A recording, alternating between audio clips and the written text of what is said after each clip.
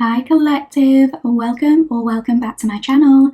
I am the Nosy Witch and this is my channel, Nosy Witch Tarot. Just a heads up, my readings do tend to be fairly long. They tend to be deep dives, so grab a hot or cold beverage of choice, get settled, get cozy, because we have a lot to get through today. Before we get started and before I talk about this reading today and introduce the piles, I just want to start off by giving a little bit of a life update. I want to start off by just keeping you guys in the loop because I know it's been a while since my last reading and I don't want to go into heaps of detail here because ultimately, you are here for the reading, not my life story, I get it. But you have probably noticed that my readings have been more sporadic lately and I really just want to reiterate that I am still here and that there's a reason my readings have been more infrequent. I did mention this briefly when I did my last reading, but I am experiencing some ongoing health issues.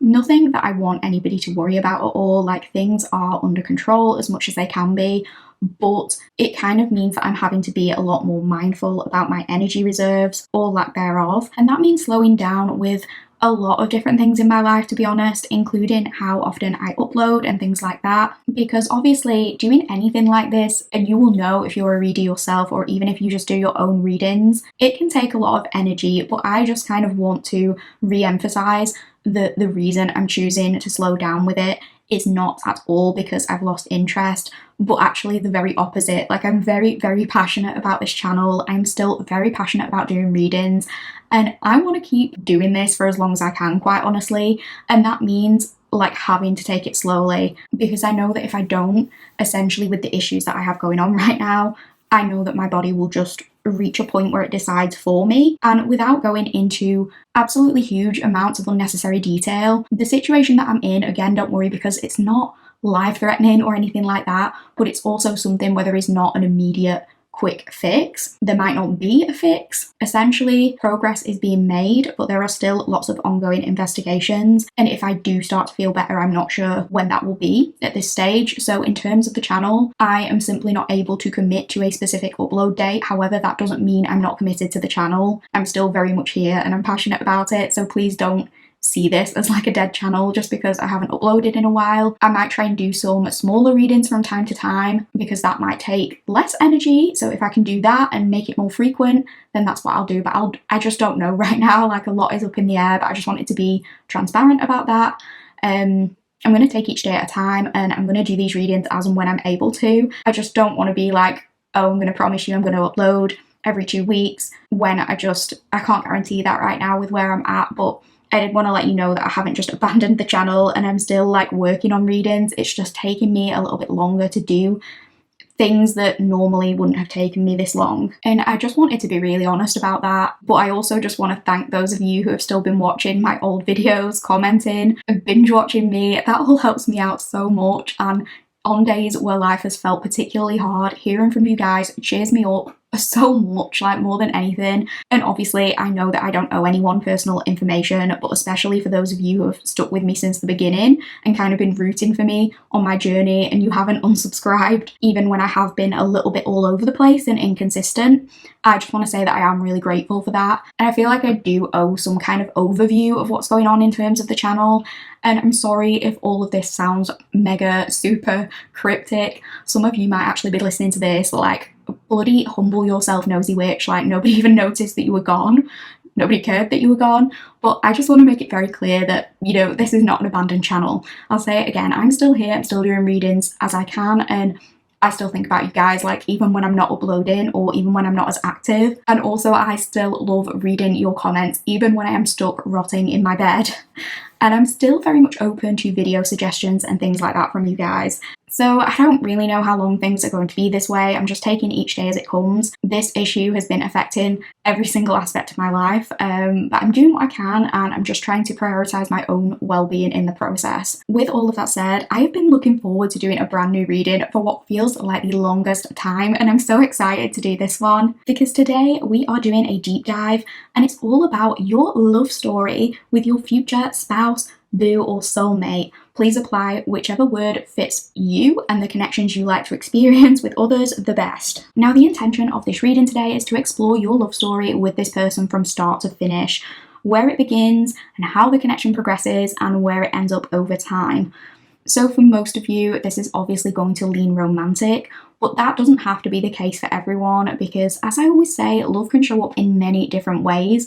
So if you prefer to interpret this reading as being about a platonic connection, or just some kind of a loving relationship or friendship or important person showing up in your life, you are more than welcome to do that, and that is absolutely okay. That's very much welcomed. For the majority though, this is going to be romance. Now, if you are in a relationship already, you are welcome to use this reading as confirmation about that connection.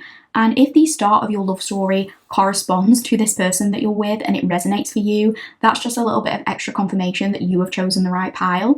And you might be able to get some insight in terms of how this relationship will progress in the future. If you're in the early stages with somebody, you can see how that connection might grow. And even if you've been with your partner for years, you can still see where this is headed in the future, what might change between now and then in terms of the trajectory of your love story. And for others of you, you might not be in a relationship, but maybe there's somebody you have in mind, like a crush, or you might not have met anyone yet. You might not have met this person, and that is yet to happen, but you're curious as to who this might be, what your soulmate will be like when you meet them. So please keep an open mind with the reading because we are potentially covering lots of different kinds of situations here. And I feel like I always say this, and for most of you, it's really not even something that needs to be said, because this isn't your first rodeo. You know to always take what's for you and leave the rest for somebody else. But I do just want to re-emphasize that these are collective readings.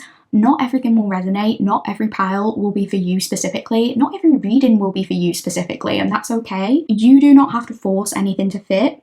Just because you listen to a pile doesn't mean you have to claim it, and you do not have to accept anything as your story if it just isn't. And I know some of you are like, yeah, duh, like we know that, just get on with the reading.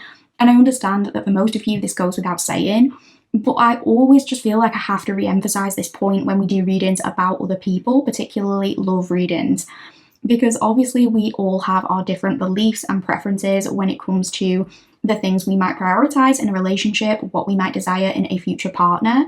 And I think if we all liked the same things, life would be pretty boring. But without fail, whenever I do relationship readings, there is always somebody in the comments getting personally offended by something I've said because it does not align with their personal preferences or their relationship needs. And a good example of this actually would be the first date reading that I did, because one of the piles, I don't remember fully everything that was said, but I remember that one of the piles was reading to me more like a friends to lovers situation. And so the scenario that I described was something that started off more as a platonic hangout that blossoms into something more. And so while it wasn't labeled as a date initially, the people involved in that scenario would one day look back at that hangout and kind of say like, oh, if you think about it, that was our first date, as in like that's when we started developing feelings for each other.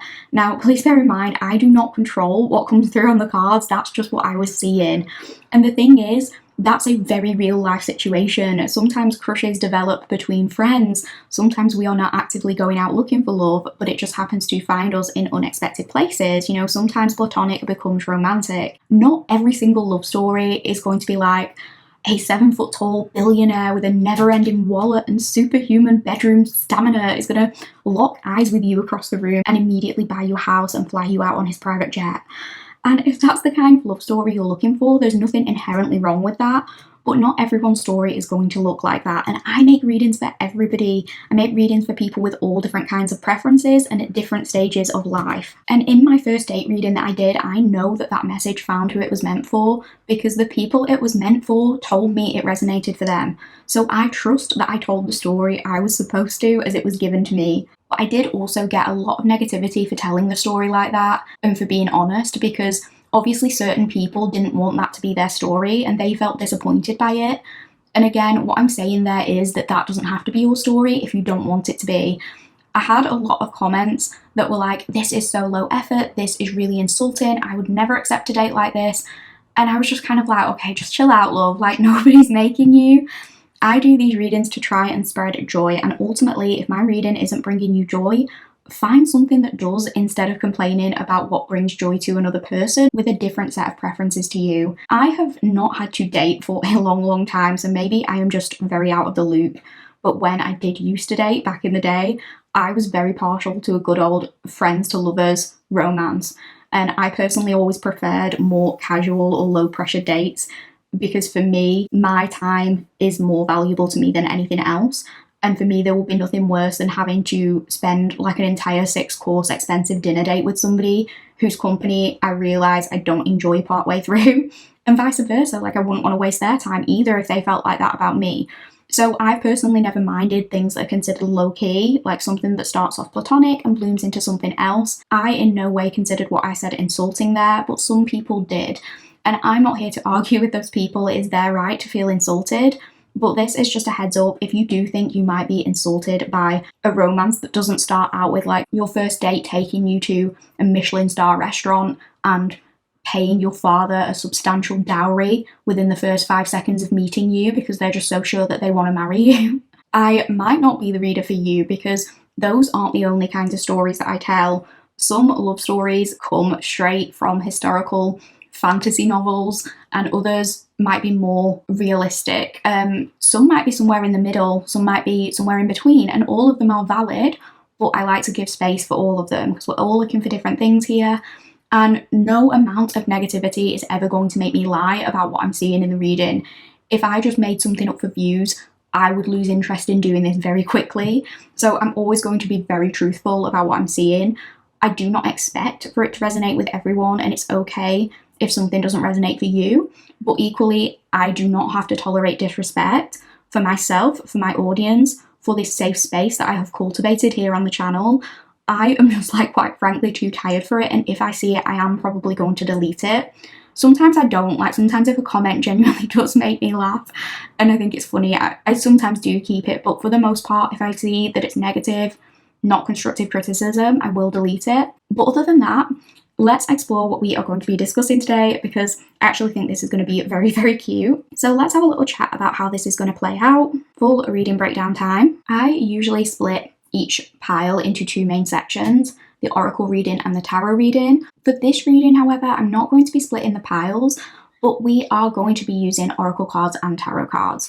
Basically, we are going to be asking specific questions about you, about this person, and about the connection in order to tell your love story from start to finish. So we are going to be asking a question and then looking at one oracle card and one clarifying tarot card at a time in order to answer that question. And I'm going to go through each question with you now so you know what to expect. So number 1 is going to be, who is this person? What is their energy looking like at the time of you connecting? So this is basically, how might you know who this is? This could be things about their personality or just things you pick up on about them when you connect with them. As I mentioned, some of you won't have met this person yet, so this might be what to expect in the future. For others of you, if you have a person in mind or you're already with someone, you can use this as confirmation that we are talking about the same person. Please bear in mind sometimes though in love readings that the energies can be flipped, especially if you are a cross watcher, like you watch multiple piles to see another person's perspective as well as your own. And with that, I would say be mindful that for questions 1 to 4 of this reading, the energies can be flipped, so you can recognize elements of yourself in one or both of the energies, but it doesn't have to be set in stone. So question 1 might sometimes be like more of your energy, and question 2 might be more of your person's. That's just a heads up, but that kind of leads me on to question 2. So question 2 will be the same question but about you. Who are you? What is your energy looking like at the time of this connection? So again, this should work as confirmation that you've chosen the right pile. If neither of the energies mentioned sound like you or anyone you might choose to love, that might be your nudge to choose a different pile. But hopefully for most of you, we will get some details about you, maybe what's going on in your life at the time of this meeting, and that should provide extra clarity that you've chosen the right one. Now moving on to question 3, this is going to be, what do you notice / like about this person? What is one of their standout features? So this is a little like the energy check, but it's more so, what do you value specifically about this person? What might set them apart from other suitors? What is a trait that they possess that stands out to you and maybe makes them someone you are drawn to? What is it about them that has you in your feelings? And question 4 will be the same question but flipped. What do they notice or like about you? What do they think is one of your standout features, or what sets you apart? What draws them to you? Moving on to question 5, we are going to be asking, what are the circumstances surrounding this connection? So this could look at things like the where or the when, what's happening around the time you and this person connect, what's going on in your life or theirs at the time this initial connection or meeting takes place. So for some people, the answer here might be more specific, like, oh, you might meet this person through work. And for others of you, it could be more vague, like, I cannot tell you the exact place you'll run into one another, but I can tell you it's during a time in your life when XYZ is happening. It is going to be different for different piles. Then we're going to be moving on to question 6, and this is where it gets a little bit more juicy, I would say, because we are asking, how is this connection initiated? And I think it's important to talk about that because for some of you, it might be a simple, straightforward, you meet this person, you like each other, it's love at first sight, a date is arranged based on that pretty much immediately. And for others of you, it might be more of a slow burn. You might know each other for some time before this connection blooms. You might be in each other's lives for a while before it turns romantic or somebody initiates. So I suppose question 6 is like, how are things taken to the next level after the initial meeting? Like, how does this relationship get started? How is this relationship solidified or made official? What are the steps leading up to that? The circumstances around it? How do we get from A to B? Then for question 7, we are going to be asking, what is the overarching theme of this relationship? What is a special quality of this connection? So we are basically going to be looking at what the relationship is like and what yours and this person's life looks like together. Now, if you're intending to spend your life with this person, I'm obviously not going to be able to tell you absolutely everything that might happen during the course of this relationship. This is more about looking at the bigger themes of this relationship. So it might be one particular special quality that you guys are going to share, and it's kind of like, what's the underpinning theme of this connection? What makes it so special or unique? Or what's something that kind of ties you together? Then we are going to be moving on to question 8, and we're going to be asking, what can the two of you learn from each other through this connection? So what is this relationship going to teach you, and what can you teach each other? For question 9, we're going to be asking, what is the greater purpose of this connection, or what great thing will this connection lead to? Now, when I say greater thing and greater purpose, this doesn't have to be on a grand or a global scale. For some of you, it might be. For others of you, this is basically just looking at what are the positive benefits generally of this connection for you, for others around you, or for the world.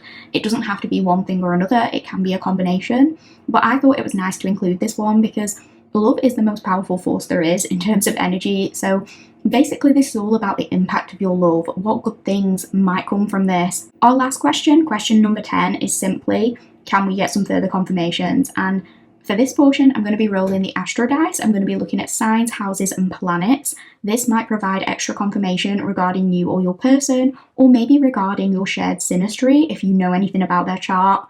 Obviously, if you haven't met them yet, you're not likely to, but still, I wanted to throw it in there for those of you who are into astrology and synastry. It might mention one of your placements or theirs as a confirmation if you don't know anything about the synastry. You are also welcome to use the houses as potential time frames if you prefer. For example, if we roll and we get house number 2, that could be interpreted as the 2nd or 22nd of a month. It could be interpreted as February or 2 days, weeks, months, or years. That could be relevant. So take those confirmations however you prefer. But yeah, that is what we are doing today, and I am very, very excited to get started. So let's have a look at the piles. Please feel free to pause the video if you would like to give yourself more chance to tap into your intuition and reflect on which pile is calling to you the most. But here we have pile 1 and the Modern Witch Tarot with the balloon sticker.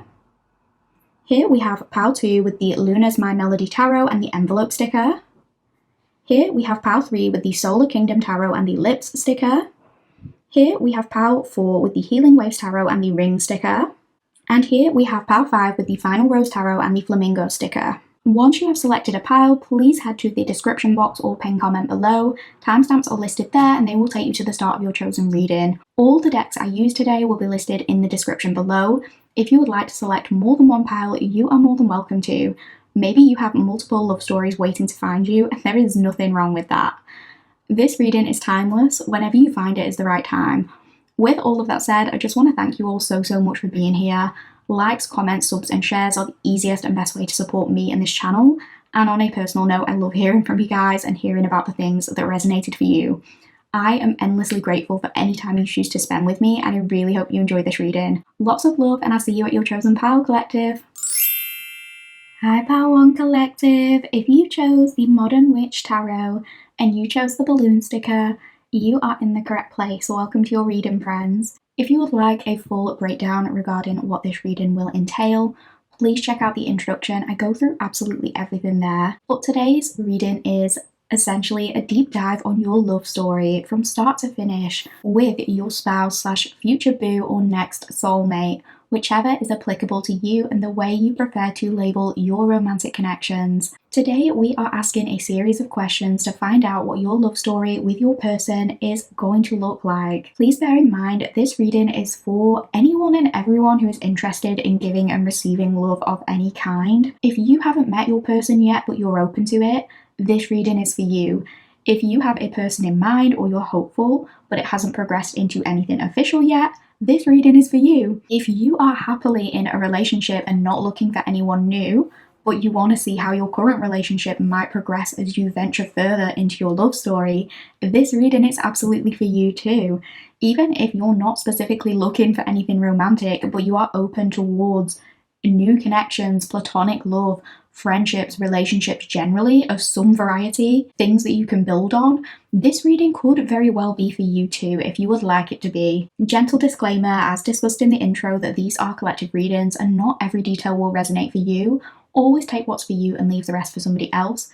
You don't have to accept anything as your story if it simply isn't. These readings are here to spread joy and hope, and if you are finding that my words are not leaving you feeling joyful or hopeful, Marie Kondo it and discard it if it doesn't spark joy. As I always say, it's a free reading on the internet and I am not holding you hostage here. Now we are going to be asking several questions today, and we are going to be pulling one oracle card and one tarot card at a time in response to each specific question. I went through each question in detail during my introduction, but I have also written the questions down, mainly so I don't get confused and so that we both know where we're at. So I am actually going to show you my reading breakdown and the specific questions we're asking. Like I said, if you want more detail on these, please check out the intro. I also might try and leave some information in the pinned comment below, but I'm going to show you that. Let me just move this. So please feel free to pause in case you want to have a quick look at these questions. Please note that the energies can be flipped. So if I talk about this person's energy and it sounds more like you or something you're experiencing, that's just a sign that the energies are flipped, and it can also work the other way around. You could recognize yourself in elements of both energies, and that is absolutely normal in a soulmate reading. If nothing sounds like you and nothing sounds like somebody you could potentially love, during the first couple of questions, I would encourage you to maybe choose a different pile. With all of that said, thank you so much for being here. Thank you so much for listening and spending this time with me. And let's get started with your reading today, pile one. So the first question we are going to be asking is, who is this person? So we're going to be looking at their energy. Let's just move your balloon to one side. So like I say, I'm going to be starting off with one oracle card from over here and one tarot card as the clarifier from over here. So for this person's energy, let's have a look at your first oracle card. And we have optimistic otter, positivity, imagination, playfulness, gentle and carefree nature spirit, teach me how to enjoy the simple things in life.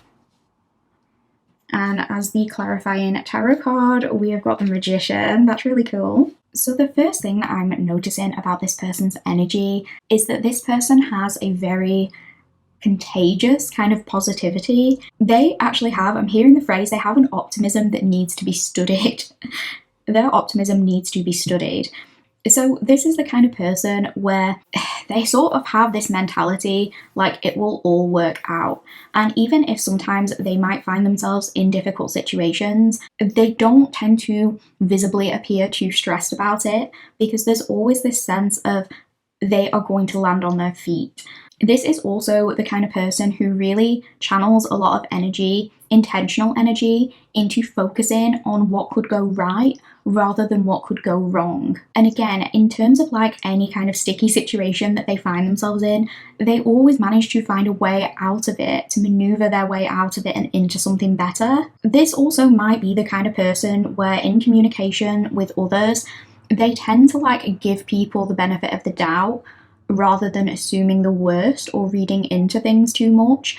This is someone who has learned not to internalize other people's behavior. To some extent, it could even be that this is a little frustrating, that they always give people the benefit of the doubt, or they always choose to look at things positively. I don't want to say it's like oblivious, but it's almost like being oblivious or ignorant to the bad intentionally. There's something about that coming through. You might find that even when things sort of go a little bit wrong for this person, they tend to like get lucky breaks a lot. But I think part of that is like, this is a person who really doesn't wait for things to be perfect to take action. They essentially use the resources that they have in the here and now, and that is something that gets them by. So this person, it's like they have tricks up their sleeve. This person could have a very varied skill set. It's like you can know them for a period of time and you still don't know all the tricks they've got up their sleeve. You don't know all the things they can do at first. This person could very much be a fan of physical touch. They could be labeled as like a little bit clingy. They could be the kind of person to enjoy hand holding and cuddling, like especially in bed. I'm hearing especially in bed. They could really enjoy spooning. This person could have a really deep respect for women and for mothers. They could have been brought up in a single parent household. Sun and Jupiter energy is being highlighted as being potentially significant here. I guess the magician is mercurial, so maybe mercurial energy, Gemini or Virgo, but also with Sun and Jupiter, I'm thinking like Leo or Sagittarius.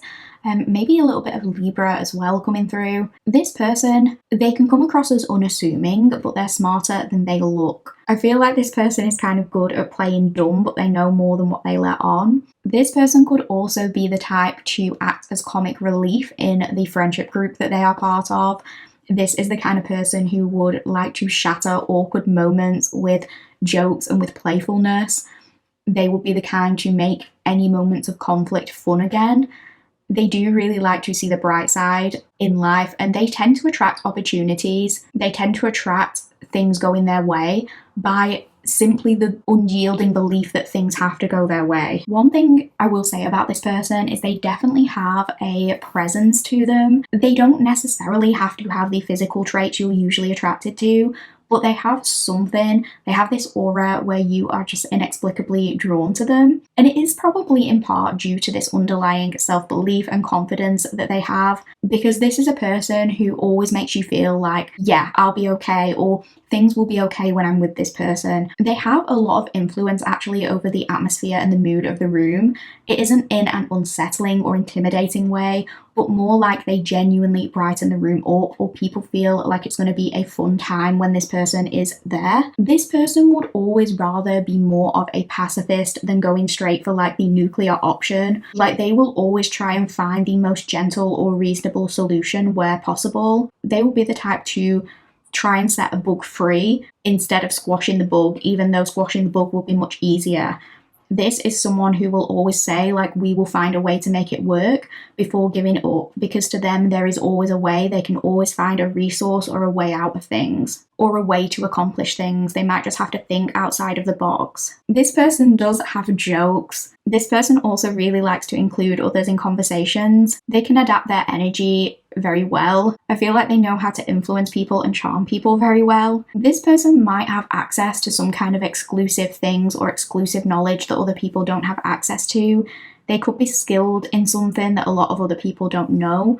Or it's like there's somebody who just manages to make certain doors open for them. Physical buildings even, they can get to places that other people can't. You might notice that this person is kind of fidgety, or that they get bored easily. They could be the kind of person who always has to be doing something, like they always have to be moving around a little bit, or tapping their foot, or tapping their finger on the table or something. This person has like a significant lack of imposter syndrome. This person knows that they are the magic. They have an underlying belief of that, and they know that they can make what seems impossible possible. This is a person who likes to do things for the fun of it rather than just for productivity. This person also has a really great mix of logic and creativity, like inside versus outside of the box thinking. They are very versatile in terms of the way their mind operates. They're very adaptable in that way in terms of their intelligence. Like 1 minute they can be very logical, but they also really have a great imagination too. They can get creative as well. So that is a little bit about their energy. We are now going to be moving on to your energy. I'm going to pop these cards to one side.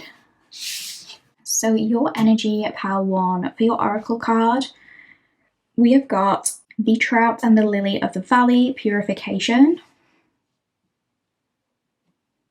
And for your clarifying tarot card, we have got the 9 of Wands. So like I did say at the beginning, the energies here can be flipped. And as I did mention initially, you might find yourself resonating with elements of both energies. But a way of knowing if this is your energy or if this is your pile is if I were to say, the energy you're in now, or at the very least the energy you are going to be in when this connection takes place, is one where you have kind of purged the things that no longer serve you, and what you're looking for in all aspects of life, whether it's in your personal relationships or career or the space you occupy, you are looking for something that's pure and real and something that provides clarity rather than confusion. And I know in terms of a relationship that might sound obvious, like, yeah, of course, I'm looking for something real, isn't everyone? But sometimes what we say we're looking for isn't always what we actually find ourselves gravitating towards in practice in the real world. And that's not to say your relationships or things in your life prior to this were not real or were not valid, because that's not what I'm saying. But it feels as though if this is you, you are now very much in an energy where you've got a lot more serious about what you're looking for. Like, you've narrowed it down, you've thought about what you will and won't accept in your connections, and you are kind of like, right, like, I know myself more now, I know what I want, and I know what I want my next relationship to be like. I don't want something that's going to waste my time. I don't want something just to pass the time. I want this true, authentic love and connection. You really want something that is very much based on mutual trust and not playing games, not doing things for the fun of it, not something that's vague. You are looking for something that is clear and true from the very beginning. Someone who makes their intentions very clear and everybody knows where they stand. So it feels as though you now are very well aware of your own standards and boundaries, and you are really sticking to them. Like, it's kind of like this, no more messing around. I know what I want. I've cleared out anything that I don't want. It's that kind of energy. And it feels as though this is something you have learned through, I don't want to say past mistakes, but just through living life, through trial and error. Because a lot of us don't always know what we want until we're faced with a situation where we're given something we don't want. And there's nothing wrong with that. That's just being a human and experiencing different kinds of relationships. But for some of you, it might actually be that you're in an energy where you're a little bit guarded, or it's maybe difficult to get to know you or to approach you, because you are not just looking for anyone to connect with. And I'm not saying that previously you would accept just anyone or you didn't have standards. I don't mean that. But it's like now you are really living in this kind of fresh slate, and you just have different priorities to the priorities you used to have. So perhaps if in the past you kind of approach connections or friendships or whatever it is more like, well, this person or this thing doesn't tick every single one of my boxes, but they're nice enough, I'll give them a go or I'll see where it goes. You are doing that less now. And it applies to, like, not just dating, it can apply to many different aspects of your life, but you're very much in this starting over energy, but it's very much centered on prioritizing what you truly want and not letting your standards slip. So for some of you, maybe confirmation of this is if you've recently ended a different relationship, or you've left a job, or you've moved home, or even if you have just been like rearranging or decluttering things in your life, purifying your space, saging, optimizing your life, and not letting things in that you have come to the realization those things aren't good for you. If you've got rid of some things like that in your life, that is definitely a sign that this is your pile. I'm getting for some of you that you're sick and tired of things that dysregulate your nervous system. And if that's you, then that is the energy that is coming through here. And because of that, it might seem like you are a little bit harder to get to know, because you're not just out there saying yes to every opportunity. You are more mindful of your time and what to invest energy into versus what not to invest energy into. You are very protective over your time and energy and life these days. And for some of you, it might manifest as being a little bit more standoffish, and it potentially being harder for people, potential suitors even, to get to know you, because you're just not settling. Like, let me be very clear, when I say you're looking for something pure, this isn't you putting everything in your life on hold to focus only on romance and centering romance to the exclusion of everything else. This is just allowing space for things to come to you whilst focusing on the things that are nourishing you, so that you don't waste your energy and attention on the wrong things. So one example, and this is a really random one, it doesn't have to be anything like this, but just as an example, if you've decided you're going to go out and you're only going to have X many drinks, if you have had that many drinks and you've said to yourself, like, I'm not having any more to drink, like I'm gonna call it a night soon, because you want to prioritize feeling refreshed the next day and getting up early and getting up on time and feeling good. Maybe in the past, if somebody approached you and was like, can I buy you a drink? Even if you'd kind of set a personal boundary in your own mind of like, well, I'm going to go home soon, you might sort of take a chance because you think like, oh, what harm could it do? Like staying out for another drink, having a bit of fun, seeing where things go. And there's nothing wrong with doing that, but it just feels like the energy you're in now, you are more sort of like intentional. So if you said, I'm going to go home soon and somebody offers you a drink, you might just be like, no thanks, like I'm going home, and that is that, because you are kind of prioritizing what is pure to you, having pure intentions with yourself and with others. So it could be like saying yes to a drink versus not, but it could be anything. It doesn't have to be that example. For others of you, it could just be that because you are more content in your own like pure, clean, honest space, doing things you want to do, maybe it's just harder for you to get out meeting people. For some of you, you are kind of hesitant to trust at first, so maybe it does take a little bit for you to open up and sort of lower your guard. Maybe you're just not letting people in easily. I'm hearing like guarding your softness. It's something like guarding your softness because the world didn't treat it gently. And I'm thinking now of like trouts and their scales. I believe trouts do not have any scales for the first month of their life. So this is something like learning lessons about the harshness of the world when you were younger, when you were more vulnerable. And now it's like you're protecting your vulnerability for people who deserve it. But I feel like deep down you have an absolutely huge heart.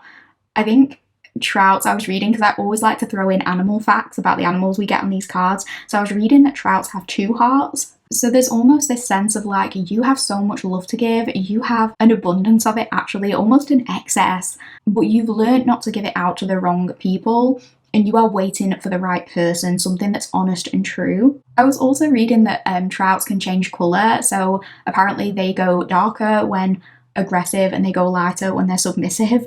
So that's making me think of like 2 different sides that you might show to people. I was also reading that lily of the valley can bring in luck in terms of love. It's very popular in wedding bouquets, so this new mindset could bring in something really special and long lasting. And like this next connection could very well be the one, like the great love of your life.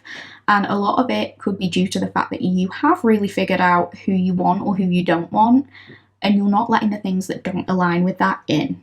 So it's actually a really good thing that you are being very mindful with your energy. So that is your energy, pile 1. And let's move on to our next question. And the next question is, what do you notice / like about this person? What is one of their standout features that appeals to you? What sets them apart? So I'm just going to move these cards.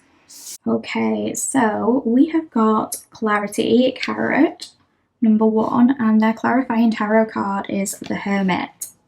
We spoke about how you might be someone who really values something pure, something that is truthful and authentic. So at this stage in your life, people who tell white lies or who are vague with their words or whose actions don't line up with their words might be really, really off-putting to you.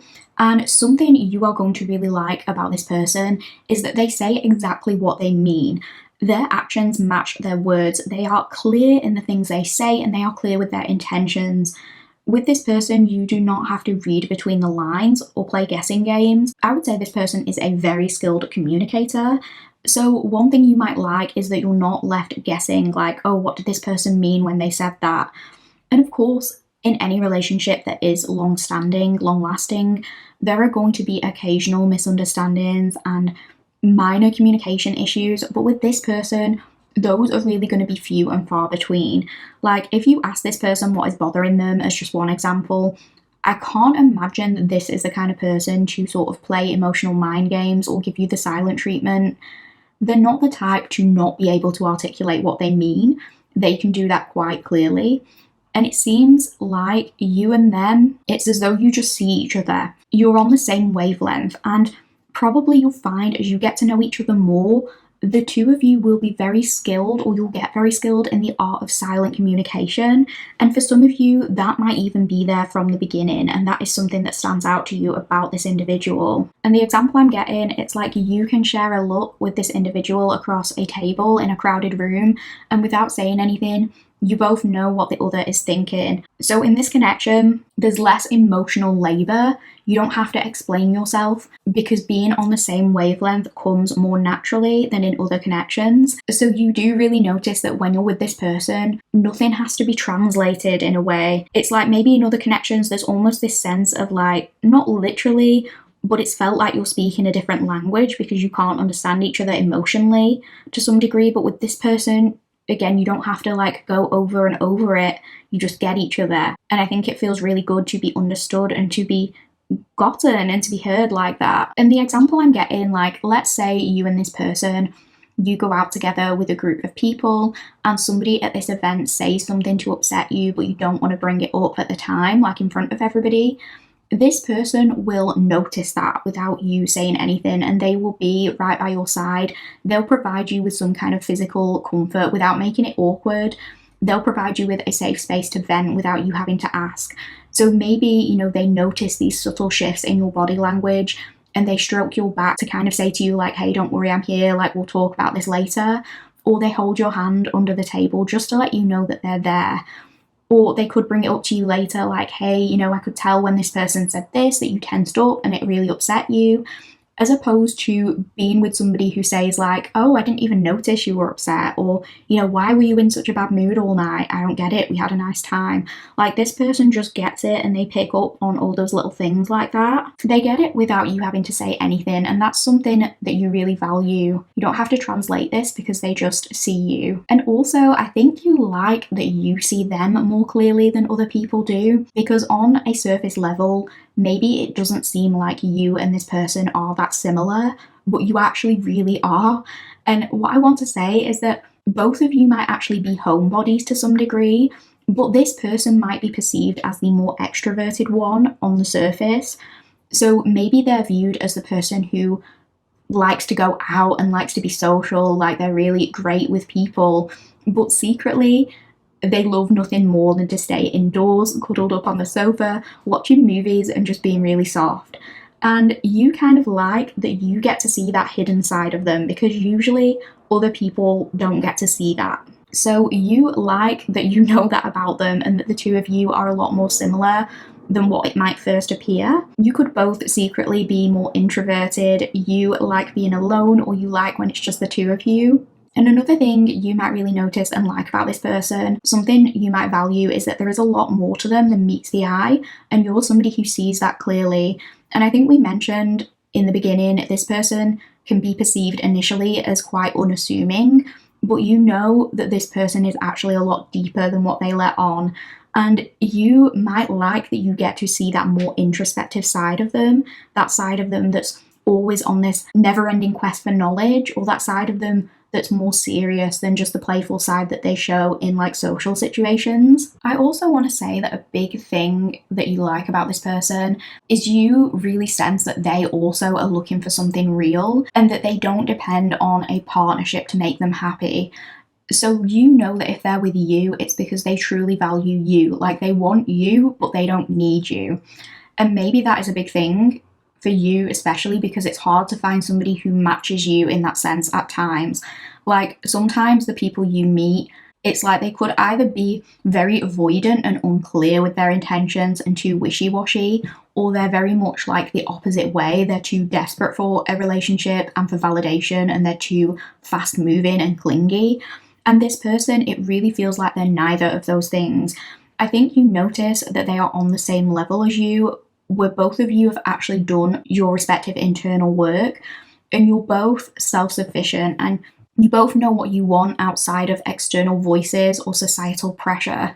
So when you come together, it is not based on lack, but it's about what you can build together. So this person is neither too clingy nor too distant, and you really appreciate that. I think you'll find a really good balance with them. Like, they give you just enough space, but not too much. So next, we are going to move on to what do they notice / like about you, or what sets you apart. So we have got growth.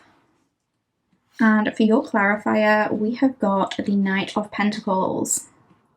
Okay, this next message won't apply for all of you, but for those of you where this is a person already in your life to any degree, if you've known each other for a period of time, it doesn't have to be that you've been in each other's lives as active participants consistently throughout all that time, but if you have known of each other, if this is a case of like you and this person knew each other vaguely when you were younger and you've recently seen each other in passing again, one thing this person has really noticed is how much you have grown or how much you have blossomed into this beautiful individual that you are now.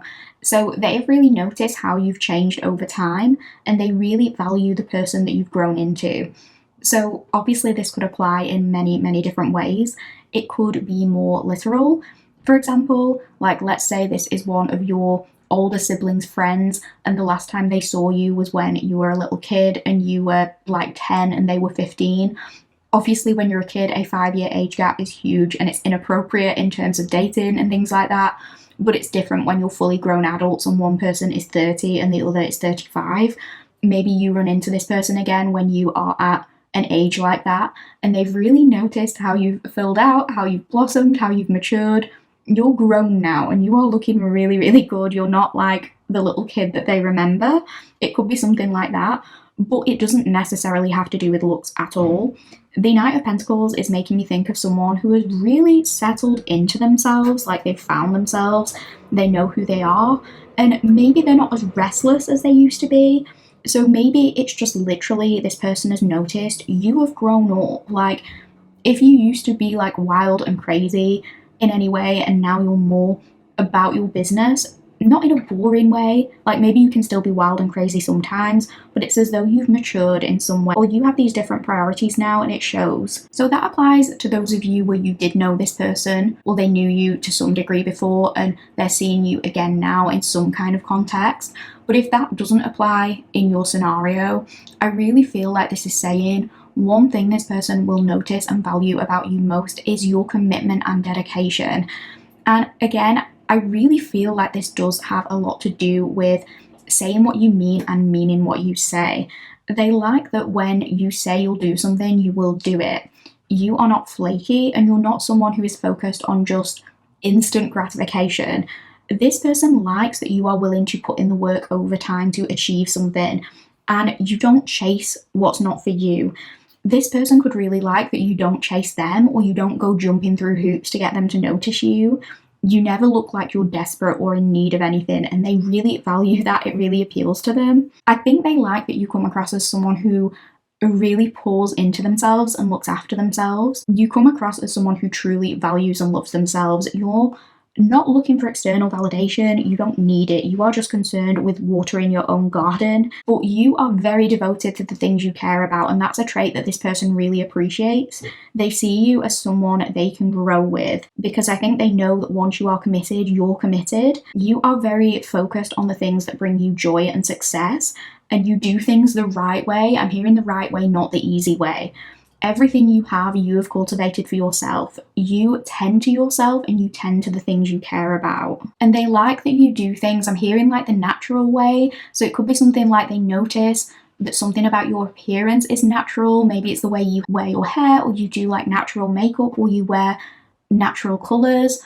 It's something like that. It doesn't have to be those examples, but they like that you are focused on what is real. It could also be something like you having built a business from the ground up, like an online platform or something like that. You could have gone out and like bought the followers and done things the easy way, but you haven't done things the easy way. It's like organic growth and they can see the hard work you've put in, and that's something they really value. It doesn't have to be with a business. It could be like a fitness routine or something. They like that you've actually put in the work and that you're capable of that. And they love that you're somebody who you don't give up on yourself easily. Like if things take longer to progress, you have faith in your own consistency and you have faith in results that come with sticking to the plan. So that is what they notice and like about you. Let's move on to question number 5, and we're going to be asking what are the circumstances surrounding this connection. Okay, so we have got number 22, origin, initiation, creativity, vitality. And for the clarifying card, we have got the Empress. So with origin, a place that you come from might be relevant. If you were born in a different country, for example, maybe this is a country of origin, like going to visit that place. Or for some of you, maybe it's just your hometown or an area you used to visit a lot. I wanted to say in a past life for some reason, but more so just a past version of you. I mean, it could be a past life thing, like somewhere you've just inexplicably always felt connected to that you want to travel to. This could be about bumping into something there. I'm also hearing that this is something that happens very organically and very naturally. This is not something that's forced. I don't imagine that this connection starts off as like a date that is set up. This feels like it's something that unfolds just as you are living your life, not necessarily when you're looking for it. This could have something to do with being outdoors or being in nature. There's something about planting or planting a seed or gardening that keeps coming through. This could be a community related to plants, something about a connection to the outdoors generally. This might indicate that this is someone you see hiking or walking out and about. Initiation, though, also makes me think of joining a new club or starting something new. This could be bonding over a shared creative interest or experience. It could also be like someone you meet at a new workplace or something like that, because this is making me think, like initiation into a particular society. Maybe you go for like initiation drinks, you go to meet the team that you'll be working with, and that's when you meet this person. It almost reminds me of like a frat or sorority initiation. That's not really as much of a thing in the UK. I don't even know if it's how TV shows portray it in American colleges and things. I don't know if it works the way that they portray it, but that's the kind of thing it's making me think of, like this is an initiation into a particular group. If you still do have a bit of a guard up, if you identify with that, or you're a little bit prickly when it comes to meeting new people because you're not sure who you can trust, it could be saying that this connection is likely to occur when you yourself are in more of a receptive energy. Like you have to be open to this. This is about striking a balance between protecting your own energy versus not immediately dismissing things. If it's a creative hobby, it might actually just be not that you're dismissive, but that you're hyper focused on it. And if you're still on guard and like someone tries to talk to you, it could be that you're the kind of person who's like, oh, I'm not in the mood for this. Like, I'm just trying to focus on this hobby, or I'm just trying to focus on doing my work. I don't want to talk to you or meet anyone or date right now.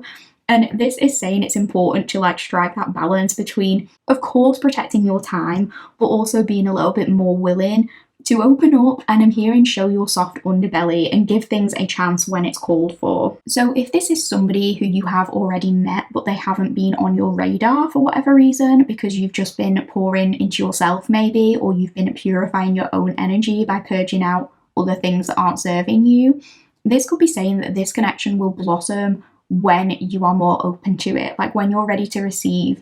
And you will know when that happens because it will feel right. Like intuitively, something inside you will give you that little nudge of like, okay, go on then, let's see where this goes. And maybe that's something you stopped doing when you needed that time to purify.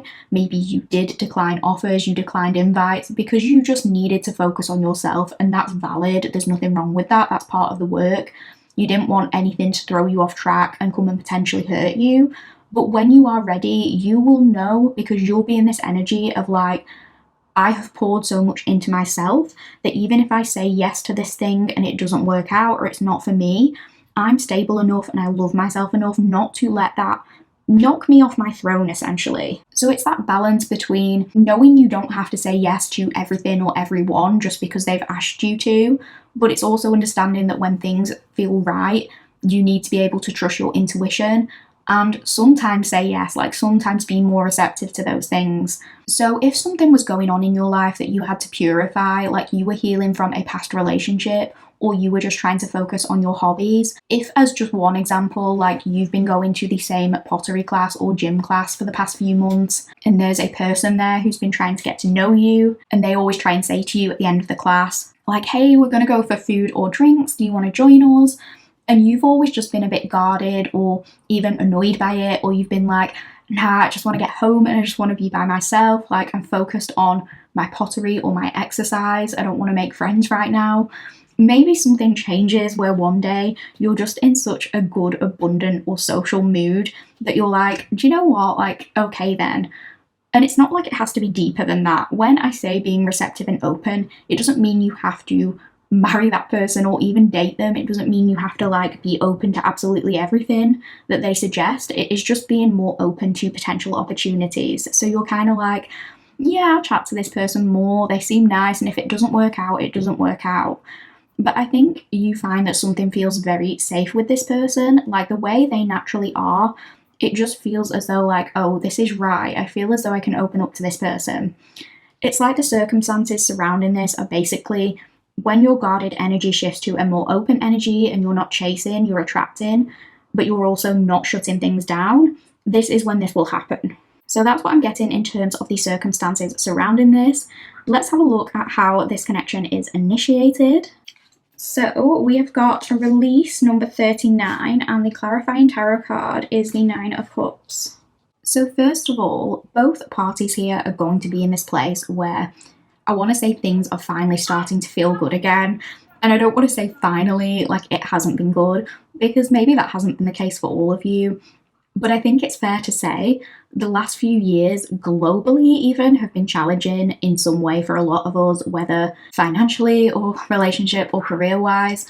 And it feels like here, this connection is initiated when, I don't know why, but I want to say like when both of you are just plodding along and finding contentment in the mundane, when things are settled, almost when things feel boring. But when I say boring, I don't mean that you're bored with your life. It's more like you've done everything you need to do and things are just going good. Like there's nothing super major or exciting happening, but equally, like you have no complaints. Because maybe for those of you especially where there's been this need to purify something or figure out your priorities recently, maybe you've had your fair share of ups and downs or tower moments these past few years and you are just happy for things to be normal and stable. This kind of reminds me of 2020. Obviously, we all know what happened in 2020, and for most of us, there were these huge disruptions to our routine. I was a key worker during that time, so I didn't get any furlough and I'm still fuming about that.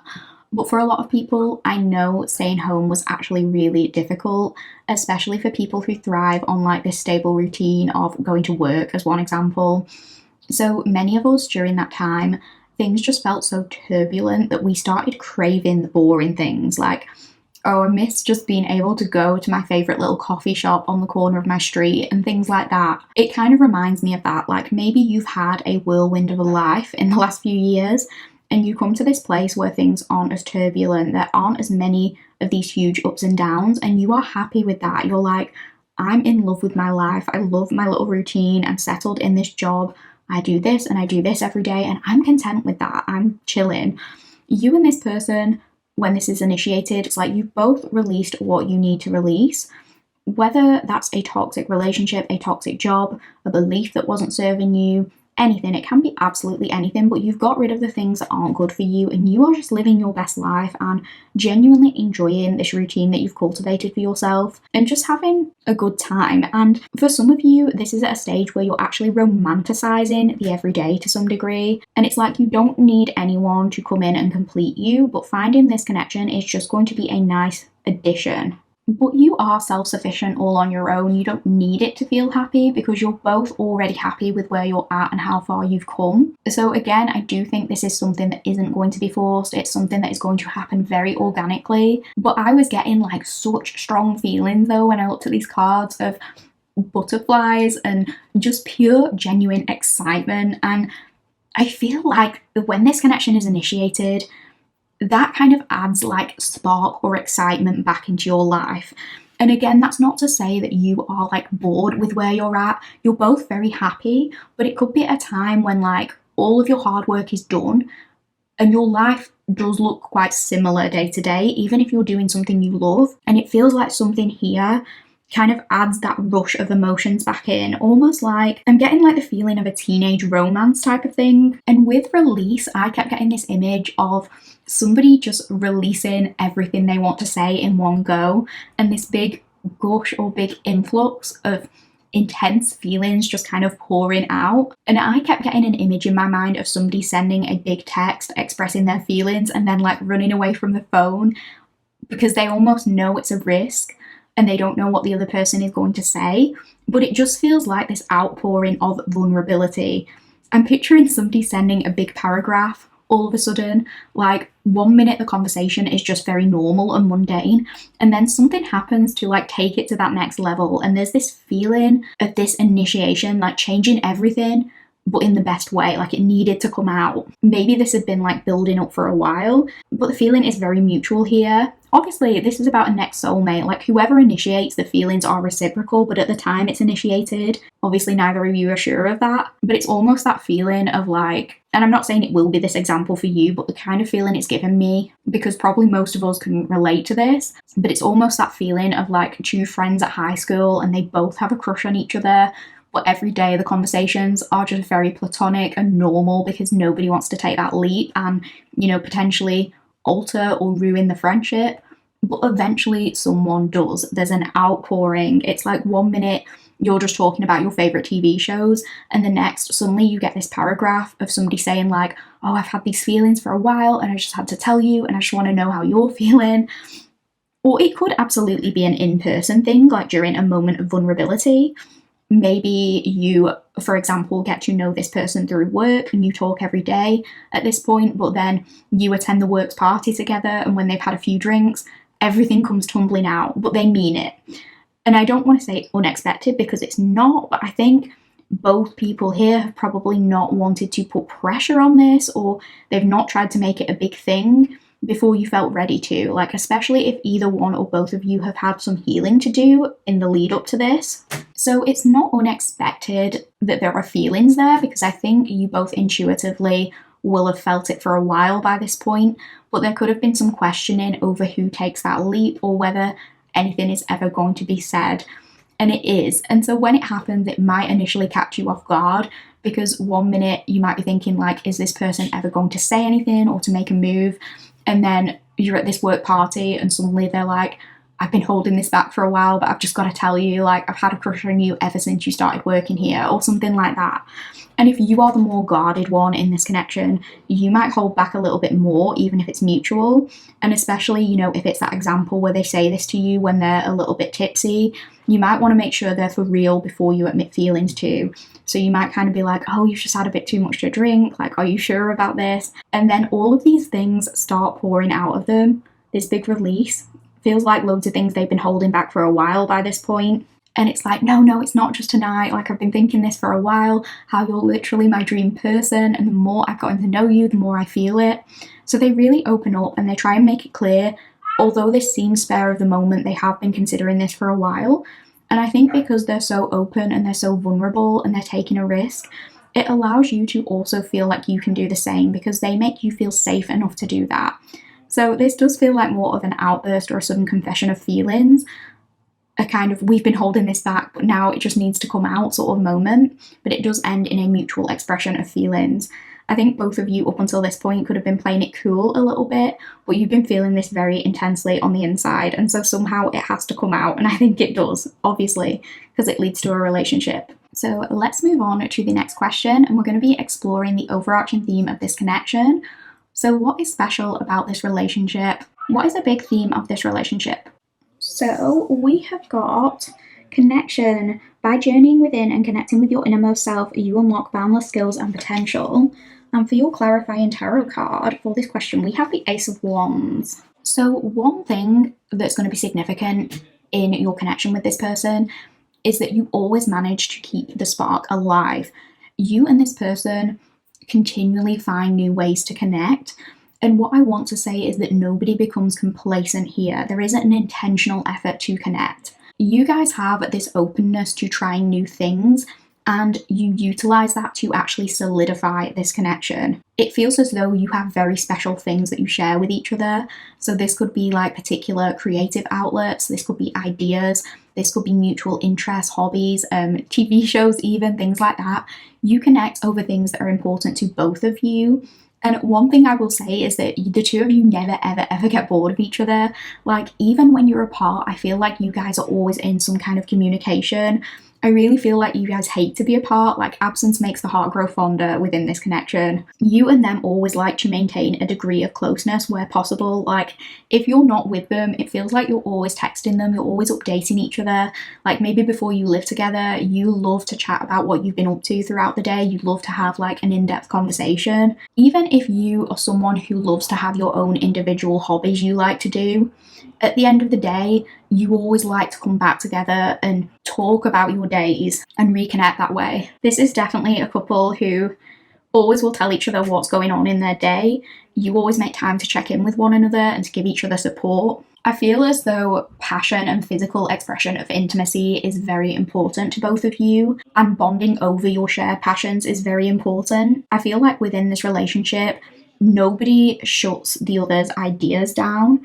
This relationship is very much built on motivating and encouraging each other, as well as inspiring each other to grow and build and to try new things. I feel like when you guys connect, it's almost as though something is woken up inside both of you. You and this person might even inspire each other to go after a dream career or go after something you really want.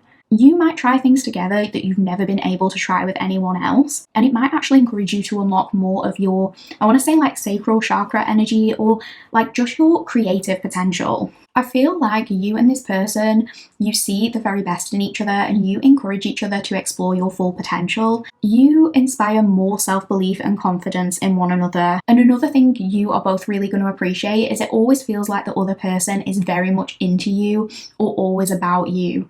Like talking to this person, it provides inspiration and it really gets the creative juices flowing. You both like to give each other new ideas and new solutions. The relationship never reaches a standstill because both of you are always wanting things to move and things to progress.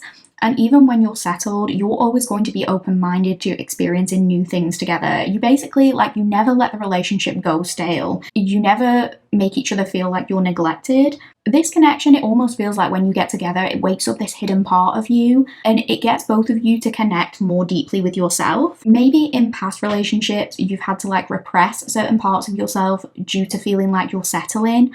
But here, because you guys are on so much of the same wavelength without even trying to be, maybe because you share the same love language or something like that, you don't have to dim yourself or shut parts of yourself down to connect with this person. Like, this connection truly enables you to thrive. It doesn't feel like you're settling for anything.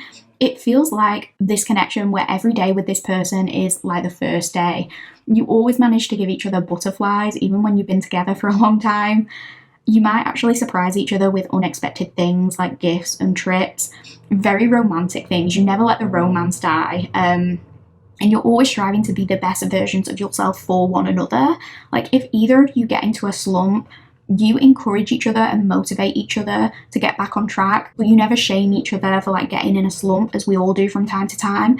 I could imagine you, when you're older, being the kinds of people, I mean, you might be like this now, like let's say you get together in your 20s. Obviously, when you're in your 20s, providing you don't have any other external factors like health issues, it can be easier to find time to do things like work out, especially if you don't have kids by that point. And it can be easier when you're younger to stay in shape and things like that. But I can imagine you guys being a couple where, like, even if you're not into the gym now or like in your 20s, when you're older, like, I can imagine you being the fittest and healthiest couple in their 40s or 50s or something like that. I can imagine you really encouraging each other at the gym and like keeping active and keeping fit and never letting the other person fall into the slump, because you both want to be the very best for yourselves and for each other.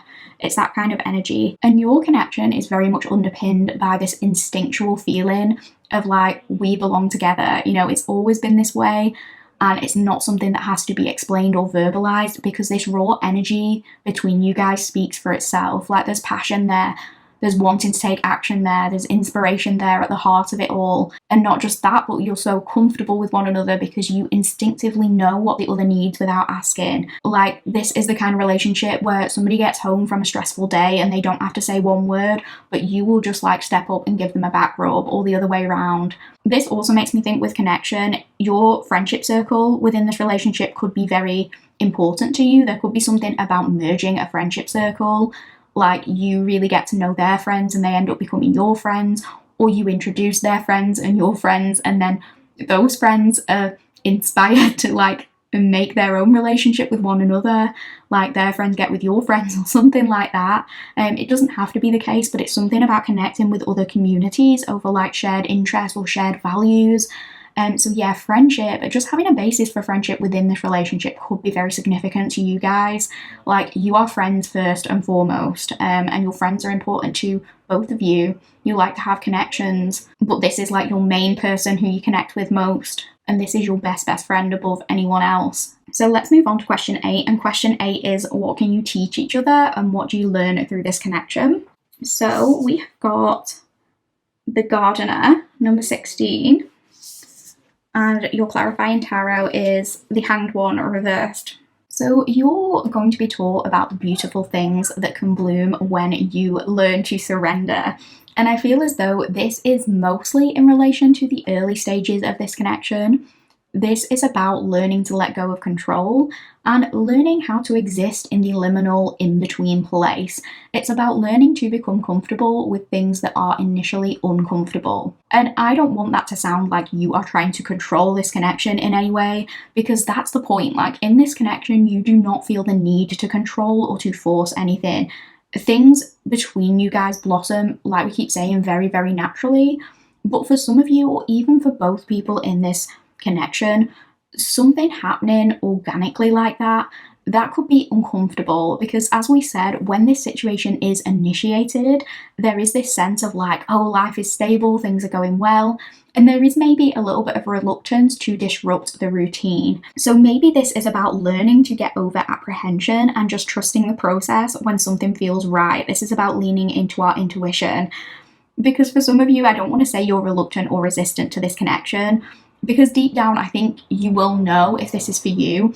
But maybe initially, if you are still in that energy of like having your guard up when you guys first meet, or if this person is in that energy, if those energies are flipped, it's like you or they, somebody might want to control the outcome. And to do that, you might want to, or you might be tempted to like stick to what you know, or you might be tempted to tell yourself like, no, I've not got feelings for this person. You might be tempted to say to yourself, I'm not taking this risk, because you're not 100% certain what it could lead to. And maybe you don't fully trust that the plants are worth watering. It's like, this connection feels like a mystery plant. You don't know what to give it to make it grow. You don't know how big the flower is going to get. You don't know what kind of leaves are going to sprout. And the not knowing is difficult. That's like, oh, like, should I commit to this? Should I water this every day? Or should I just continue watering the same plants that I've already got and I know what's going to happen with those plants? And I think that's because you are very happy with the plants that you've already been watering. You're content with how they've sprouted and you've been focusing on nourishing yourself. You're very happy with your life at this time this connection finds you. And it's kind of like, oh, should I stick with that, or should I trust that this other unknown plant can grow? And for this other person, it could be the same. Maybe both of you have had to purify and purge certain things in your life, and you've got to this good place. And at the time when the two of you connect, intuitively, it feels so right. You're pulled to one another, but at the same time, there's almost this element of like, oh, but my life just got stable, so should I introduce this new plant to the mix now? Like, what if it fucks up my garden? So it's maybe about overcoming some discomfort surrounding not always knowing the outcome, but just trusting that the grass will grow where you water it. Trusting yourself enough to know that if it feels right at a core level, then it probably is right, and you are allowed to go with that feeling. And this wouldn't have come to you and arrived in your life if you weren't ready.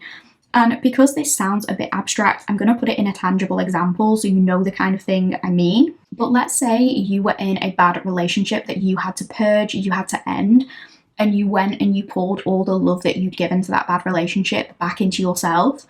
And you started to glow up, you worked on yourself, you became more stable and confident, and you just started to fall absolutely in love with your life again. Let's say it's been a few months since that relationship ended, and you encounter this person.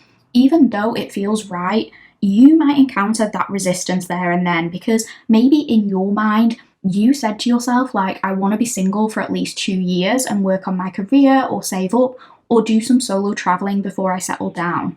But it's like, this relationship comes along and it feels so right, but it's only been a few months that you've been single, and you didn't expect to find your soulmate so quickly following the breakdown of that previous relationship. It's not ever doubt about this person, but there might be some doubt of like, oh, this isn't part of the plan, or I thought I was just supposed to focus on this one thing.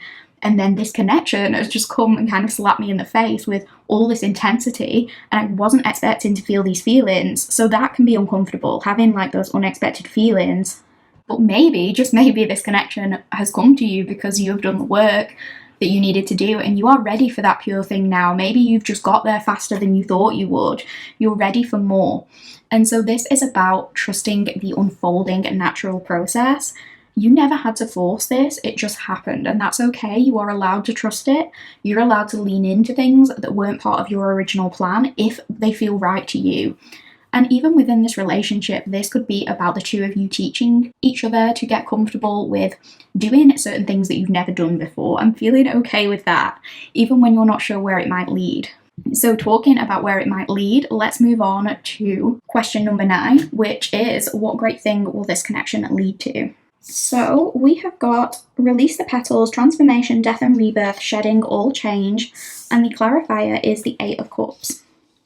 So the process of purification in preparation of this connection is just the first step in your evolution as a person. This relationship will lead to continual cycles of transformation and rebirth in the best way possible. The work you have done as individuals is just the start. But what you are capable of when you come together will be the making of you, a continuation of shedding old cycles and becoming anew through the new experiences that this connection will show you and what you learn about yourself through each other.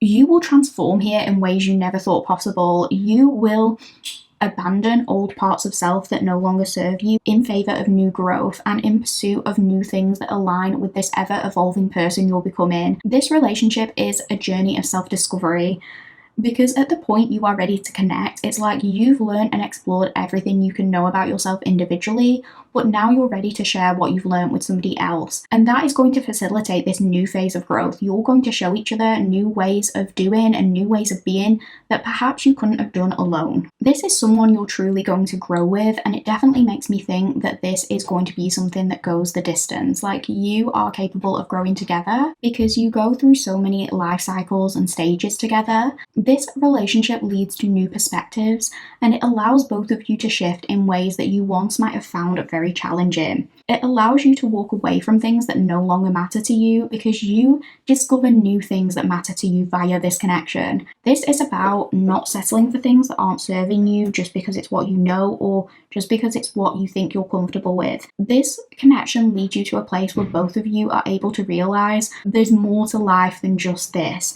And when I say just this, it can refer to anything.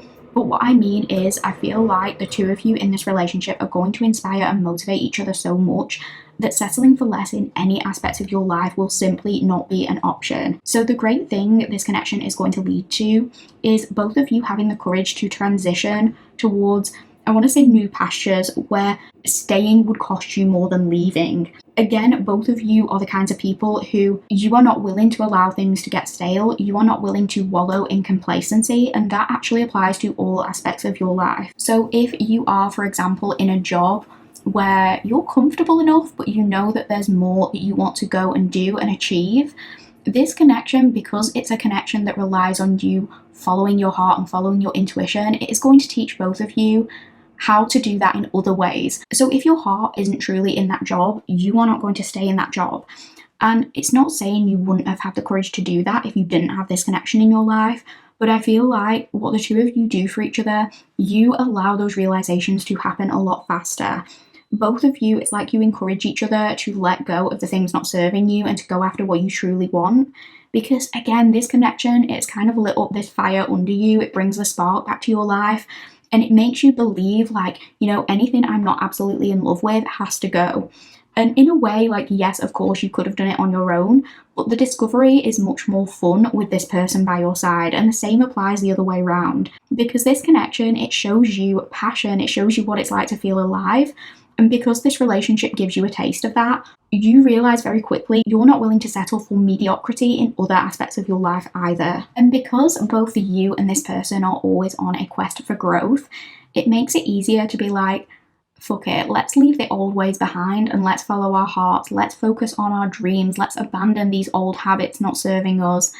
Because both of you are so connected and so in alignment when it comes to like wanting to experiment and wanting to explore and try new things, like figuring out what works and what doesn't. If something's not making you happy, you're very quick to be like, let's try something new. And again, if we go back to that example of you like not being happy in your job, yes, you have the confidence and self-love to figure out on your own, like, you know, maybe I should move on, or maybe I should go for something different, maybe I should choose a different path. But with this person by your side, you have someone who understands you so deeply that you always have that companion to like bounce ideas around with. They give you a safe space to process the changes you're making and the things you want to do differently, and they're always very supportive of your ideas. And it's the other way around too. Like, there's nothing worse for the two of you than being stuck in a rut where you're not learning, where you're not discovering, where you've become apathetic towards life. And so anything that sparks excitement, whether it's a career change or a new hobby, a business idea, somewhere you want to travel to, or just something you want to try that's new, it's having that person by your side who is, I guess, like a partner in crime in some way, someone who's like, you know what, like, I think that's a great idea, I'm willing to try that with you, or if you want to do it alone, I'll support you. It's someone who really validates your ideas and someone who gives you the space to change and grow, and they appreciate your growth. I think I've mentioned this song in a few of my other readings, but this reminds me of the song Spotless Mind by Janae, and specifically the bit where she's like, shame on me for changing, shame on you for staying the same.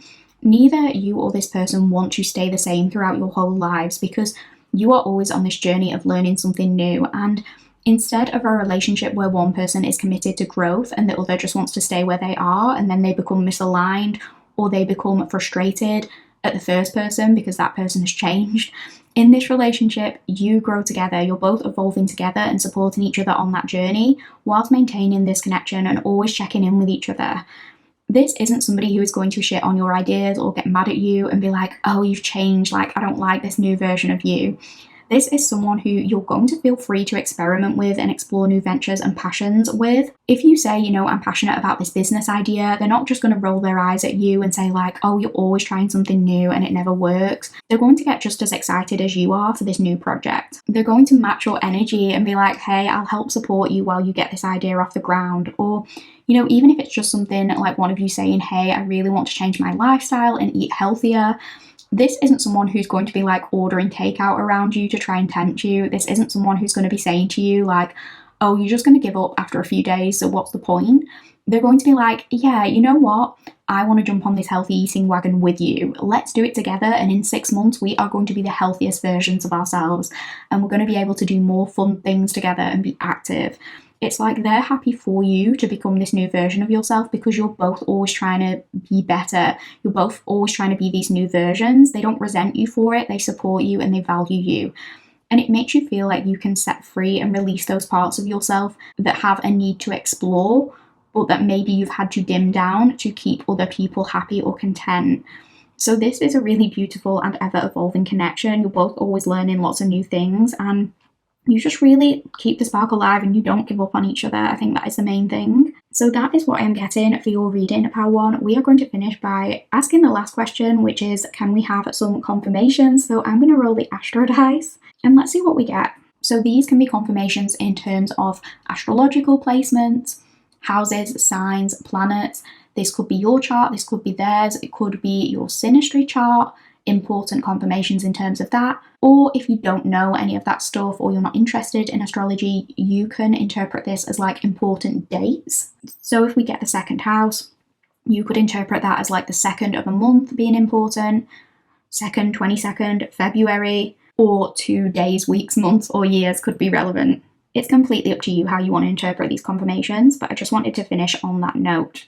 Okay, so we're doing signs first. So we've got Aries, we've got Leo, we've got Aries again, so I'm going to roll again, lots of fire energy. We've got Pisces. So we've got Aries, Leo, Pisces. For planets, we have got we've got Jupiter, we've got Venus, and for houses or dates, we have got 12th house, 3rd house, and 2nd house. I don't know if that went off camera, but we've got 2nd, 3rd, and 12th house. So that is what I'm getting for your reading today, pile one. Thank you so much for listening to this reading and being here with me today and spending this time with me. I really, really hope you enjoyed it. If anything resonated at all, please let me know in the comments. If you like the reading, please let me know in the comments. Please give me a little like if at all you get time. That would just help me in this channel so much. Please subscribe if you haven't done so already. That would also mean the world to me. But just, yeah, any support you can give me really, really does mean a lot. Thank you so much for listening. Thank you so much for being here. I really, really appreciate you. Take care, and I will see you in the next one, pal one. Hi, pal two collective. If you chose the Luna's My Melody Tarot and you chose the envelope sticker, you are in the correct place. Welcome to your reading, friends. If you would like a full breakdown regarding what this reading will entail, please check out the introduction. I go through absolutely everything there. But today's reading is essentially a deep dive on your love story from start to finish with your spouse / future boo or next soulmate, whichever term is most applicable to you and the way you prefer to label your connections. Today, we are asking a series of questions to find out what your love story with your person is going to look like. Please bear in mind, this reading is for anyone and everyone who is interested in giving and receiving love of any kind. If you haven't met your person yet, but you're open to it, this reading is for you. If you have a person in mind or you're hopeful, like you have a crush, but it hasn't progressed into anything official yet, this reading is absolutely for you. And if you are happily in a relationship and not looking for anyone new, but you want to see how your current relationship might progress as you venture further into your love story, this reading is also absolutely for you. And even those of you where you are not specifically looking for anything romantic, but you're open to making new connections, experiencing platonic love, friendships, relationships of some variety that you can build on, this reading could very well be for you too. Gentle disclaimer that these are collective readings and not every detail will resonate for you. Always take what's for you and leave the rest for somebody else. You don't have to accept anything as your story if it simply isn't. These readings are here to spread joy and hope, and if you're finding that my words are not leaving you joyful or hopeful, Marie Kondo it and discard it if it doesn't spark joy. As I always say, it's a free reading on the internet and I am not holding you hostage here. Now, we are going to be asking several questions today, and we're going to be pulling one oracle card and one tarot card in response to each specific question. I went through each question in detail during my introduction. I also did like full disclaimers in my introduction, but I have also written the questions down mainly so that I don't get confused and so we both know where we're at. So I'm going to show you my reading breakdown and the specific questions we are asking. Let me just pop your tarot pile to one side for now so I can show you these questions. So these are the questions. If you would like to pause the video to have a proper look, you can do. But like I say, I go through each one of them in the introduction, and as we are asking the questions, I will remind us as we go along which question we're on, so you don't have to do that. I did want to note that sometimes the energies can be flipped, so if I'm talking about this person's energy and it sounds more like you or something you're experiencing, that's just a sign that the energies are flipped. And it can also work the opposite way around. You could even recognize yourself in elements of both energies, and that is absolutely normal in a soulmate reading. If nothing sounds like you or somebody you could potentially find yourself falling in love with during those first couple of questions, I would encourage you to maybe choose a different pile. With all of that said, thank you so much for being here. Thank you so much for listening. Let's get started with your reading today, pal two. So we're going to be starting off by looking at this person's energy. So what is this person's energy? I'm just going to move your little envelope sticker over here. Okay, so for this person's energy, we have Honourable Horse, Freedom, Leadership, Intuition, Swift Beast, Dashing Between Worlds, Show Me Your Daring and Graceful Ways. And as the clarifying tarot card, we have got the Six of Wands. Interesting.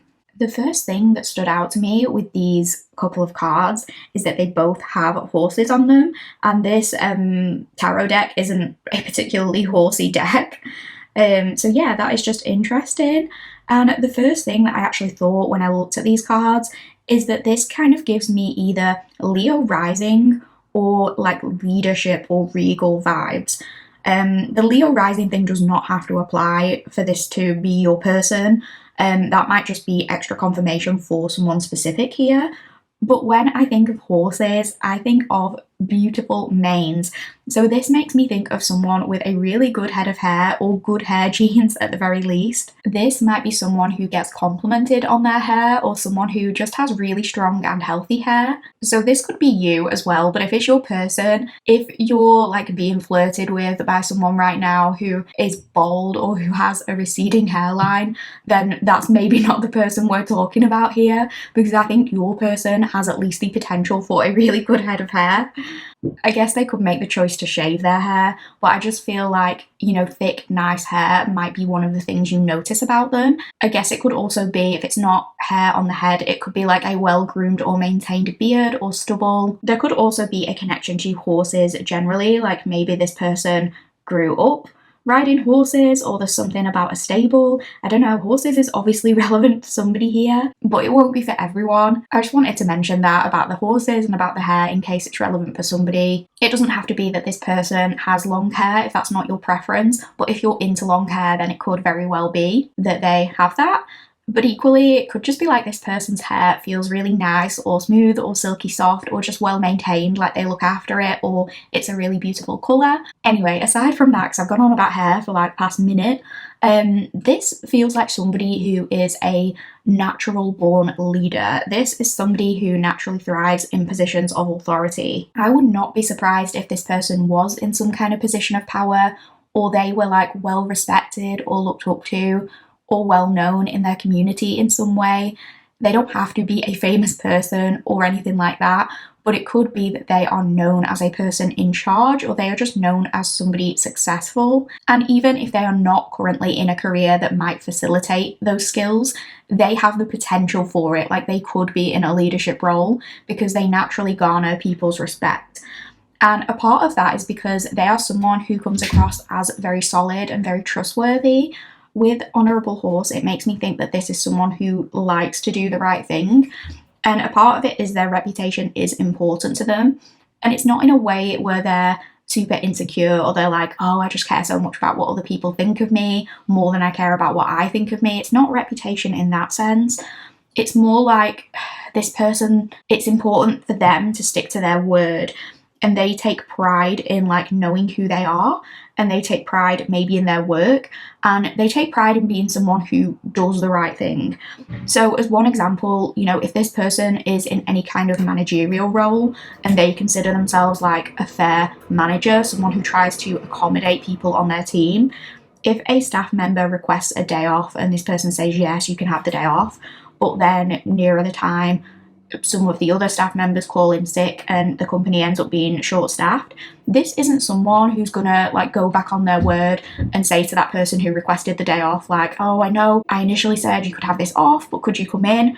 And it's not because they are scared of doing that or they want everyone to think that they're a super nice person. It's not in like a people-pleasing way. It is more that they are saying like, I want to honour my word. You know, I told them they could have this day off. I'm the manager. If we are understaffed, it's my problem. So like they take the load of things. So they're like, maybe I need to come in on my day off and deal with it. Like they hold themselves accountable. They take the load of things and they honour the things that they said they'd do.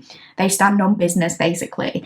They take action. They're not just all talk and no action. Even if they're not in any kind of leadership role or anything like that, this could be somebody who just naturally commands attention when they walk into a room, or people tend to very naturally gravitate towards them because they just seem like they know what to do. They radiate like an aura of competence. This person could be a fast thinker. They know how to act in an emergency. They're a very quick thinker, or they think on their feet. So people, I guess, naturally might assume they're the leader of any given situation because they just seem like the one who knows what they're doing the most. They could be quite a presence, somebody whose energy dominates the room even when they're not particularly trying. Some of them could be quite tall, or they could have quite long limbs, or be very just strong and sturdy. They somehow look like they can carry a load in some way, or they denote somebody who, like, if they're not physically strong, then they're mentally or emotionally strong. They could also be someone who takes a lot of pride in their appearance, somebody who dresses well or knows how to look smart. I'm also getting something about a person who moves very gracefully or elegantly. The way they move, it's not brash, but there's a quiet, unspoken confidence there. I don't want to say they're softly spoken because they might not be, but this person doesn't have to be loud to get noticed, is the overall vibe. They might speak quietly, but they definitely speak with an aura of authority, and it's clear that when they talk, they know what they're talking about. I'm also getting something about someone who is capable of seeing things from every angle. So this could be like someone who kind of knows what's going on at all times. I'm also seeing somebody squinting specifically. I'm not saying this person has bad vision. Maybe they do. Maybe you know them and that they wear glasses. But it's almost like this sense of someone who is scrutinizing a situation, or somebody who can see right through people because they can see from all these multiple angles. And with that, it makes them very good at making decisions and knowing when to act. If you do know this person, this could be somebody who has recently achieved something and they're very proud of something. Maybe the energy they're in right now is one of like, oh, I finally achieved this thing. It could be anything. It could be graduating university, or passing a driving test, or buying their own home, or getting a promotion. It doesn't have to be something as big and monumental as that, but this person does seem to be radiating this energy of success, like they've just achieved something they're really, really proud of. I definitely think words of affirmation could be very important to this person, more than they let on. And maybe a part of it is like this person, it seems like they're a bit of an overachiever. This could be somebody who made a name for themselves or reached some milestone of success from quite an early age. But for some reason, I'm getting this energy of like, nobody ever told this person that they were proud of them. Like, a lot of people do admire this person and they celebrate them from afar, but I feel like very often this person doesn't get to hear the compliments that people think about them. Like, maybe people assume this person is so confident that people must tell them how great they are all the time, but that's not necessarily true. So they could actually have a real weakness for somebody saying like, hey, I'm really proud of you, because they don't often hear it. But I think they're a little bit too prideful to admit that they would want to hear that. They'd never admit that, I don't think. They'd never say that they need validation, but I think they do, because this person does work very, very hard, and sometimes it is nice to hear. I feel like this is someone who's just used to like achieving things and then moving on to the next thing and never really getting any praise for what they've accomplished.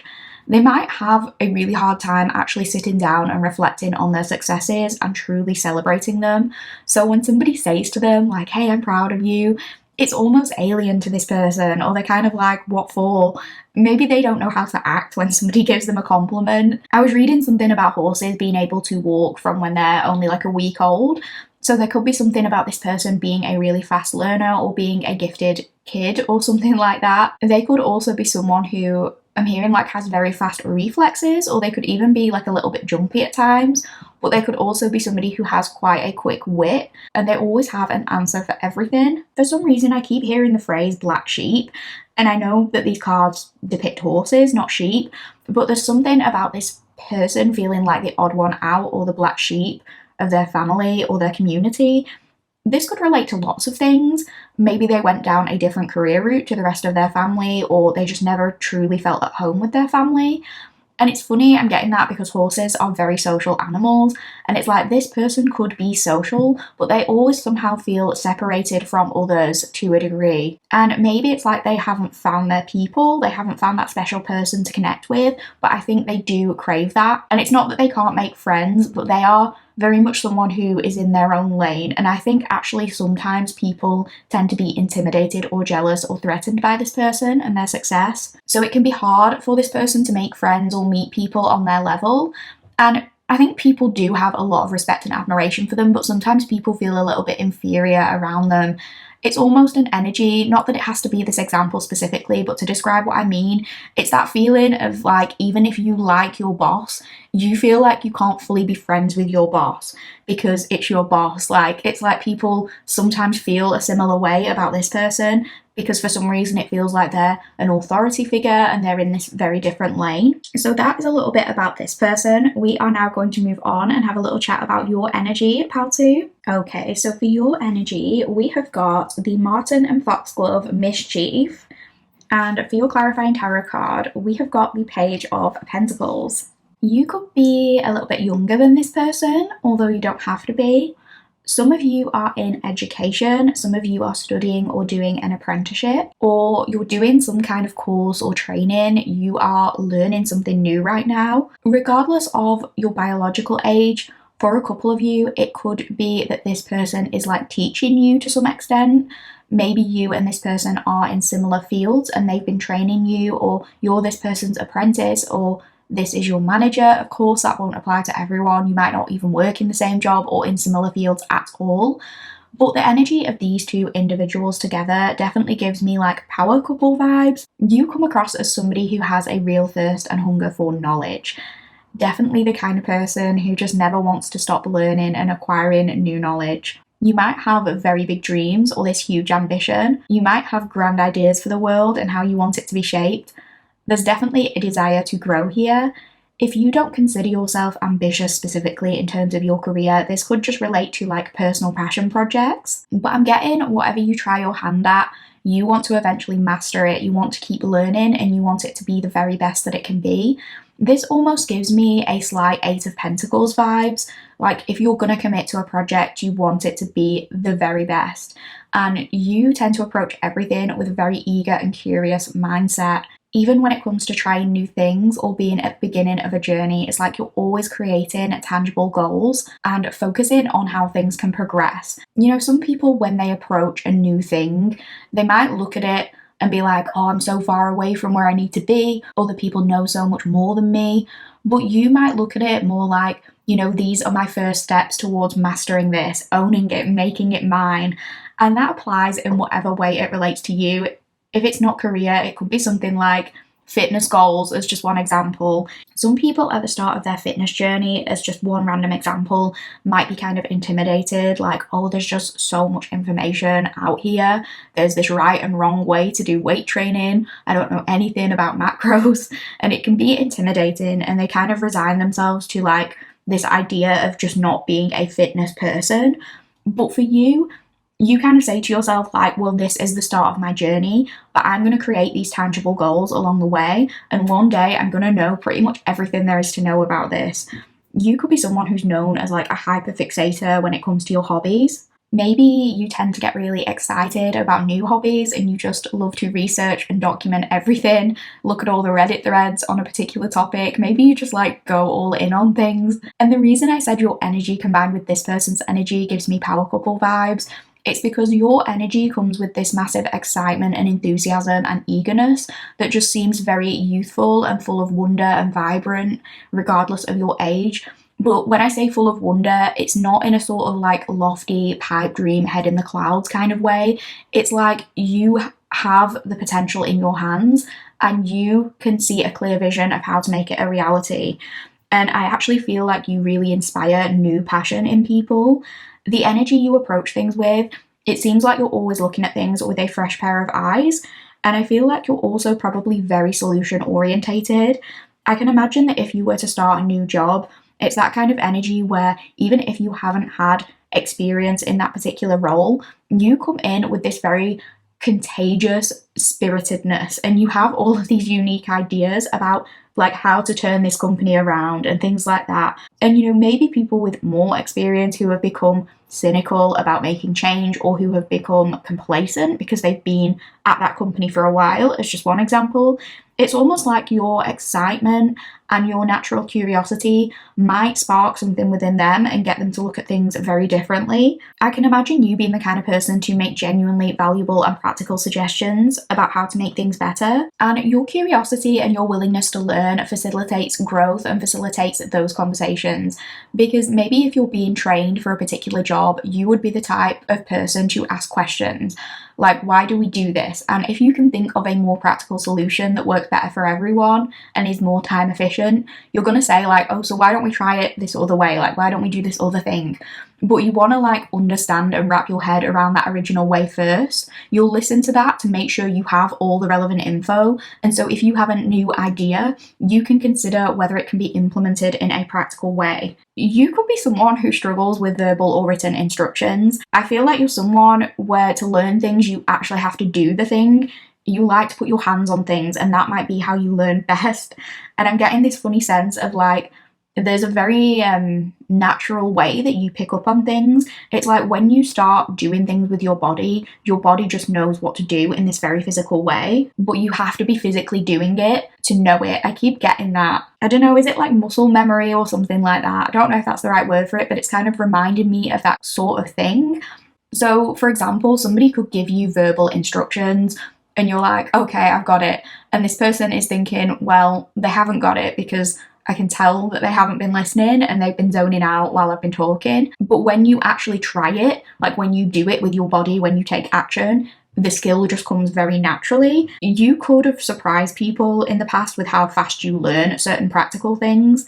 This example won't apply for everyone, but one example could be like driving. Maybe your instructor didn't think you were going to pass because it never seemed like you were paying attention to their instructions. But when you actually got in the driver's seat, things came more naturally.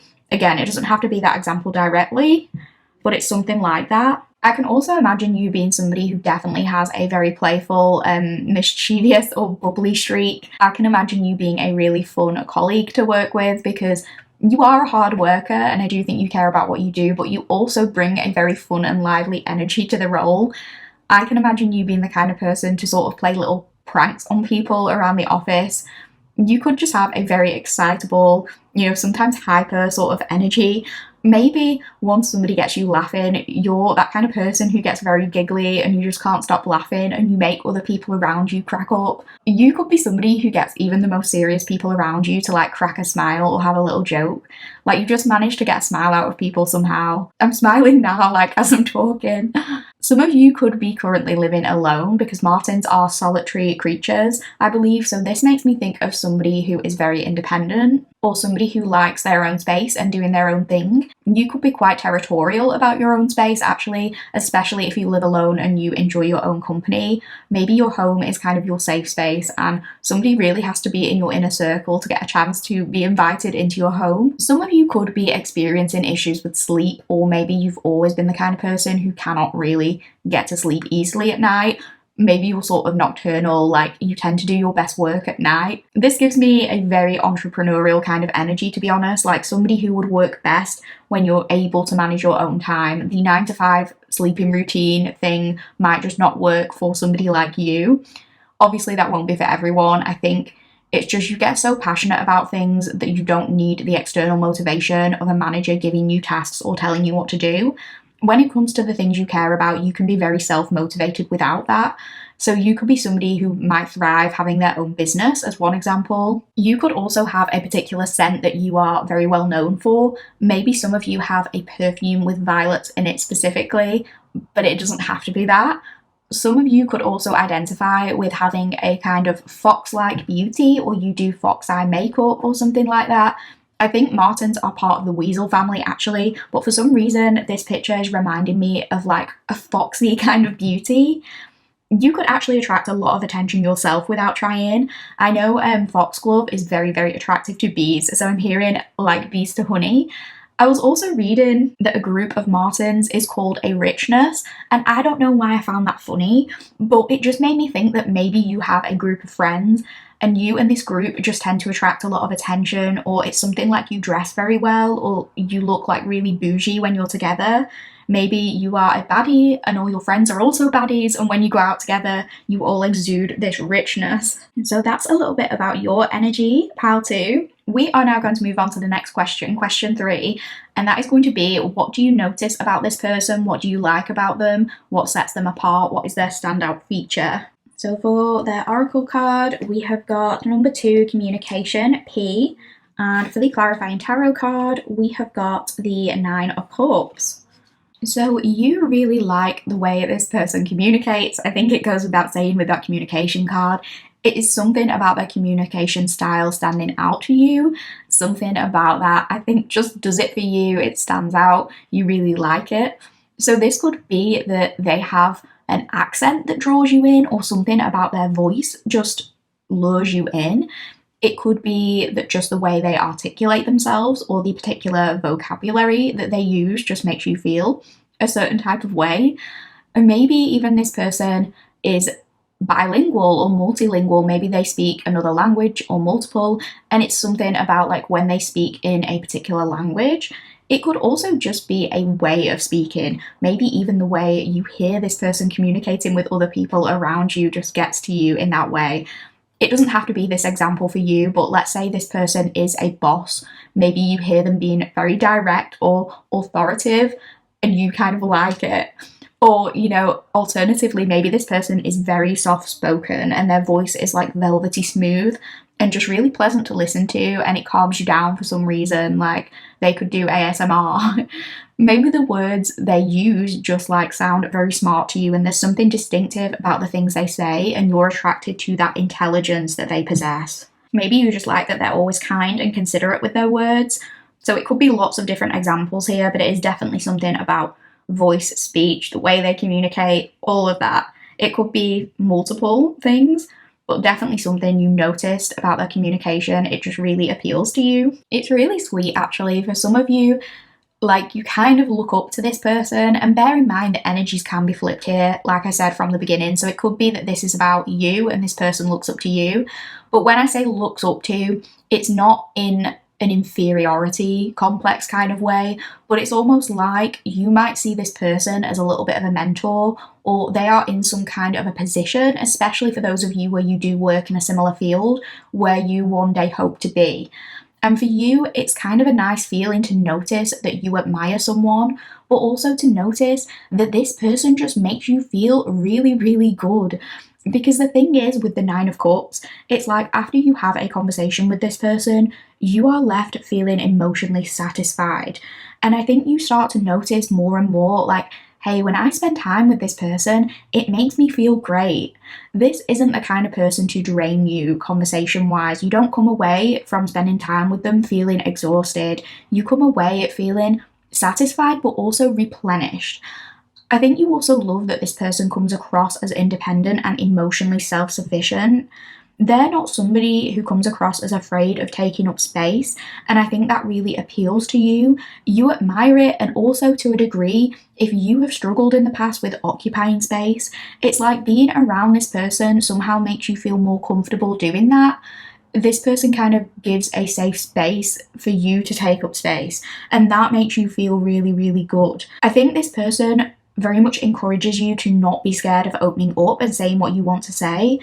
Something that makes you feel amazing about interacting with this person is that they don't shut down your ideas, they actually actively encourage them, and they kind of reward you for bringing things up and bringing things to their attention. This person encourages you to have pride in your ideas, and that makes you feel, I'm hearing phenomenal, I don't know why I'm hearing phenomenal, but ultimately you thrive when you're able to offer practical and tangible solutions. And if you are apprehensive about approaching someone with a sensitive issue, like let's just say as one example, you were bringing up an issue at a company that you work for, and you have this boss who can't accept any criticism and shuts down your ideas and is kind of like, oh, are you criticizing the way we do things here? Like, what makes you think you have authority over that? You're just this apprentice or whatever. That's going to make you feel shitty, or like you've stepped on people's toes, or the discussion hasn't been productive. But with this person, it's almost the polar opposite. I'm not saying they have to be your manager, but if you did work with them and you brought something to their attention and you were a little bit nervous bringing it up, there's somebody who is going to be like, see, this is why you're so amazing at this role, pal, too, because you come up with the best solutions. I think that's an amazing idea. I'm so glad you told me. And it just leaves you feeling like kind of warm and fuzzy inside when they give you praise. I think they have a praise kink, but you might have a praise kink as well, pal, too.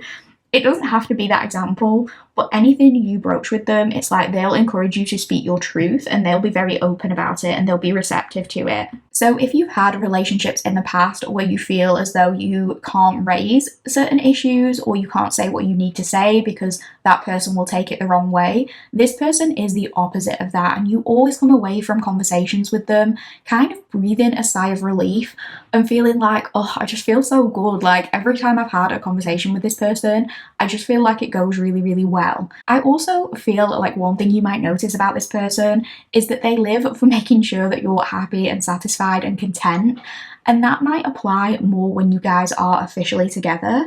But this person is going to be very adamant about centering your pleasure, making you feel safe enough to receive.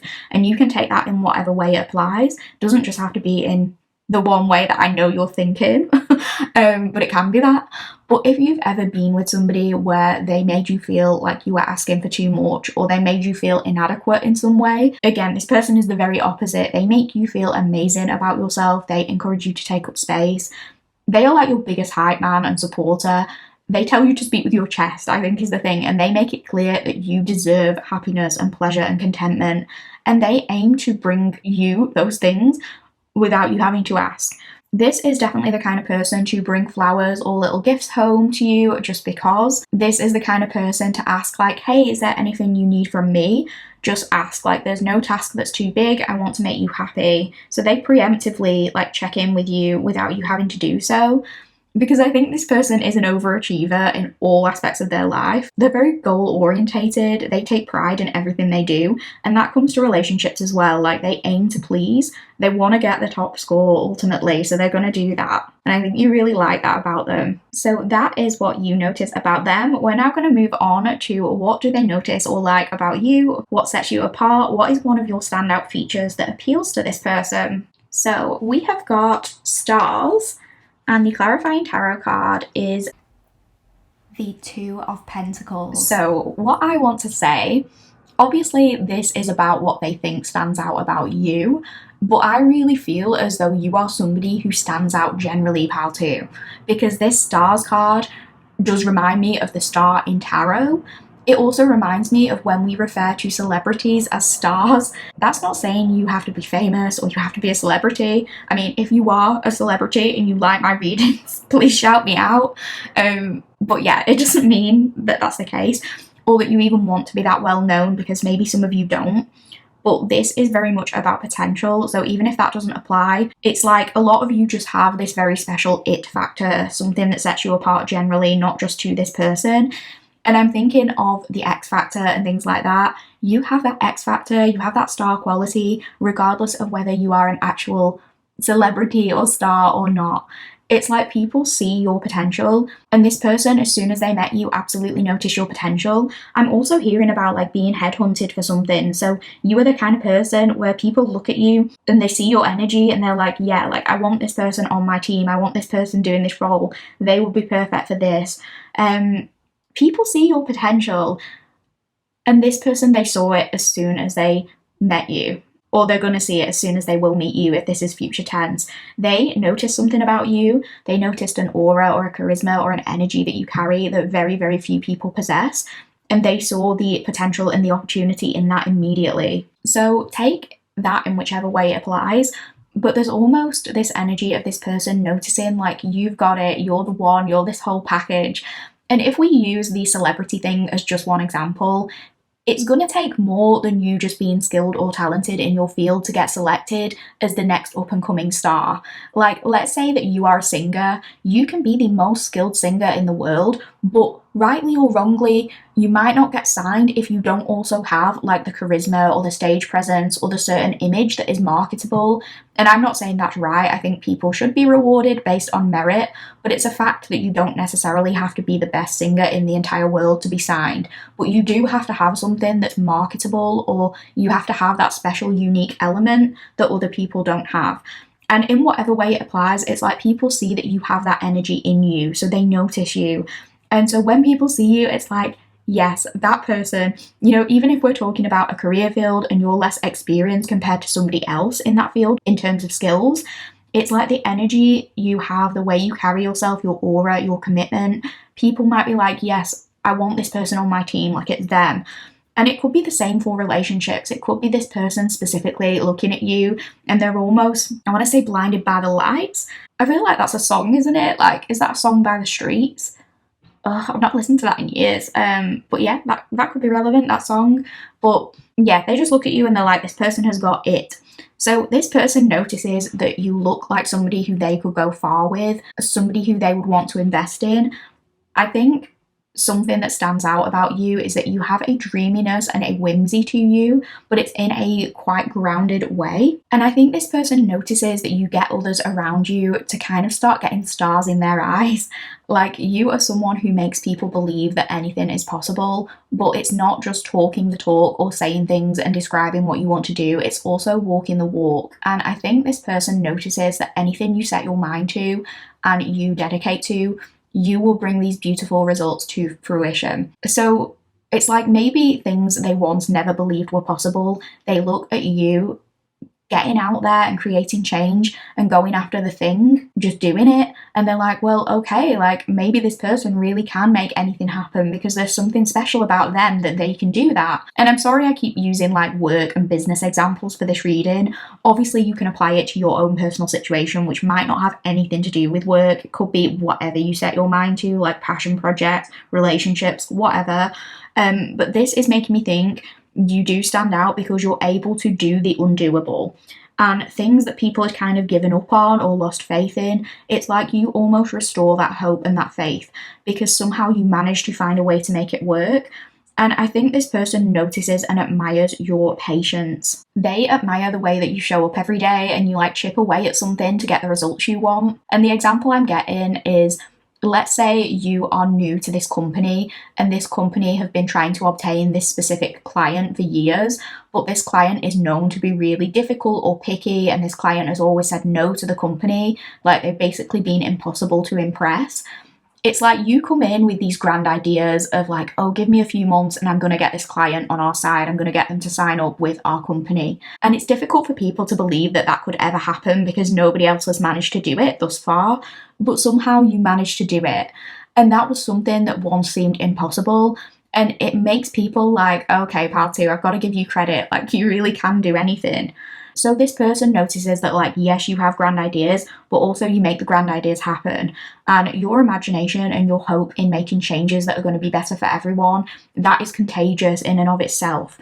But it's also this element of like, you don't just sit there and wait for these things to happen. You go out and you make it happen. And when you want something to be yours, you make it yours. And this person really notices and admires your dedication. It's like they have no choice but to sit back and say, well, pal two, to give you credit, you really did go and you did what you said you'd do, and we all thought that it was impossible, but you did it.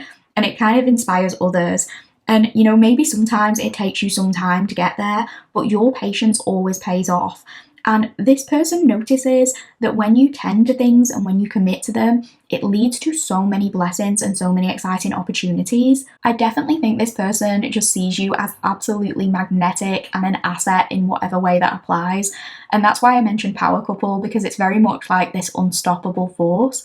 And whilst you're a little bit more of a dreamer, it is still rooted in reality. And I think that's the thing where you're like, I'm not just saying it, I also have a plan.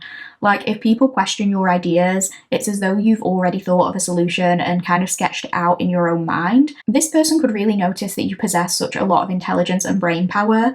Sometimes you could be a bit of an overthinker or somebody, I guess, who does have their head in the clouds to some extent, but it's less head in the clouds and more like considering every possible outcome before you go after your dream, because you know that achieving that dream will take hard work. This person could really notice that you invest in things and you understand the meaning of graft and pouring into things and gaining results over time. It could be that this person sees you as some kind of investment because of this natural aura that you possess. I get the impression, if this is your energy at least and the energies aren't flipped, this person is maybe a little bit more calm and grounded and pragmatic, and you are a little more eccentric and excited and sometimes a little bit more hyper, I guess. But I feel like this is something they really appreciate because your energy gets them excited, and they know that there's always more to it than just getting excited, then not following through. Like, they admire your commitment to your goals. I also want to say that something they might like is like, you might have made them wait for something, or maybe they've had to be patient with you, but it's like they understand that good things take time. So I guess that could apply, like if, for example, it would be inappropriate to date this person because they're your mentor or they're in some kind of position of power, or you are, where like dating would be questionable. There's something about, you know, they like that they've had to wait for this, or they've had to be patient to get an opportunity with you. Maybe if this person is a little bit older, it just feels like delayed gratification in terms of like they've had to wait a really long time to meet someone like you. But again, it's like now you're here, you're their dream person. So it's that sense of like things worth waiting for can take a while to get there, but they're amazing when they finally come. Maybe this can be kind of like literal, like in terms of physical intimacy. Maybe it like takes you a while to get there, but they quite like that because they like a challenge or something. I don't know. That's just a message for someone. I can't go into too much detail about that because it's not an 18+ reading. Anyway, let's move on to the circumstances surrounding this connection. So this next question will be question 5. So we have got fate, coincidence, fatalism, fortune telling. And the clarifying tarot card is the moon reversed. Interesting. Wow, okay. I hate being that reader who is like, this connection is fated. And it's not because I don't believe that things can be fated. I personally believe that some things are divinely destined for us. However, I also believe that we always have agency and that we are largely in control of our own destiny. But I believe that those specific things that are divinely meant for us will find their way to us regardless of the choices we make. They might just show up in a different form or manifestation of energy depending on our choices. So if we are supposed to experience a great divine love in our lives, just as one example, but we choose not to pursue a relationship with a person we thought that divine love would be with for whatever reason, I believe that that love will still come to us in a different way. So I think fate presents us with opportunities, and because we all have free will, opportunities for a fated encounter to take place can be rejected or declined by you or by someone else, but eventually whatever's fated will make its way to you. It will just show up in a different way. I don't know if that makes any sense, but like, I think we have free will, and I also think fate can be a thing. So let's say you were meant to experience divine love or lessons with a person, but because of free will, one person or another person might decide to go down a different path. If it's this other person who chooses to go down a different path, it does not mean that your fated divine love has changed. It might mean it's no longer going to come to you through this connection, but through a different one. So when I say fated, it's not to diminish the amount of agency you have in your life. You can always write and rewrite your own story. And sometimes things that are fated can take longer to get here, but when we're ready for it, it will arrive in a form that we are receptive to, and it will teach us the lessons we need in this life. So that is kind of my overarching view on fate, destiny versus choice. Like, that is a very condensed version. I think there's a lot of nuance. But I like to mention that because I always think it's very important to stay grounded. I think too often divine connections are romanticized in a way that can just be toxic. So I just want to be very clear when I say this. Just because a connection is fated, or just because you consider someone a divine counterpart, it does not mean that that connection is immune to the conditions and expectations of any other connection. Basically, someone being your soulmate does not give them a free pass to treat you badly, is all I'm trying to say. And just because something is fated, or just because someone is your soulmate, it does not mean that you have to be with them forever. If the relationship has run its course, or it's no longer what you want, or you're being treated badly, I think far too often these connections are put on a pedestal, and even tarot readers enforce this idea that if your soulmate relationship is facing difficulty after difficulty and it's never ever feeling good, then it's a test and that you can't give up on this person because that's your divine counterpart. And ultimately, like, I'm not going to change anyone's mind here. I'm not here to do that. You are entitled to believe what you like, of course, but I am not of that belief system. I think at best it is a huge grift, and I think at worst it is actively harmful and dangerous, and it encourages potentially vulnerable people to remain in unsafe situations. Yes, all relationships can have difficulty and challenges, and yes, fated encounters are often here to teach us something, and yes, I think being able to take something positive from difficulties that we have faced can be empowering, but I'm sorry if you disagree. But the person you are meant to be with forever isn't the person giving you reoccurring trauma, soulmate or not. And I just think when certain encounters are fated, there is a bigger purpose to it. And that bigger purpose is not you being constantly re-traumatized, because who does that help? It doesn't help you, it doesn't help them, it doesn't help the world. The universe doesn't want you to be with a musty, crusty person mistreating you, because if the universe has a purpose for you, they want you to be living in your potential, not fighting against it. There's a difference between experiencing a relationship that teaches you how to handle conflict in a productive way. That's something that could help you learn to navigate relationships and interactions and life in the future. There is a huge difference between that and telling yourself that you have to stay with someone who is actively hurting you because they're your soulmate. No, like, you are the magic, and if you've been selected for a divine purpose, you have bigger things to do than sitting around and being mistreated. And I'm really sorry if I just went off on a tangent there. I just felt the need to clarify that, because the way certain people within the spiritual community navigate these conversations is, I think, absolutely despicable, and I am not going to feed their delusion or anyone else's, especially not when it's hurting people. That said, I do think there is a reason for you and this person meeting, and something about it feels divinely orchestrated, or it feels to you like fate. It's going to feel to you like fate. So maybe you do have some kind of mission or something you need to do together, or maybe you have been or you will be put in each other's lives to teach each other something. And it could even be something simple like having more confidence in your ideas. Because like we said, this person, they love your ideas. They give you the space to openly communicate about them. And so maybe that's you learning like how to use your voice, how to take up space, how to not be afraid of sharing the things that you want to share. It could be something like that, or maybe it's an actual physical mission or a partnership of some kind, like something you are meant to create with this person. But a way of knowing who this is, whether they're in your life yet or not, there's going to be this feeling of like, if I hadn't done XYZ, we would have never met. There's a sense of you and this individual being pulled together by a force that's invisible to you both. So maybe you bump into each other at a place you hadn't even planned on going to, and you just happen to connect with this person. Maybe for no real reason, like even if you're happy with a job you're in, you decide on a whim to apply to this new job, and it just so happens to be like where this person works. Maybe you have to travel somewhere due to a situation that's entirely out of your control, like you have to go out of town for something, and you meet this person when you're traveling. Or, you know, maybe something annoying happens, like your flight gets delayed and it's the worst thing in the world at the time, but then you end up sitting next to this person on the next flight and talking to them on the plane, and something about it feels very serendipitous. It feels almost otherworldly. It feels crazy to you, like, oh, it's crazy. If XYZ hadn't have happened, I wouldn't have met this person. It almost reminds me of the butterfly effect, this feeling of like one little thing changing everything. And there's really, I want to say, like an inexplicable draw between the two of you, and neither of you really knows what it is. And I think the cards are being quite secretive here with us getting the moon in reverse. I'm really feeling like maybe initially both of you are kind of confused about what this is.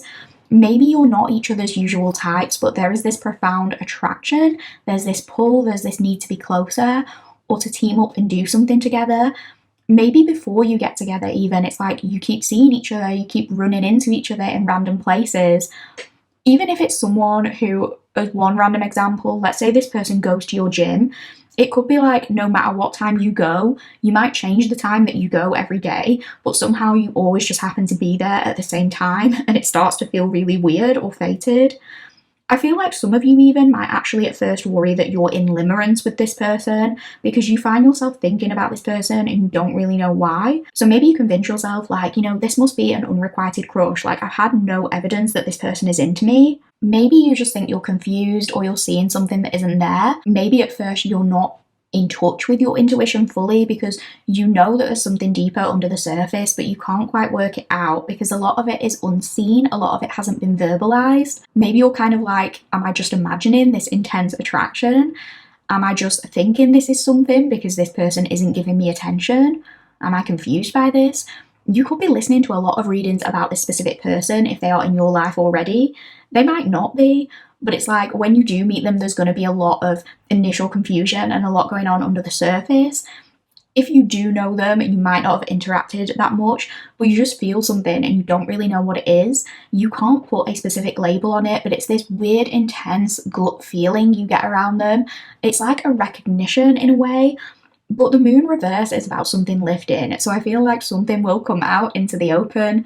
I mean, obviously it will, because this is a future boo reading, so you are going to be with this person, but something will become clear, and maybe it will give you this indication of like, oh, so I wasn't imagining it. I'm not crazy. I'm interested to see how this plays out in terms of like how this gets initiated, because it's definitely some kind of connection that feels like it has some kind of bigger purpose to it. But yeah, there is this confusion initially. So let's have a look. Let's get started with that. Let's see how this is initiated, because I'm dying to know, because I'm confused too. Okay, so question number 6 is, how is this initiated? And we have got number 14, distance. And the clarifying tarot is the Empress, right? Okay. So you're going to take a pause, but I'm hearing a sacred pause specifically. It is space or distance that needs to happen to gain clarity. So I feel like this isn't going to be like a straightforward, we meet, we like each other, we express feelings, we get together, linear journey. And I'm really sorry if that's annoying to anyone, but I do have to be honest. Again, if that's not your story, that's okay. Maybe this message is for somebody else, but it feels like there is some time that passes between when feelings develop versus when the connection is officially initiated. And that is going to manifest differently for everyone, of course. For some of you, it could just be a thing where 2 people vibe, but then nobody initiates for a while because someone just needs a few weeks to build up the courage to like get things going, and so maybe a bit of patience is required. And for others, maybe it's a longer period of time and it's for an entirely different reason. Like as just one example, if this is a workplace connection, for instance, maybe both people know that some kind of weird feelings are there for months, but nobody can act on it because it would be deemed inappropriate or it's against the rules, something like that. Of course, that's just one example. And I feel like for some of you, this could very well be a current thing that's happening, like you have a person in mind already and you're at this stage of the timeline. But for others of you, obviously this is just what to expect and look out for in the future, and it's just letting you know that things might be like this initially. I just want you to know though that it doesn't have to be like a bad kind of distance. I'm not necessarily seeing it as like a no contact sort of distance. That could apply to some of you, like if you already know who this person is, but it's like a much needed distance, like both of you know you need this, I think is the thing. So it could be like someone is traveling or on holiday when they receive a message. It could be that there's physical distance and space between you, and like somebody is saying that they miss the other. I'm definitely getting this message of like absence makes the heart grow fonder. And I'm also hearing the phrase bird's eye view, like somebody is watching you for a while and gaining clarity and gaining this perspective before they make a move. I'm hearing that somebody is being observant. Maybe somebody is overthinking about what's appropriate versus not appropriate, depending on the circumstances of this connection. If we use that example of a workplace crush, it could be like you, for instance, you know you have feelings for this person and nothing happens, and eventually you sort of give up on the idea of anything romantic blossoming, and then maybe you decide to move on from that workplace and you have like a leaving party, and you and this person have this kind of lingering hug when you go, and they tell you they're going to miss you. And you kind of tell yourself like, oh, they're just trying to be nice, and again, nothing really happens. They don't really say anything to take it to that next level. So maybe you kind of have to say to yourself like, oh, I'll just have to surrender to this. I'll just have to accept that this was a one-sided crush. Just because they hugged me, it doesn't mean anything. And you tell yourself like, oh, you know, maybe this wasn't really meant to be anything, and maybe just having some space from this person, like not seeing them at work every day, will make me get over this. So it's like you go and you throw yourself into other creative things. Maybe you throw yourself into this new job, you throw yourself into your passion projects. You're very much going to be in this Empress mode, looking after you, almost to the point where not you've forgotten this person, but for you it might be becoming a little bit easier to detach from like really wanting this to happen or thinking about them all the time. You are just doing your thing. You might still think of them, but it's like not as intense because maybe you're not seeing them as often. And then it's like that is the point where they're going to swoop in, like almost when you've forgotten them, almost when you've moved on, when you're just focused on you. And I want to be very clear, this is not them like trying to be toxic or anything like that. It could just be that they have battled their own feelings of like, oh, I think this is unrequited. And it could be because they want to be like honourable. They didn't want to put you in an awkward position if these feelings were not returned. So it's like they give you space or they give you distance, or you both give each other space and distance, maybe thinking like, we'll forget each other, we'll get over it, but they don't, they can't. And so maybe they spend a lot of time like thinking, you know, would this be appropriate? Has it been enough time? Like, will it ever be appropriate? And it doesn't have to be a work thing, like I say, it could be something else that might make this person think like I'm overstepping my boundaries or something. Maybe this could be like a friend of someone you once dated or a friend of a close family member, so they think it'd be weird or something. Or maybe it's just something like, you know, they separated or ended a marriage or a relationship, but they tried to shut down their feelings for you initially because they felt like if they had acted when they first had feelings, it wouldn't be very honourable. Maybe it would be disrespectful to their previous relationship, like they hadn't given it enough time, or maybe they were worried it was just like a rebound crush or something like that. But they figured out that that's not the case.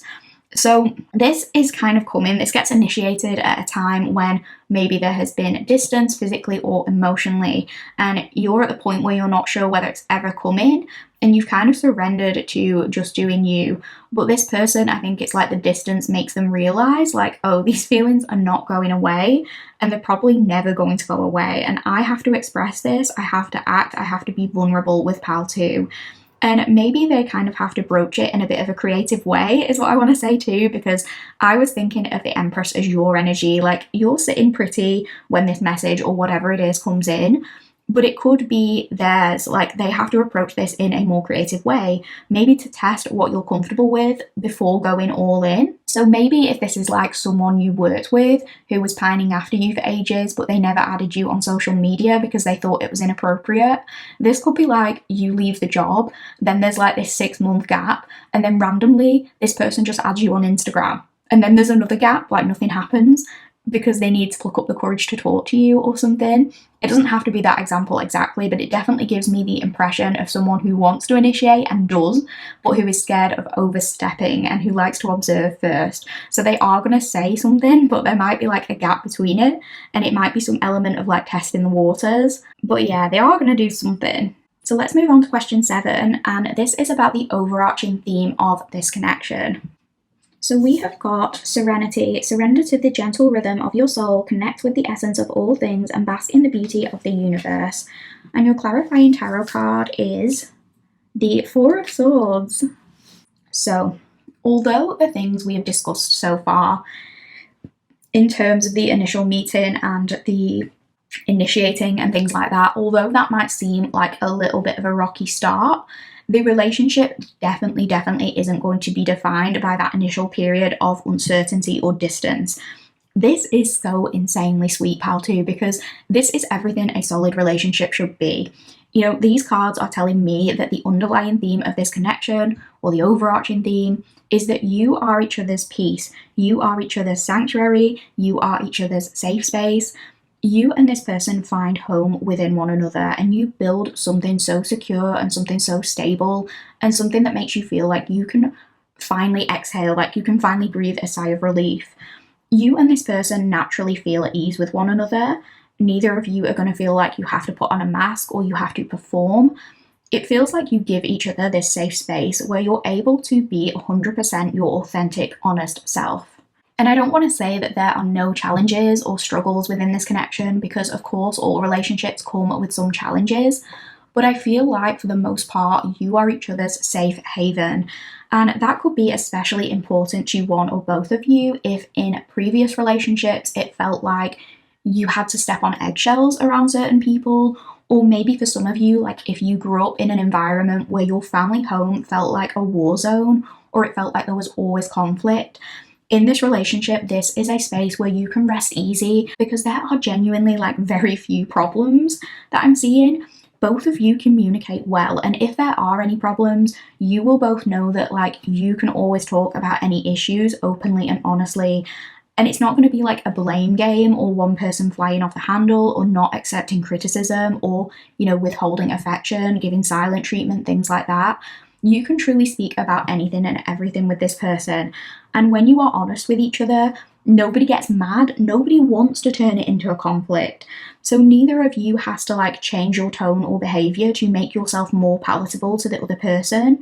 You are like fully accepting of each other, quirks and all, flaws and all, just the way you are.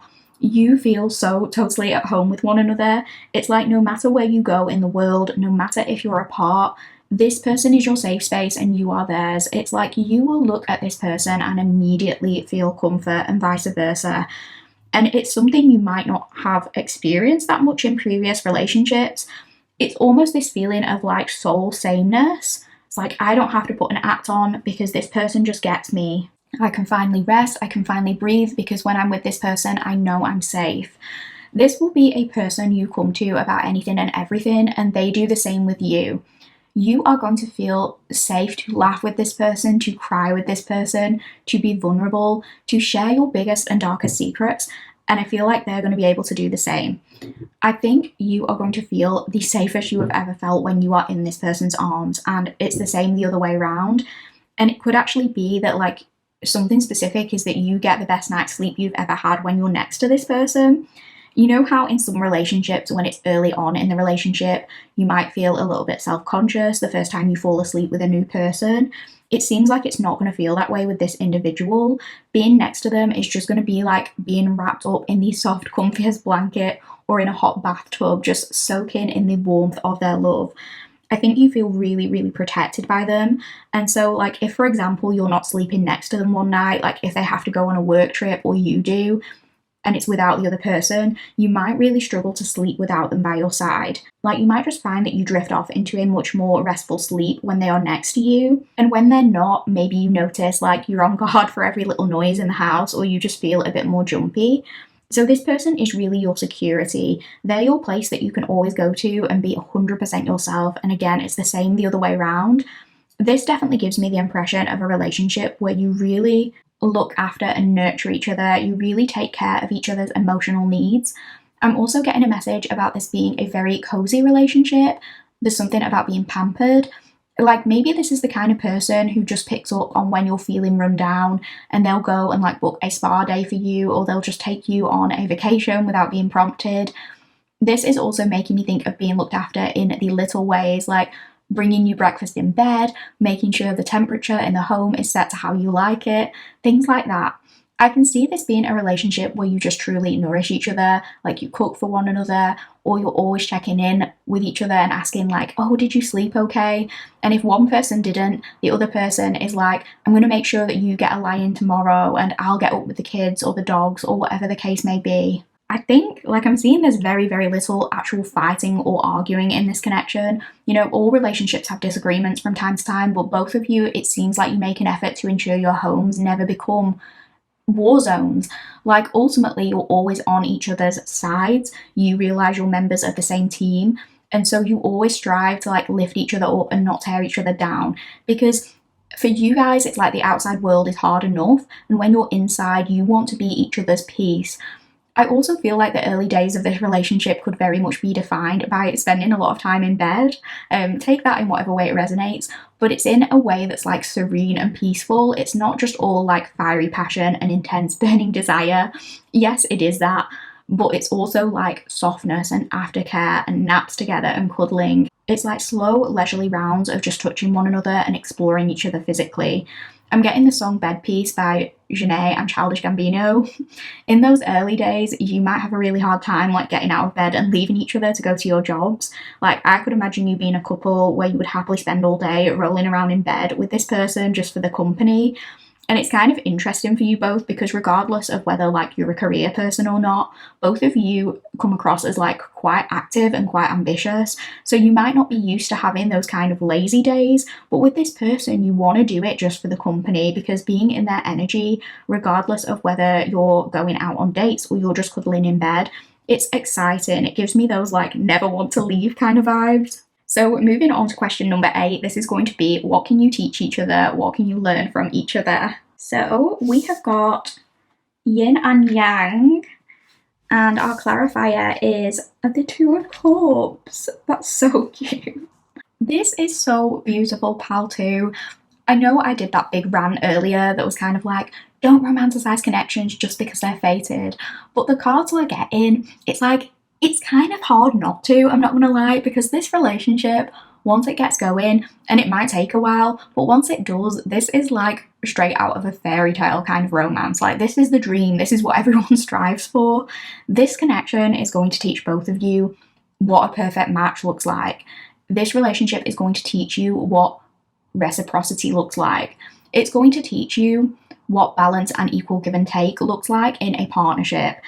And it's actually going to teach you that this was never not yours. Like, this was yours all along, and you never had to sacrifice or dim any part of yourself in order to get this kind of connection.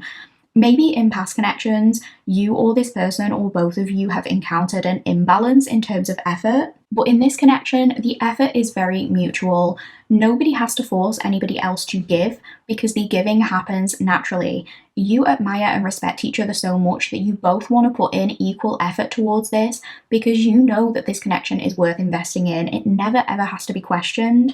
If you've been in connections before where you've been made to feel like you were asking too much or you had to lower your standards to be loved, this connection is going to teach you that that was never true. Like, a real fairy book kind of love has always been yours for the taking, and you never ever had to change anything about yourself in order to get it. You never had to force yourself into a box that you didn't really fit in. Because this person sees you for who you are and they love all parts of you, and vice versa. You are not too much for them because they are not like some of the inadequate people you may have encountered in the past. They look at you and they do not flinch. They look you in the eye and they say, I can meet you where you're at, I can show up for you, because they're enough, and they affirm that you are also enough. And they love all these parts of you just the way you are. They don't back away from anything because they match your energy. It's not a challenge for them to love you because they can automatically meet you where you're at. I'm hearing like two sides of the same coin, two halves of the same soul. It's that kind of thing. There's something where you just click, you just resonate with each other, you recognize aspects of yourself in each other, and so you don't feel the need to change or to make yourself less or to dilute yourself. You can show up as you are and feel confident that the other person will match that. This connection will teach you how to be truly vulnerable and how to not choose to undermine your own needs or lower your own voice just to be palatable to someone else. This person will actually invite you to be vulnerable with them, and you will both learn to share things that you have never felt comfortable enough to share with anyone else. This is something that just, again, comes very naturally and works. It's like all the parts fit together without anything having to be forced into a place where it doesn't belong. This might teach you as individuals how to actually align better with yourselves, because you are going to be given the space and the freedom to explore different facets of your energy expression. In previous connections, if things were not balanced, maybe you weren't able to tap into a particular aspect of your energy, if you were forced to be one way within a connection, like if you always found that you had to pick up the slack for somebody else and it was never an equal partnership, that might have forced you into a place where you felt out of alignment with receiving, for example. But this relationship will teach you how to come back into alignment and how to feel safe doing that. This is a connection that teaches you not to worry so much, because if one day you don't have everything together, this person has got your back. Your teammates, they are supporting you. They have what you need in that moment. It's not going to all fall apart, and vice versa. When they are struggling, you have their back. But ultimately, it's this partnership where, regardless of what your roles are within this, if any, you've got each other. Like, both of you understand what the other person needs, and you are learning to be comfortable knowing that yes, relationships like that can and do exist, and you're learning what it's like to not have to do everything alone and to experience a connection that is based on this mutual understanding and on trust and on give and take. So we are going to move on to our next question, and that is question 9. What great thing will this connection lead to? So we have got the sun, joy, enjoyment, life force, success, vitality, play, and your clarifier is the High Priestess. Okay, so with the High Priestess, I feel like there is some things that are being hidden in terms of the specifics of what this connection will lead to. The High Priestess is a guardian of sacred knowledge. So this tells me there are things that you simply cannot know yet. You're not meant to. But whatever it is that this connection leads to, it's something big. And it's some kind of success that transpires from utilizing source energy. I actually feel as though the reason we are not getting much in terms of specifics is because a lot of this connection is based on following what resonates deeply at a soul level and leaning into your intuition to trust a feeling rather than something that's seen in the 3D. And I think one thing this connection is teaching both of you is to lean into that inexplicable pull. We saw that like even in the early days of this connection where perhaps things aren't being verbalized. It takes one or even both people trusting in the invisible. It takes both people trusting to read between the lines, to hold the hidden knowledge safe, and have faith that despite what's being said or not said, that there is more going on under the surface that is going to come to light. And it takes somebody saying like, I know what I know, and I know there is something to this, even if I do not yet have the tangible proof. It takes somebody sitting with that and holding that and eventually taking that leap for this connection to even really get going. And I think that in itself teaches both of you that sometimes you just know things because you do. And sometimes trusting your intuition pays off. Sometimes that knowing leads you to something great, even if it means taking an initial risk. It's about knowing that sometimes things just feel right, and that's enough reason to take a chance and to go with it without having hundreds of essays of documented proof on what the outcome is going to be. Because this connection that you guys share was forged in that unknown. And I think it makes you realize how many other beautiful things can be forged in the unknown also. And when the two of you get together, as I even said from the very beginning, it's power couple vibes. It's this unstoppable force of nature. I feel like all the songs I've mentioned in this reading so far are Janae songs. But what can I say? I'm a Janae simp and I always have been. But this is making me think of the song Speak, and the lyrics are something like, look how the sun rises without our asking, shining with so much passion, like just for us to bask in. Love shouldn't be for our keeping, I'll celebrate my freedom, I'm going to speak up. And that whole song is really about having the courage to speak our truth and not ask for permission from anyone else to do so. And I think the sun is just a beautiful example of that, because like she says, the sun doesn't ask for permission to light up the sky, it just shines. And I think because we're looking at a connection where two people are very supportive of each other's ideas, very encouraging of open communication, there is the safety within this for both parties to experiment with exploring the tangible side of their ideas and allowing their creativity to bloom from that place. It makes me feel like this connection allows you to live in an energy that would make your inner child incredibly happy and proud. Because this energy gives me the sense of what it's like to be a human child before the world has conditioned you into self-doubt or conditioned you into thinking cynically or negatively. There is very much a childlike joy and vitality brought back to both of you, and it allows space for so much passion and source energy to be brought to life in this very tangible way, in this material way. So for some of you, this could be a business partnership, coming together to bring something wonderful to the world. It could be both a creative partnership and a romantic partnership. It could be creating a joyful, happy, radiant family life. This can be any form of creation you can think of. Anything you want, you can have it. But it is definitely teaming up. It's sometimes having to trust in the invisible, trusting in the power and the passion behind our ideas, and shaping those ideas with our life force energy to create something that is an absolutely roaring success. But it's also like remembering how to be playful and to enjoy the fun in all of this too. This is leading both of you to a place where you don't have to question every outcome, or you don't have to prove that something is worth your time with statistics and with knowledge and with scientific fact. Those things are important, yes, but sometimes you can just go with things because they are fun and because they feel right at your core and in your heart space. You don't have to ask permission to go with that feeling and allow beautiful things to transpire from the energy that is formed there. So we are going to finish your reading, pal, too, by rolling the astro dice. We're going to be looking at signs, houses, and planets. As I said in the beginning, if you do not know anything about your chart or theirs or synastry or anything like that, because maybe you haven't met this person yet, if you prefer to look at like the houses bit as like time frames, so for example, if we roll and we get the second house, you could see that as like 2 hours, days, weeks, months, or years from now. You could see that as February. You could see that as the 2nd or the 22nd of the month. You get the idea. But we're going to roll those dice now, and then we're going to finish your reading. And that's the note we're going to end your reading on. So for signs, we have Leo. I think we mentioned Leo at the beginning. I'm sure we did. We have Scorpio. We have Capricorn. So we have Leo, Scorpio, Capricorn. For planets, we have got the North Node. Yeah, so that's kind of like destiny. We have got the North Node again. I'll roll a couple more times. We've got the Sun. Very interesting. We've got Sun energy. We've got the Sun energy again. I will roll again just so we can get a different planet. And we've got the Moon. So yeah, like hidden, but also in the light. Very interesting.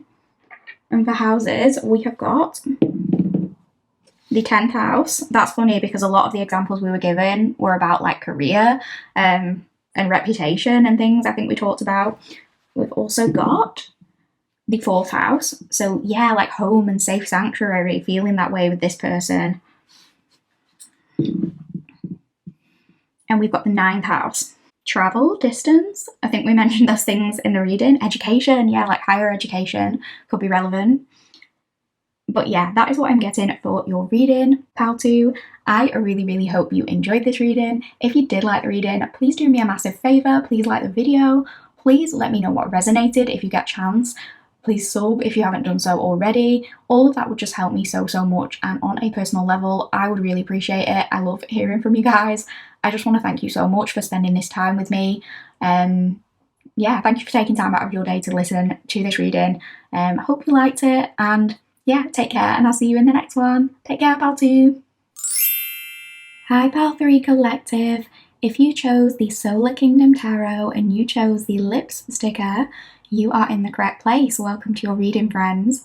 If you would like a full breakdown regarding what this reading will entail, please check out the introduction. I go through absolutely everything there. But today's reading is a deep dive on your love story from start to finish with your spouse / future boo or your next soulmate, whichever term is most applicable to you and the way you prefer to label your connections.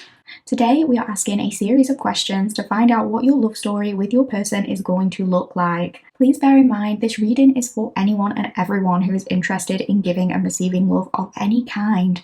If you haven't met your person yet, but you're open to it, this reading is for you. If you have a person in mind, like a crush, and you're hopeful, but it hasn't progressed into anything official yet, this reading is absolutely for you.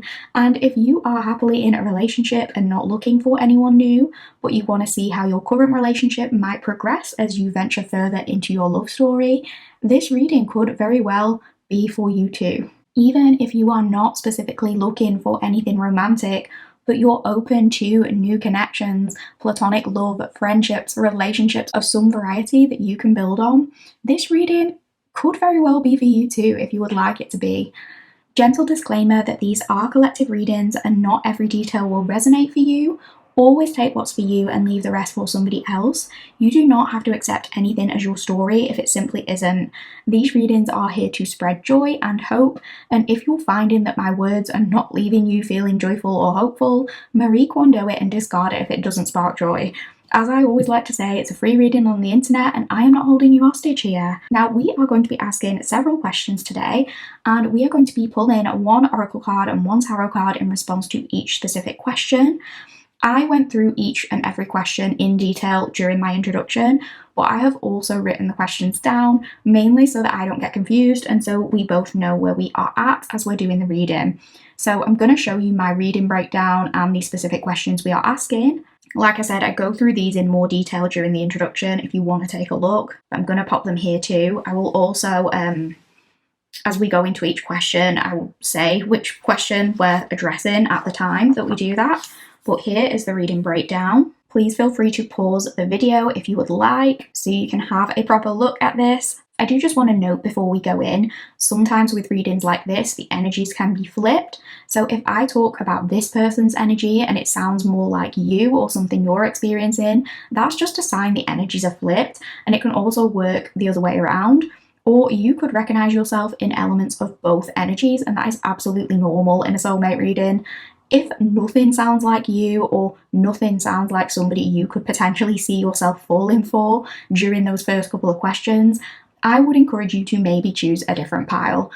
With all of that said, thank you so much for being here. Thank you so much for listening. And let's get started with your reading today, pal 3. So we are going to start off by looking at this person's energy. So our first question is, who is this? What is their energy looking like? And the first oracle card is Modest Mouse, Contentment, Stealth, Humbleness. Tiny Keeper of Inner Strength, help me to unlock my hidden potential. And, let me move the sticker out of the way, move those lips aside. And the clarifying tarot card is the Three of Pentacles. This person possibly has some earth energy in their chart. That doesn't have to be the case.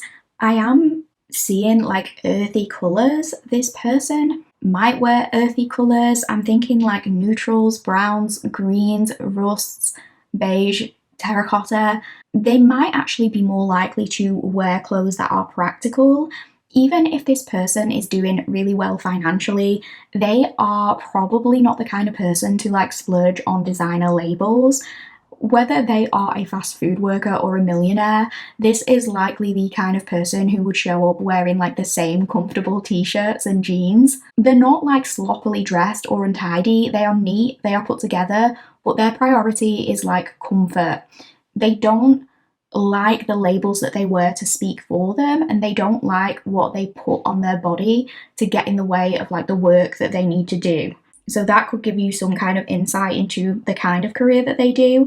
I think this person is very much like tailored for practicality, so they don't have to think about what they're putting on in the morning and things like that, and that's so that they can focus on things that matter more to them. I'm getting an image, you know, when you watch like a cartoon show and the character opens their wardrobe and they have like 10 of exactly the same outfit.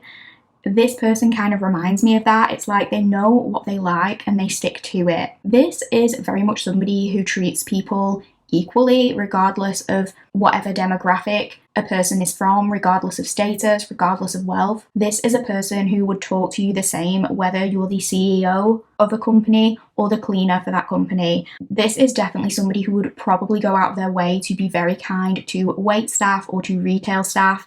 This is somebody who is likely to leave a big tip. This might be the kind of person where like even if something is wrong with their food, they'd be like, no, don't send it back, because they don't want to make anyone else's job harder. This is somebody who is like genuinely a good person because it's natural for them to be that way, not because they want like praise or validation. In fact, I feel like this person might actually shy away from praise and validation. This kind of person might really struggle with being complimented. If they get complimented on something, like let's say a project they're working on, they might not like to take the credit for the success of it, even if they know they've worked hard. This will be the type of person who's more likely to say like, oh, well, you know, this other person did most of the work, like thank them. Or they'll say like, oh, I couldn't have done it without this person. This is somebody who likes to pass the baton of praise around to other people rather than holding on to it for themselves. This is someone who really does value teamwork and collaboration, and they like to see people succeed. And when they succeed, they like to bring people up with them. They like to thank everybody on the team. This person is likely to be somebody where attention seekers and show-offs and people who are constantly bragging, this person probably finds those types of people really off-putting, or they find that really cringeworthy, especially when it's to do with like superficial things. This is someone who probably doesn't get on with very materialistic or superficial people. And that's not to say that they themselves haven't achieved material success, because by all accounts, this person, it looks like they're very skilled, it looks like they're very dedicated, they do come across as a hard worker, but they do not have like a perspective that their material success makes them better or more worthy than the next person. This could be an individual who has worked their way up from very humble beginnings, and it's like they've never forgotten where they came from. Even if this person has turned their whole life around and is doing really well for themselves, it's like they're self-made, but they've never forgotten the people who helped them on their journey, whether it's in big or small ways. This could absolutely be a person where loyalty is a big thing for them. Like even if they have grown and changed, they've maybe kept the same few friends that they had when they were young. It's like they haven't allowed any amount of wealth or success that they possess to change them. They have always remained humble. At times, I actually think they're too modest. But I want to say, like with this person, the skill that they possess speaks for itself. Like if this person has their own business, as just one example, I can imagine this being the kind of person to really struggle like marketing themselves in the age of the internet. because a lot of small businesses, to get noticed, feel like they have to do the social media side of things and they have to market themselves and they have to really put themselves out there and tell everyone, what's different about their company, why people should buy from them. And this person is the kind of person who's just like, oh, do I really have to do like all that extra shit though? Like, can't I just make this product and love what I do without going online and like bigging myself up? But the thing is, with this person, they don't need to be marketable in order to get where they need to be, because they're so dedicated to their craft that like the talent speaks for itself. And they could be seen as, the best in the business with something, even though they would never, ever, ever label themselves that way. And I feel like they can already do well for themselves just based on that. But if someone were to come up to them and say like, oh, well, you should get on Insta or TikTok because, if you're doing well now, think of how well you could do if you really put yourself out there. And this person is the type to be like, you know what, like, I don't need to do all that. Like, I'm happy where I am. They're content with what they do, and maybe they just want to focus on doing the things they love. So if they love making a particular product for their small business, that's what they're going to do. And they're kind of like, whoever wants to buy it can buy it, but I'm just doing what I love and I'm not really focused on like selling me as a brand. They do take a lot of pride in their work, and whatever it is they do, they are going to try and make it the very best. This person probably isn't loud or brash or in your face. They are not like attention grabbers. They're not ones who like to put themselves out there in the spotlight. They are more content when they are able to blend in with a crowd. They are not out there like doing the most and trying to get all eyes on them. And for that reason, sometimes this person can go unnoticed, but it's because they like it that way. They might rather somebody else take center stage so they can just focus on whatever it is they want to focus on. But when they do have something to say, when they talk, it's clear that they have many important things to say. They're just not extremely loud about it. I think they sometimes see the potential in others more than they see the potential in themselves. This is somebody who does like to be part of something. This person could enjoy working as a team or on group projects. This could also indicate that you have worked with this person on a collaborative project, or that might happen in the future. This is definitely someone who makes moves in silence, and they manage to sort of slip under the radar. And when people discover how talented they are, they're almost shocked that this person hasn't mentioned it before, but I think it's just because they are quite humble. This could be an individual who specifies in a particular trade. They could have hands-on expertise, or they could be really good with their hands, building and crafting things. That does not have to apply though. This person could also have a big appetite, or there's something about the way they eat that stands out. Like maybe they are picky with their food, or they eat things in a very specific way, or maybe they can eat a lot for their stature or something like that. Those are just a few examples. One thing that I was reading about mice that surprised me is that actually, contrary to popular belief, mice don't love all cheeses. So there could be something about this person either absolutely loving cheese and that being one of their favourite foods, or they could not like cheese at all, and that might be something really distinctive about them, because maybe you're like, what do you mean you don't eat cheese? Or maybe they're lactose intolerant or something. One other random thing is that this person might be able to function on fewer hours of sleep than most people, or it's like even if their sleep gets disrupted, they manage to just like not really have a problem with it and they get out of bed fine in the morning. So we are going to move on to your energy now. So we're asking, who are you? What is your energy looking like, pile 3? So we have got the Badger and Jinko, healing wounds. And the clarifying tarot card is Justice. Okay, the first thing I wanted to say for your energy, pile 3, is corrupt systems hate to see you coming. You are my justice sensitive pile, so seeing injustice or unfairness makes you like physically uncomfortable. No matter where in life you encounter it, whether it's on the news or at work or when you see it in other people's relationships, if you see something that you deem like not right morally, there's this intense urge to speak out about it. You could have Libra placements or Libra energy in your chart. You could also have very harmonious or symmetrical facial features.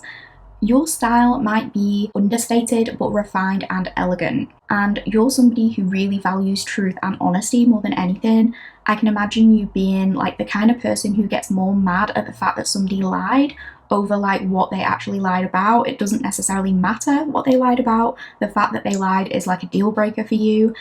It just really seems to frustrate you and feels like an injustice when somebody doesn't give you the whole truth, because if you don't have the whole truth, then how are you supposed to approach a situation fairly? It could really anger you when people don't take accountability or apologize for things. You really do believe in equal access to opportunities and things like that. You could be a fierce advocate for a particular cause that you care about. I can imagine you actually like enjoying debating people, especially when you know that they're wrong about something. For the most part, I think you are very level-headed and diplomatic, and you are tolerant of different viewpoints. I think you do have understanding and empathy for people, but when it comes to situations that you deem not just, or if somebody has views that are actively harming others, I feel like ultimately you are going to call that out and you're going to stand up and try and protect the people that need it. You could be particularly protective of your loved ones. Like, I can imagine if one of your loved ones is being treated badly or isn't able to speak out about something, I can just imagine you stepping up and doing that for them. Like, you would be the friend where if a random guy is bothering or pressuring your friend, you're going to be right there and you're going to be like, get away from her, don't touch her, don't you dare. And you're fierce, like, even if you don't have the physical strength to match it. That won't apply for all of you. Maybe some of you do have a lot of physical strength, or you are like stronger than you look. But some of you, maybe you're quite petite and it doesn't look like you could put up a fight. But if it's something worth fighting for, you are going to fight and you're going to win. Like, you can put up a fight, you can stand your ground. And when you get into that protective mode, people can honestly be a little bit scared of you. I'm not going to lie, but I feel like you're only like this when you need to be. I think for the most part, you are very much like a live and let live person. But when something sets you off, it's like, oh no, you are not going to say that to me. Or more like, oh no, you are not going to do that to my friend. Let me put you in your place and let me tell you how it is. So you can be opinionated, but somebody kind of like has to set you off and then the big guns come out. It could be that certain people sort of try to wind you up on purpose. I'm thinking of the example of like older family members who have different political views to you or something like that. It's like they might bring up a controversial topic that they know is going to like set you off, because once you get going on it, there's no stopping you. You're listing off all the facts and the stats, and seeing unfairness in the world in any aspect is the only thing that really enrages you to that point. Otherwise, you might be pretty chill. I'm also hearing the phrase where you're saying like it's the principle of it, because if something goes against your principles or goes against what is morally right, that really, really gets to you. And so it can be hard for you to explain to people, like people who don't have this sense of justice sensitivity. It can be hard to explain why you're so upset or angry about something, because someone might say to you like, oh, it's not that big of a deal that this happened because this person can just do XYZ, like they have a solution. But in your mind, you're like, yeah, I know it's not that big of a deal, like there's a solution, but my point is, it's the principle. Like, it's the principle that this shouldn't have happened in the first place, or something like that. Basically, if something deeply upsets your principles and your value system, you can pop off about it. But other than that, you are pretty chill. When someone needs someone to stick up for them, you are there. But the rest of the time, I feel like you're mostly minding your business. But you are very committed to your own moral compass, and you do allow that to guide you through your life. Your ethics and principles are really, really important to you, and I think you also prefer to surround yourself with similarly minded people. You are not intolerant, like you can see different sides of things, but ultimately you are not totally content unless you're getting to stand up for what is right.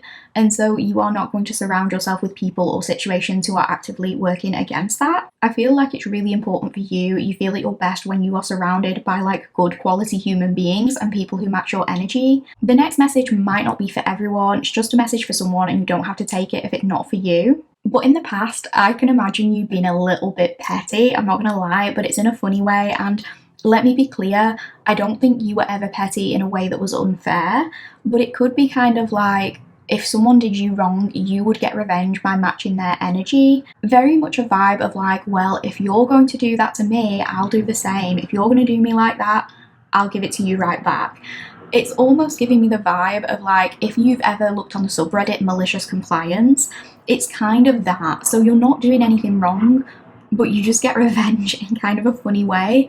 You give people like a dose of your own form of justice, or you give them a taste of their own medicine or something like that when you feel it's needed.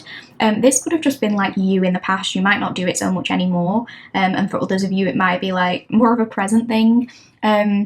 Let me think of an example. So, like, it could be anything really. I don't know. Maybe your work decides to stop paying people overtime, and they are like, we are officially only paying people from 8 a.m. So if you come in at 7:50 to open up, please note we are only paying you from 8. This would be you like sitting in your car outside the building at 7:50 and refusing to move until it's 7:59 and only walking through those doors at 8 on the dot to prove a point. And if somebody asks you why you're not in earlier, you're like, well, you said I'm not paid until 8, so I'm only working from 8. Or like if someone says to you, oh, it's really annoying when you send me long messages, can you stop doing that? I can imagine you replying to everything with K, like just K, okay, okay. Or, if one of your friends says like, my boyfriend cheated on me with my friend, you'd be like, well, you need to cheat on him with his brothers. Those are just like random examples, but it's that kind of thing. Maybe in the past you could be like a little bit tit for tat. And I think this stemmed from justice sensitivity and the need to be treated fairly.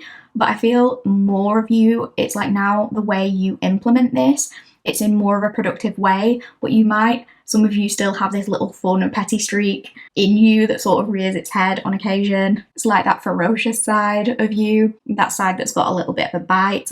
But for the most part, I think a lot of you are focused on being diplomatic and getting your point across in more of a diplomatic way. With healing wounds, you could identify as being a healer of sorts. Some of you could work in medicinal fields, some of you could be nurses. It could be more like spiritual, a kind of healing. Maybe this is also a past life thing. There's something about healing wounds in a past life, and I'm literally seeing somebody on a battlefield. So it could be like you or an ancestor of yours was a nurse or a doctor or some kind of healer in the war. This could also be indicating that at the time this encounter takes place, you might still be healing from something, or maybe this is your energy right now. Maybe you have been working on your healing and gathering your strength again after something happened. Maybe you have been placed recently in some kind of unfair situation, whether it's at work or in another relationship, but it's like you have managed to come out of that situation and you've managed to get justice. Could even be a legal situation for some of you, but it's like you might still be healing from the aftermath of that to some degree. But I'm really seeing that in this situation, you fought for what was right. And if for some of you, for whatever reason, like that has made your life harder, I really don't want you to regret doing what was right, whether it's speaking up about something or advocating for yourself or someone that you love, or being like a whistleblower, speaking out about something, telling the truth. Do not regret that for a singular second, because you would have never been happy adhering to the status quo and just accepting a set of circumstances that you knew wasn't right. That would have been more painful to you than going against whatever was happening. So that last message might not be for everyone, but I did just want to say that because that was coming through. But I think we've said quite a bit about you, so let's move on to question 3. And question 3 is something you notice / like about this person, a standout feature, something that sets them apart. Okay, so we have got Tranquility, Violet, and the clarifying tarot card is the Knight of Swords. Okay, these are two really interesting energies when paired together like this, because when we think of a Knight of Swords person, we might think of somebody who is quick to take action, and sometimes that denotes a person who is more on the impulsive side. But with this individual, I really am not getting the impression of somebody who, talks without thinking in the sense of being abrasive or in the sense of being that, typical Knight of Swords archetype. But I think one thing you do notice and like about this person is that when it comes to saying what needs to be said, this person can be quick to act. This person can speak their mind, but they do this in a calm and delicate way. And I think one thing that really appeals to you about this person is that the way they approach things kind of harmonizes with your energy, because I think on the whole, unless the energies are flipped here, this person might be a bit less like fiery or feisty than you. They might be like the calm to your storm, the calm in the chaos. We did mention that this person might be more content blending in, or they might be a bit quiet or on the reserved side, and that might make you think of someone who is like more hesitant. Whereas with you, it's not like you have to be super loud or extroverted or anything like that.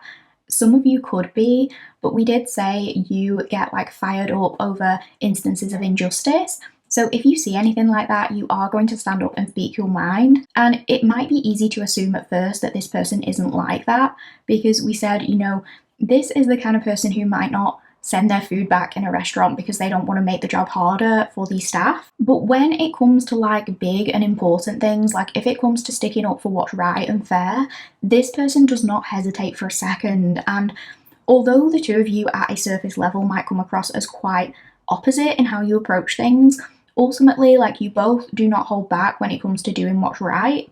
And I think that's something you really admire and that really stands out to you about this person, because this person is humble, they're not overly confident or cocky, but they do know what's right. Like, they have a clear moral compass. And I think potentially when you first meet them, because you guys are quite different on that surface level, it's not that you won't like them, but they might just kind of like slip under the radar for a while. Or you might even think initially, because I think you are the more outwardly outspoken one of the two of you, you might kind of think at first like, oh, that person seems sweet, but I'd eat them for breakfast. But one thing you quickly start to notice and you really quite like is like, actually, no, this person might appear more quiet, but they really can stand up for themselves and for others. And they are not one to compromise their morals or back down either. And that's something that really appeals to you, because it wouldn't surprise me if in other relationships you might have been attracted to other quite fiery or outspoken people, maybe people who are outwardly more opinionated.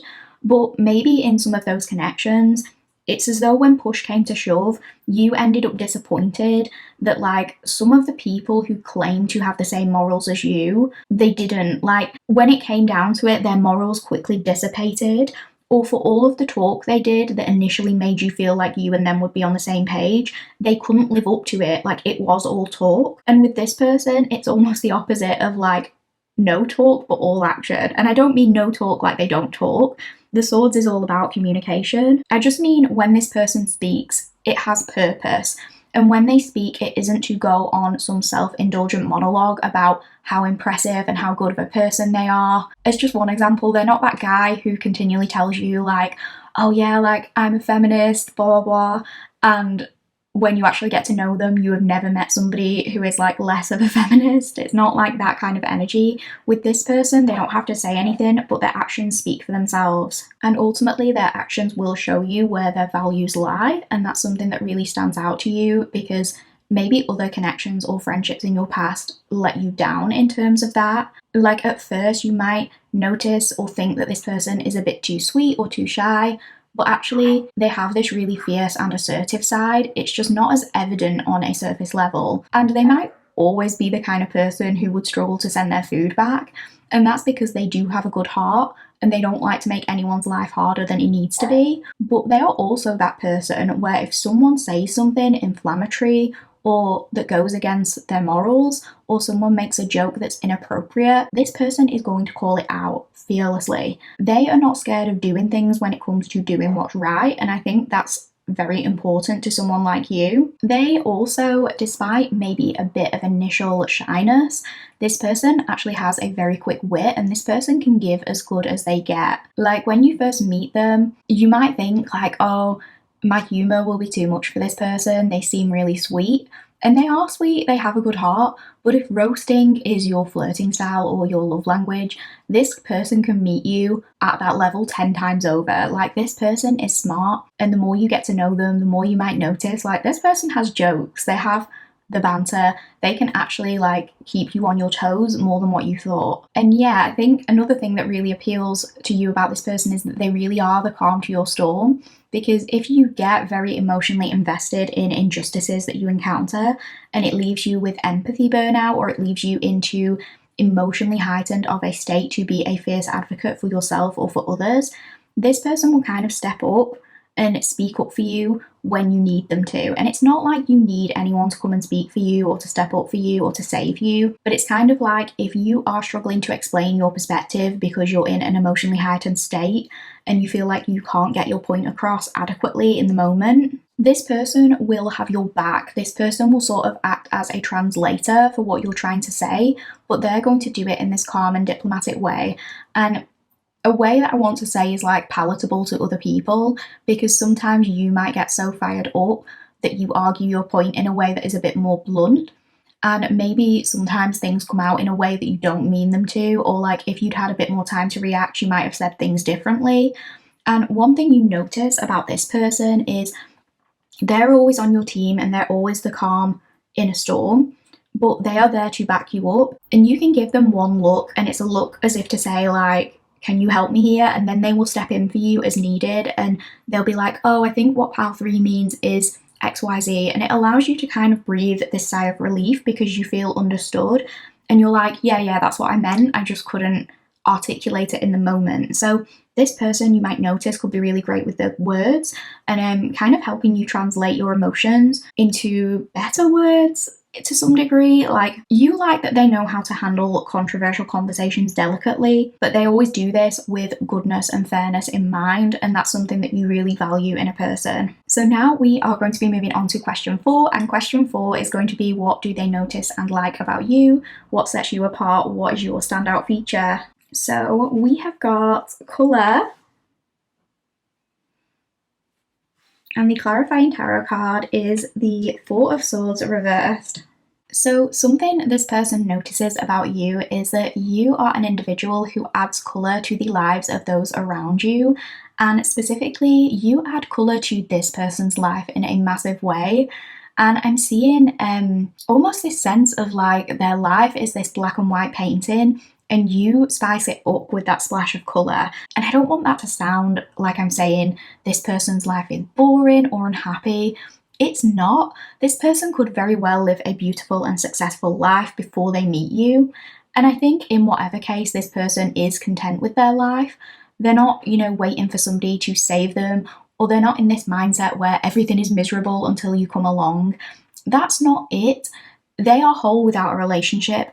But I do think meeting you and experiencing you gives them the opportunity to connect with things and try things and put themselves out there in a way they might not have done had they not met you. And I think they can recognise that somebody who is able to take them out of their comfort zone and make them feel excited to stray away from their everyday routine or to explore new things, they acknowledge like that person is pretty special. Like, you are pretty special to them, that you can add that colour to their life. You are that special and colourful person to them. And I actually think at this soul level and in terms of your value systems and morals, you and this person are way more similar than you are different. And you are certainly a lot more similar to them than you initially think. And that's because you guys approach life quite differently. This person might be more sort of, I want to use the word contained, like in the box, like more of a rule follower in a way, and you might be more outside the box or eccentric or abstract in your thinking or in some way. I just feel like a lot of the time, underneath it all though, you and this person share the same mindset, but the way that you express or articulate it is unique in some way. It's different to the way that they would express it, but it's the same sentiment at its core. And it's something that kind of makes this person feel light and bright. Or they look at you and they kind of think like, nobody could express this the way that you do. Like, the way you express things is so creative and so outside the box and innovative. And I think that really appeals to this person, especially because, again, at this soul level, you do agree on so many things. They can always understand your vision and where you're coming from, and they think it's genius, even if it's more colourful in its execution. Maybe there's something about colourful language, like, because if you are super passionate or enthusiastic about a topic, I feel like the way you sometimes might deliver a message might come across as blunt. And it's like this person might try to deliver a message in more of a careful or delicate or diplomatic way, but you do it more bluntly and you get to the point faster, and this person adores you for that. Like, the way you don't hold yourself back, that really appeals to this person. But whereas this person might approach a debate and they might be like, oh, well, this statistic suggests this, you might be the kind of person who's just like, fuck you, you're wrong. I think for this person, it feels exciting and it feels vibrant to have someone enter their life who is so real and raw and authentic and just such a breath of fresh air. And a part of them, I think, like a small part of them actually wishes they could be a little bit more like you. I think you might say something that some might consider like a little too spicy or a little rude, and it's like maybe they weren't quite bold enough to say this themselves, but they love you for saying it. Like, they love that you said it. They love that you had the courage to do that. And secretly it's as though they're kind of thinking like, okay, but pile 3 isn't wrong though. And it's funny because at first you might actually think this person is, I don't want to say stuck up, but again, you might think your humour is too much for them. And if you tell jokes in front of this person, you might at first think like they're too polite to get it, or like you've offended them, something like that. But actually this person adores your humour, they love your spark, and they can actually match you on that. And at first, I think because this person is a bit more quiet, you might kind of think, oh, I bet they think I'm obnoxious or I'm too loud, like I bet I'm annoying them. But no, you make this person crack up. They love the colour that you add to their life, and they love being around you because they know that when you're around, it's going to be a fun time. You might sometimes worry that you've overshared in front of them, especially if they're a bit more quiet with you at first. But I mean this in the best way possible. This person loves that you're unhinged, and that might not apply to everyone. Don't take it if it's not for you. I don't mean it in an offensive way, but if you've ever been the kind of person where you've said something and then you've been like, oh, I've said too much, like, why did I say that? That was unhinged. I think this person adores you for that because they love the honesty. They value honesty the same way you do, and there's nothing more real and honest than somebody who is willing to be their crazy selves and not filter themselves too much. Maybe as one example, you've been drunk in front of this person before and you've done something a little bit silly or foolish, or you feel like you've said something you shouldn't have said, and afterwards you've been thinking like, oh, I bet this person thinks I'm such a weirdo. And they do, but they love it, like, because they might also share your weird humour. They're just not as vocal about it at first. And when I say weirdo, I mean it in the best way possible, not in an offensive way. I just mean it as like out of the ordinary in some way. I feel like you add your own signature stamp or your own artistic touch to pretty much everything that you do. And this person, they might be a little bit more methodical in the way they do things, but they might kind of like that you are a little more scatterbrained or a little more abstract. I don't know why, but I want to use the word feral. They might like that you're a little bit more feral, or like, I think what I actually mean is untamed. Like, they like that nobody can tame you, that kind of thing. Yeah, they like that you can't be tamed, and they don't want to tame you. They just want to be alongside you. They don't want to diminish your colour. This is random, but if this person has you on social media and you post memes or anything like that, and you think that this person wouldn't find your memes funny or they wouldn't get it, they do. Like, there's something about them finding your memes funny and relatable. So that's a message for somebody. But yeah, I feel like colour could also just relate to like how you make this person feel. Maybe you add colour to their life in that you make them feel a type of way they haven't in a long time. I also feel one thing they love is that you're somebody who will not be told what to do. I think sometimes you are in this energy where you're just like, nobody can tell me nothing. I'm going to do things my way. I don't want any advice. I'm just going to do this. And that independent, sort of rebellious streak really appeals to this person. I also feel like they enjoy something about I'm hearing randomness. I want to say your randomness, and I think they're saying like they've never met anyone like you before. You could have the kind of brain that's always going at 100 miles per hour and you're always moving very quickly between thoughts.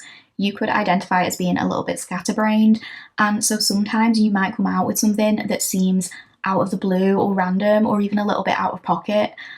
People are taken aback by it, but this person is like, nobody has ever said that to me before, but they mean it in the best way possible, because maybe normally the questions that people ask them are boring, and with you it's never boring because you're always moving from one topic to the next in conversation. They might like that you're a little bit restless or that you always need to be doing something. I also feel like some of you could have, what is it called? I think it's called demand avoidance. Like, if somebody tells you to do something, you might have been doing that thing anyway, or you were about to, but if they tell you to do it, like suddenly you refuse to do it. Again, it's like nobody can tell you anything and this person notices that. They honestly kind of like it. It's funny because the Four of Swords, when it's upright, indicates peace, but here we have it in the reverse. And it's kind of giving me this vibe of you don't give this person a moment's peace and they love it. And I don't mean it like you were driving this person crazy. I mean it more like, with you, there is always something to talk about, or there's always something you want to become. There's always like more you could be doing. And I feel as though you keep this person on their toes with your humour, with the things you say, with your unfilteredness, your opinionatedness. There's something like when you love people, you terrorise them, but in the best way possible. I'm getting Sagittarius energy, I think, because people call Sagittarius, like Sagittarius. That's what it reminds me of. Sagittarius energy. So yeah, you are the bright spot for this person, though. You definitely have a lot of personality and you add a lot of vibrancy to their life. Don't take this if it doesn't resonate, but some of you, it feels like you're giving me this energy of like, you can be a little bit of a brat, but they love it. Maybe they like when you tell them off or something, or they like just that you won't be told what to do. They like when you get your way on something. But yeah, let's move on to the next question. And the next question, question 5, is what are the circumstances surrounding this connection? Okay, so we have got rite, ceremony, mystery, magic, and the clarifying tarot card is the 9 of Cups reversed. The 18th of a month could be relevant for some of you. Maybe January, July, or August is relevant. Whatever the case may be, I definitely don't think you are expecting this connection to come in the way it does or at the time it happens. First of all, we have got that keyword mystery on the right card, which tells me some things surrounding this encounter have to remain a mystery in order for it to come in the way that it's supposed to. That being said, I think there are some pieces of information we can glean from this, especially with that 9 of Cups in the reverse position. When the 9 of Cups comes out in this position, it can sometimes refer to like almost feeling satisfied, but something doesn't quite hit the spot, and it's leaving you feeling as though you're yearning for more. It can also relate to this feeling of you get what you wanted, but when you get it, it doesn't feel as good as you thought it would. Or almost this sense of like, I've indulged in this thing, but what was the point because it hasn't satisfied me? It's almost kind of like a sugar crash feeling. Sometimes the 9 of Cups reversed makes me think of temperance reversed, like lack of moderation, overindulgence in something, but ultimately like it leaves you feeling not as good as you thought it would. One example I can think of is like, let's say you remember this one particular snack you used to be absolutely obsessed with when you were young, but now it is really difficult to find. Maybe the manufacturer doesn't make this snack anymore, or you can only get it from this one specific place in the world. It's like you might find yourself desperately craving this snack. Let's say it's like a chocolate bar or something. You are yearning for that specific pleasure you experienced when you were young, and you are adamant, like, I just need to taste this chocolate again to get it out my system. I'll feel good once I have it again. So you like go to the ends of the earth looking for this chocolate bar. You search the entire internet high and low, and maybe it takes such a long time to find it, but eventually you find one bar of this chocolate on eBay going for like this extortionate price, but you just have to have it. So you buy it, and then you finally get the chocolate bar you've worked so hard to find for God knows how long. But then when you take a bite into it, you're like, oh, this actually isn't as good as I remember. And maybe you were romanticizing the memory in your head. Maybe the chocolate bar genuinely isn't as good anymore because maybe they've taken all the unhealthy stuff out and the E numbers and it just doesn't hit the same. But either way, you are finding it didn't quite fill the hole. It didn't quite satisfy the craving, and that deeper yearning is still there, but you can't work out what that deeper yearning is for because you've already got the chocolate bar. So like, what else is there? What can you do with this feeling? Now, please bear with me here. I'm not saying that you are going to feel that way about this connection or this person, so please don't be disheartened by that example. I am just using this as a point of reference to say, around the time this connection takes place, you might be at a stage in your life where you are feeling unsatisfied in some aspect, and you are looking for something deeper when this pops up. Now, it might not be as deep as like you are unsatisfied with something in your life as a whole. It could just be that you meet this person in a location where you are like kind of obligated to be rather than where you want to be. Because this right card always makes me think of the phrase, a rite of passage, and I'm getting the phrase of like, oh, it's just something I have to do. So for some of you, it might not be that your 9 of Cups reversed means that you are deeply unsatisfied in some grand way, but you might be in some kind of situation where at the time of this meeting, you're thinking like, I don't really want to be here, or what is the point of this? But there is a point to it, and the point is connecting with this person, because that is the thing that's going to turn a circumstance that you thought was pointless or you thought was like more of an obligation into something absolutely magical. and something where you're going to be like, okay, like now I know there was a reason that I had to be here on this day and in this particular set of circumstances. But I definitely think this is somewhere where you turn up and you're expecting the day to be boring, or you're not expecting it to be satisfying, or you don't even want to go at first. But afterwards, you're going to look back on it differently, because an obligation provides the opportunity for this connection to take place.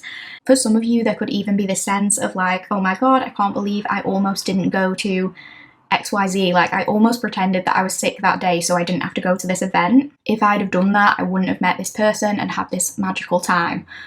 So I'm going to give a few different tangible examples, because for some of you, this sense of like dissatisfaction or yearning for something is on a smaller scale, and for some of you it might be on a bigger scale. So for some of you in that first camp, this could be as simple as like, let's say you have to attend 2 events during this one weekend, and maybe on the Saturday night of that weekend, you're going to a friend's birthday, and then on the Sunday, you have to be up quite early to go to some kind of family ceremony, like a wedding or a christening or something like that. You could have this really great time on Saturday night with your friends, but maybe you get so caught up in the moment that you end up overindulging and drinking too much, and your friends are like, oh, don't you have to go to that wedding tomorrow?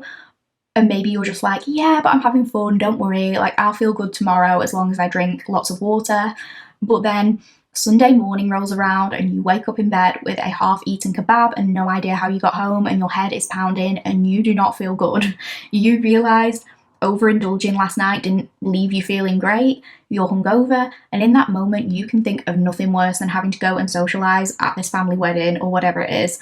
So in that moment, this feels like something you really, really don't want to do. It feels like an obligation and you are so close to cancelling, but you're like, oh, do you know what? I can't cancel. This is just something I have to do. I'll just have to pull myself together and go and smile for a few hours, and then I'm going to say my goodbyes, go home and go back to bed to try and cure this hangover. Well, that wedding that you really didn't want to go to, or that you were adamant you were only going to stay for the ceremony for, that's where you end up meeting this person. And what initially seemed like it was going to be such a drag ends up being the best, most magical day or night of your life, where you stay up talking to this person until the wedding reception ends in that scenario. Of course, that's just one example, but it could be absolutely anything. It doesn't have to be that you're hungover or anything like that if you don't drink. It could just be you're not in a very social mood and it's like you very almost talk yourself out of it, but for some reason you decide to go and it ends up being so much better than you thought it would be. Another example could be like, maybe you force yourself to attend a gym class when you don't actually want to, because you say to yourself, it's just something I have to do. You're kind of like, let's get it over with, and you end up connecting with this person. Or on a bigger scale, for those of you where you are having more of like an existential crisis and you're on the verge of uprooting your life due to some sort of dissatisfaction that you're feeling, another example could be like, let's say you've just reached a career milestone and you're given this promotion that you've worked hard for months and months. It could be like you're doing this job day in, day out, and each day you're reaching this crisis point where you're like, I don't even actually like this job. Like, you're having that realization and you're kind of like, I don't feel as happy as I thought I would be once I got this promotion, even though I've worked really hard for it. Maybe you are literally thinking of changing career paths, or you are just yearning for something different. But there's this work conference in a different city that you are obligated to go to. And a part of you is thinking like, oh, what is the point of me going to this conference? I don't even think I want to do this job anymore. This just feels like a waste of my time. I could be spending this day researching other things that I want to do, not using up all my energy at some boring conference when I don't even know if I want to stay in this job. So you're like battling these feelings of dissatisfaction and you're frustrated and getting to this point where you're like, what is the point of me doing this? But maybe this conference is where you meet this person, and that's the reason you have to go to it. Not because the universe is saying you have to stay in this job you hate forever, but because you needed to take this opportunity to be connected to this individual who's going to become very important to you. So it's something where at the time you feel like you just have to do it, and you're maybe not happy that you have to do it, but you do it because you consider it something you have to do, and in the end you are very glad that you did. Another example could be like you yearning for a connection with a particular person, like pining after a crush or pining after an ex, and eventually you get what you thought you wanted. You get with this person, or you get back with this person that you've been pining after. But then you start to realize, like, oh, actually I've spent months focusing on this person, like pursuing them, but they aren't actually what I want. And that's when you unexpectedly meet or connect with this person. It's when you have that realization that you're yearning for more. And it plays out so different to how you thought it would play out. Nothing goes down how you think it will, and that's why there's some secrecy here, but it is magical, and it is so much better than you expected. And the things you think are going to make you happy might not. And the one thing that you think is going to be like a chore or like the low point of your day turns into the highlight, and it turns into something that is just absolute magic. So let's move on to your next question. And your next question, question number 6, is how is this connection initiated? So we have got number 29, memory, and the clarifier is the 8 of Swords reversed. This might not apply to all of you watching, but I do feel as though for many of you, this is somebody who you know of. Like, you have met them once before, even if they haven't really been on your radar. Again, it might not be for absolutely everyone, but how they are going to initiate has something to do with bringing up a past memory. Now, for those of you who are categorically like, I have definitely never ever met this person, like this is a completely future orientated thing, like you don't know them at all, the memory I'm referring to that they bring up could just be something that happens earlier in the day that you meet them. So for example, if it's at the wedding reception that you go to, that we mentioned in our example earlier, this person might be like, oh, did you see when XYZ happened in the ceremony? And you guys are going to get chatting over that specifically. It's going to start off friendly before moving towards anything romantic though, and I think that's the case whether you know them or not. For those of you where you do know this person, there might be varying degrees to how well you know them. So if this is a friend of a friend or a friend of a family member who you've met once or twice but haven't spoken to one-on-one, they could start a conversation like, oh, the last time I saw you was at such body's birthday party, and you talk about things that happened at that event and you kind of connect over that shared experience. Now, for others of you, this could very well be like somebody you were more friendly with at one point, but perhaps you never saw them in a romantic way until this moment where you connect again. So for some of you, this might be a person who you, for example, knew in high school, or an old colleague you used to work with, or somebody who used to be in your friendship circle, or maybe on the outskirts of your friendship circle way back when, or, a friend of the family who you just never saw in that romantic light, but something about this encounter is changing that. So this memory might be broached in different ways depending how big of a part of your life this person was. For some of you, it's literally going to be like more of a casual conversation starter. It's just kind of a mutual experience that this person utilizes just to get the chance to talk to you. But for others of you, you have way more like profound memories with this person maybe than just the one. So it could very much be this back and forth of you and this person yapping and bantering and catching up and saying like, oh, remember when this happened? And both of you like adding on to the story, and you end up cracking up and really vibing as you reflect on these past situations and you have a laugh over them. So either way, I think it's going to start off very fun and very friendly before it moves to something flirty. And the example I was picturing is 2 people catching up at an in-person event, but it could also be, this person DMing you, messaging you, using this memory as a reason to talk to you. So they could, as one example, text you out of the blue and be like, sorry, I know this is so random, but this memory just popped into my head and I had to talk to you about it. And then it moves from that to asking questions like, oh, so what have you been up to lately? Like, are you seeing anyone? That kind of thing. So maybe someone coming back in your life that way and finding out more about you after using this memory as like a segue to get into a conversation with you. But for a lot of you, like if you do know this person in any context, even if it's in a smaller way, I feel like you're not expecting necessarily to like them the way that you do. And I think when you connect with them, you might initially see it as like, oh, it's good to catch up with an old friend, or, it's fun to reflect on these memories and have a laugh with this person. But you don't really assume anything past that. And I think this person doesn't push too hard, too fast. They're not making you feel uncomfortable or making it too flirty right from the off.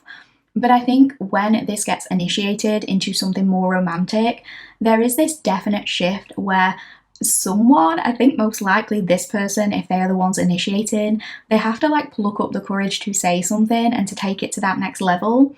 And I think on your end, you're maybe a little more taken off guard, but in a really good way. Like, this person is very different to how you remember them, if you do remember them. But it's in a way where, like, if once you couldn't have imagined them as having romantic potential, the way they carry themselves now in this interaction, it has you considering them in a completely different way. So it could be that this person has had some kind of glow up, maybe to the point where, like, if this is an old friend, you almost don't recognize them at first, and you do notice, like, wow, they are looking really good. But it doesn't have to be just a looks thing. It could also be like they just used to be more shy or nervous, and now they're coming across as more confident and more assertive. And they are just wearing their newfound confidence really, really well. And it's just this different energy where you're like, okay, then, like, I'm kind of into this. And you would have never before this encounter seen this come in. And I just want to say, because it's not like you ever found this person unattractive or anything like that. I think it's literally just they never really came up on your radar, like they never really put themselves on your radar, because maybe you assumed you just wouldn't bump into them again, or maybe you didn't assume that they would be into you because you had no reason to think that, because maybe they've never made a move before. But I think it will come out like during this conversation. I can imagine this person mentioning that they've had a crush on you for a long time or something like that, but maybe you just weren't aware of this. Maybe you just used to think this person found you annoying, like you had no idea that they felt this way, but they're getting the confidence to put something out in the open. And if this is someone, for those of you where like you definitely haven't met this person yet, this could just be a thing where like you say something at this work conference and then you notice this person looking at you and you assume it's because they're like annoyed by what you just said or something like that, or you think they think you're weird or something, and you don't think much of it. You don't think that this person who you locked eyes with at the conference for 1 second is going to mean anything important to you. You don't think you mean anything to them, but you find out the whole time, like, they couldn't stop staring at you because they were crushing on you or something like that. And this might be something they bring up to initiate this romantic connection, but I do think this person has to kind of psych themselves up to talk to you. It could be that there are multiple opportunities that they let pass them by at first because, again, they have to work up the courage. And if you have not met them but you meet them at this event that you're going to, it could be that you keep catching them looking at you almost as if they're going to approach you or say something, but then maybe their fear and their self-doubt creeps up and they see somebody else going to talk to you and so they turn away. So maybe it takes them time at this actual event to approach. And for others of you, if this is a friend from way back when, for example, I think they're actually going to say to you like, oh yeah, I had this huge crush on you since 1996, but I never made a move because I thought you were out of my league or I thought you wouldn't be interested, like I was too scared to make a move. But now they're in such a different energy, like their confidence is really standing out, they're a lot more sure about who they are, their fear is like loosening here, they're coming undone, and I feel like the more the two of you get talking, the more comfortable they start to feel. Because at first, maybe they're really intimidated because they just think that you look so good and they're kind of like, oh, like, how am I even going to do this? But when they initiate and you guys are just having this very casual banter and this chat and this fun, I think they're going to be like, oh, actually, Pal 3 is really easy to talk to, and that is going to allow them to be more confident. I guess if this is an event where drinking is involved, then that's something that could give them a little burst of courage, like to open up about this crush that they have, which I think surprises you. You could even be kind of like, oh, I thought you used to hate me. Because this person, if you did know them in the past, they could have been a little bit avoidant. Like maybe when you used to try to talk to them, they wouldn't make eye contact or something, and so you thought they didn't actually like you, but actually it's because they were nervous and they had a crush on you. And if this is like, you know, you do just meet them the day you connect, again, you might see this person looking at you, but you don't think it's in a romantic way. You just think like, oh, have I got something on my face? Is there something wrong with what I'm wearing? But it's actually because they're attracted to you, but it's like their face doesn't fully give that away. Their body language doesn't fully give it away. You could think like, oh, they're looking at me funny, but actually the look that they're giving you is one of awe. And that could be something you joke about later, and this person is like, no, like it's because I was into you that I was staring at you. But you wouldn't have known that. So they initiate by liberating themselves from this prison of their own making, because maybe they've told themselves these false things and internalized some of these things as gospel, and so they've never been able to make a move. But I do see them, like whether you meet them that day or whether this is someone from your past taking this opportunity that's been presented for reconnection, I do see them moving past that and being like, I am going to put my cards on the table. But they might just test the waters first by bringing up something lighthearted and friendly, because it's not just a confidence thing. I think this person really does consider other people and they don't want to be disrespectful or make you feel awkward or uncomfortable.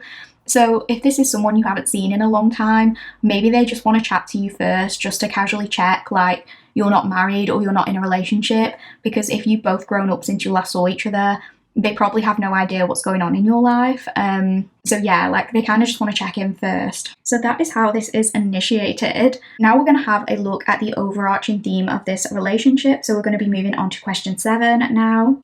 Okay, so we've got inspiration. Seek the divine spark that ignites your passion and purpose, leading you towards a path of inspiration and illumination. And the clarifier for that card is the world. Okay, that's cool.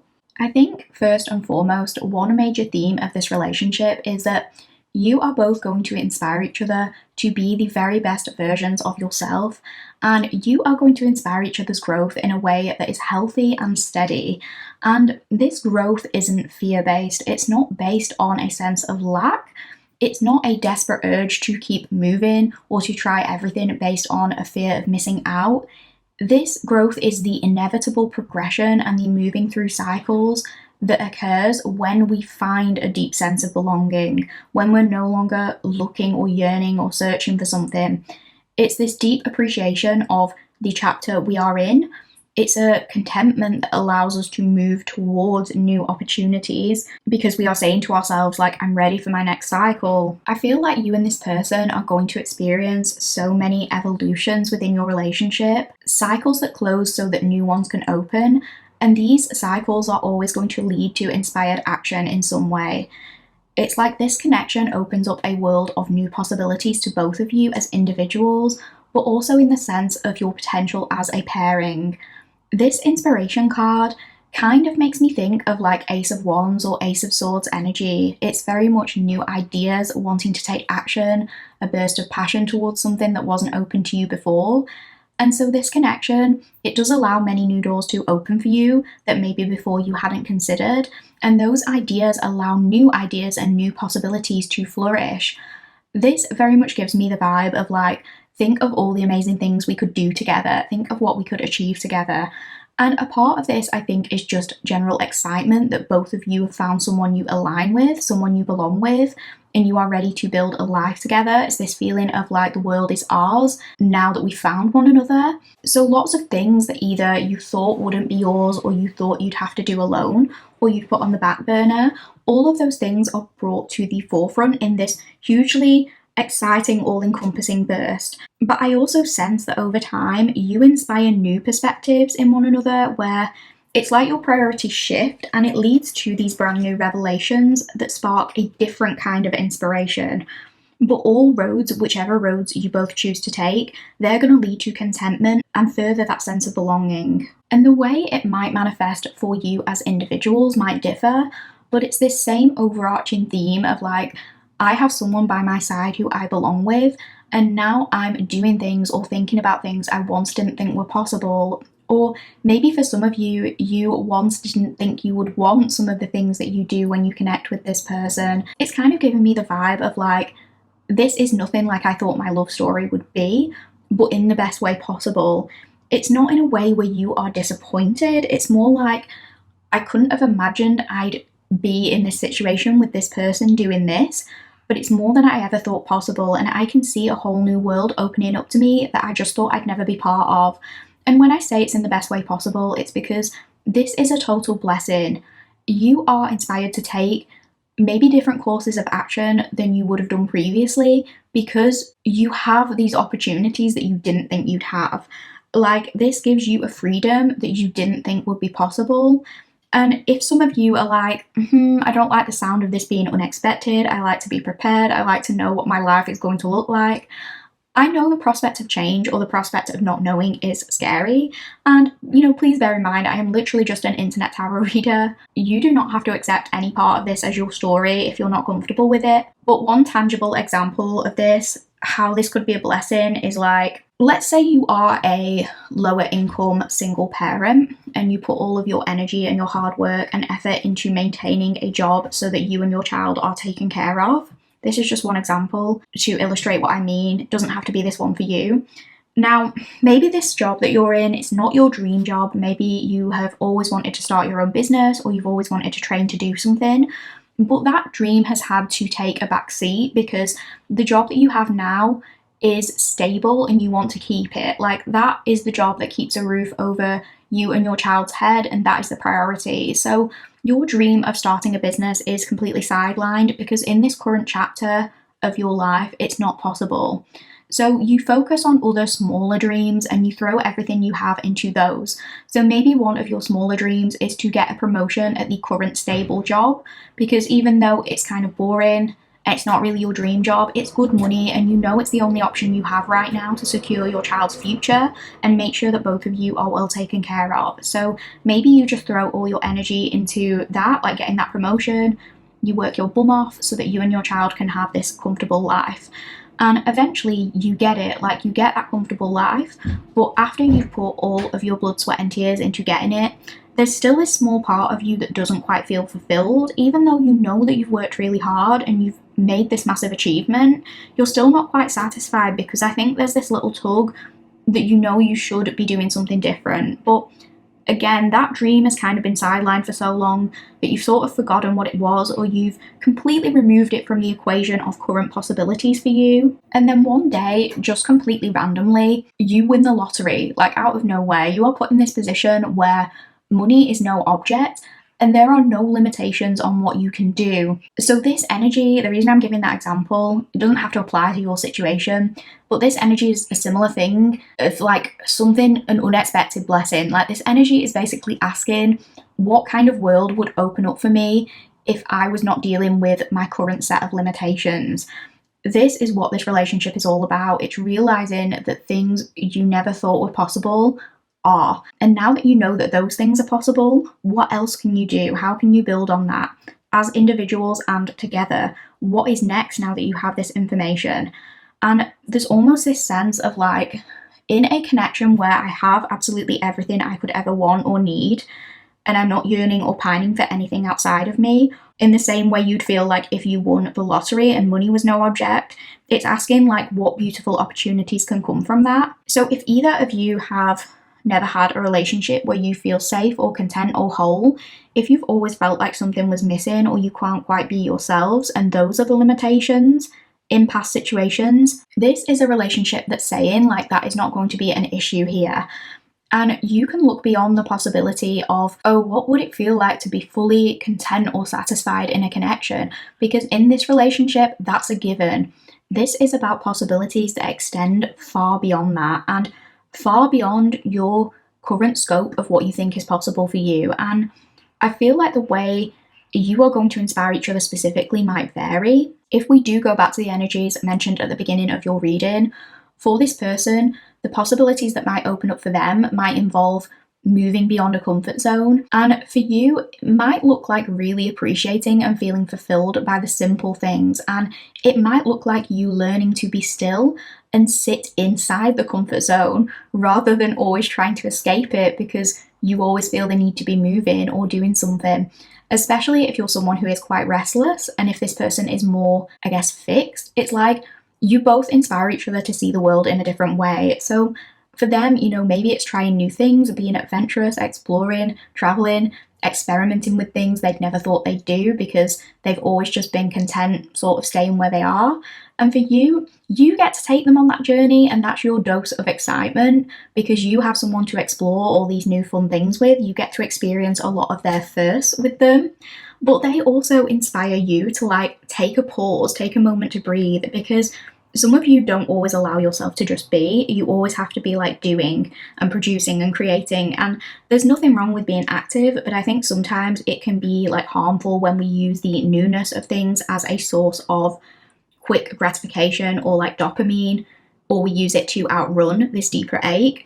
Not all of you, but some of you kind of give me this energy of being like, I'm never settling down, or I'm never getting married. Again, that's not for everyone, but if you've ever said anything like that, even when you were younger, because you were at some point, for whatever completely valid reason, led to believe that being with one person forever would be boring, like you can't stay in the same place for too long, that kind of thing. This person is kind of teaching you that being in a settled connection with the right person could never ever be boring. And with this person, it might actually bring you so much more than you thought it would. It's basically like you thought one way of life would satisfy you and you've been chasing after that. And this connection shows you that true fulfillment might come from something very different, and something actually that's a lot more simple than what you believed would make you happy.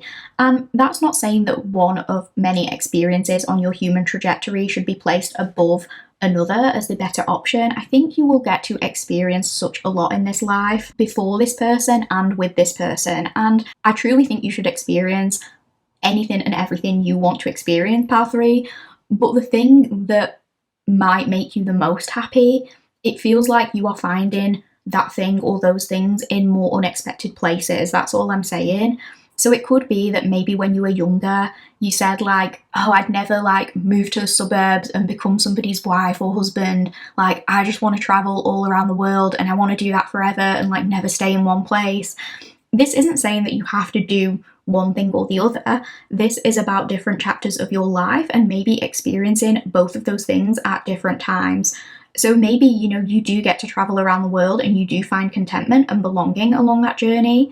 But maybe it comes a point where you're like, you know what, I feel like I'm done with that chapter. I feel like that chapter has come to a close and I feel like I'm ready for a new path.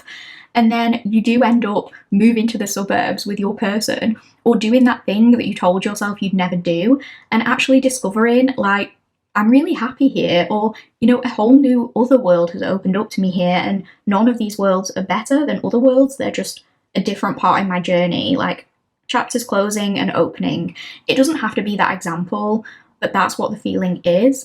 And you're going to like get to do all of that together. You're going to experience new and profound things that give you inspiration, but you will also be experiencing sacred stillness and this sense of belonging that is unparalleled to what you might have experienced before. So I feel like we kind of touched on this a little bit during those last couple of cards, but we're going to move on to question 8. And question 8 is, what will you learn from this connection and what can you teach each other? So we have got intimacy. The clarifying tarot card is the 4 of Cups reversed.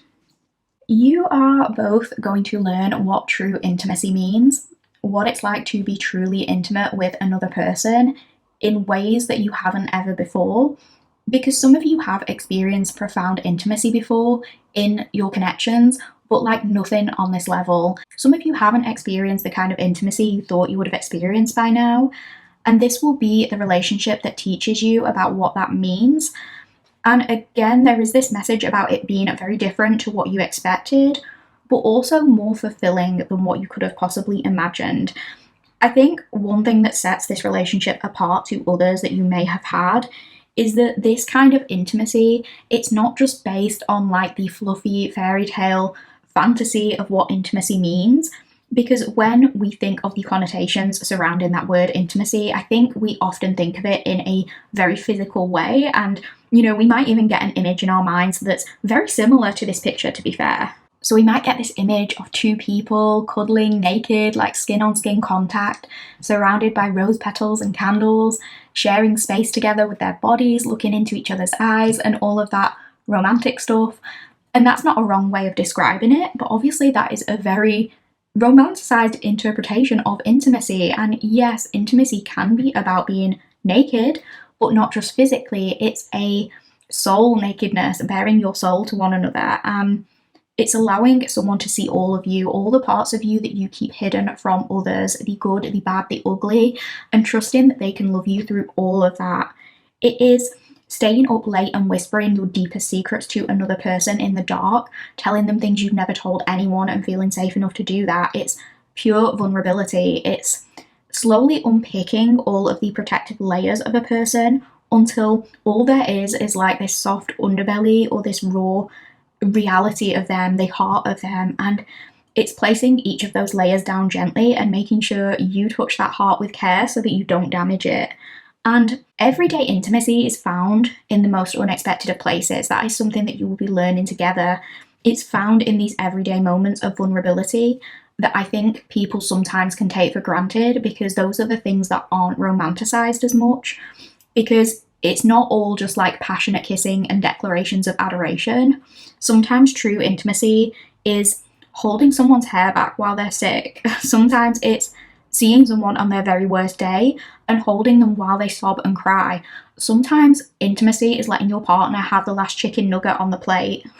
It's these everyday ways of showing care that are not often romanticized in the same way as the huge, grand gestures are, but they are just as important. Sometimes intimacy is beautiful, sometimes it's ugly, but it's all still love and care and intimacy. And there's something beautiful about being able to love someone and allowing yourself to be loved, even when all of you feels exposed, when they see all of these parts of you that even you might not always love about yourself. This connection is going to show you what it's like to experience that. You're going to learn how to find beauty in the realness of your love. And this is not to say that you won't have like the passion or the grand gestures of intimacy. You definitely will, and I think that's going to be an important part of this connection.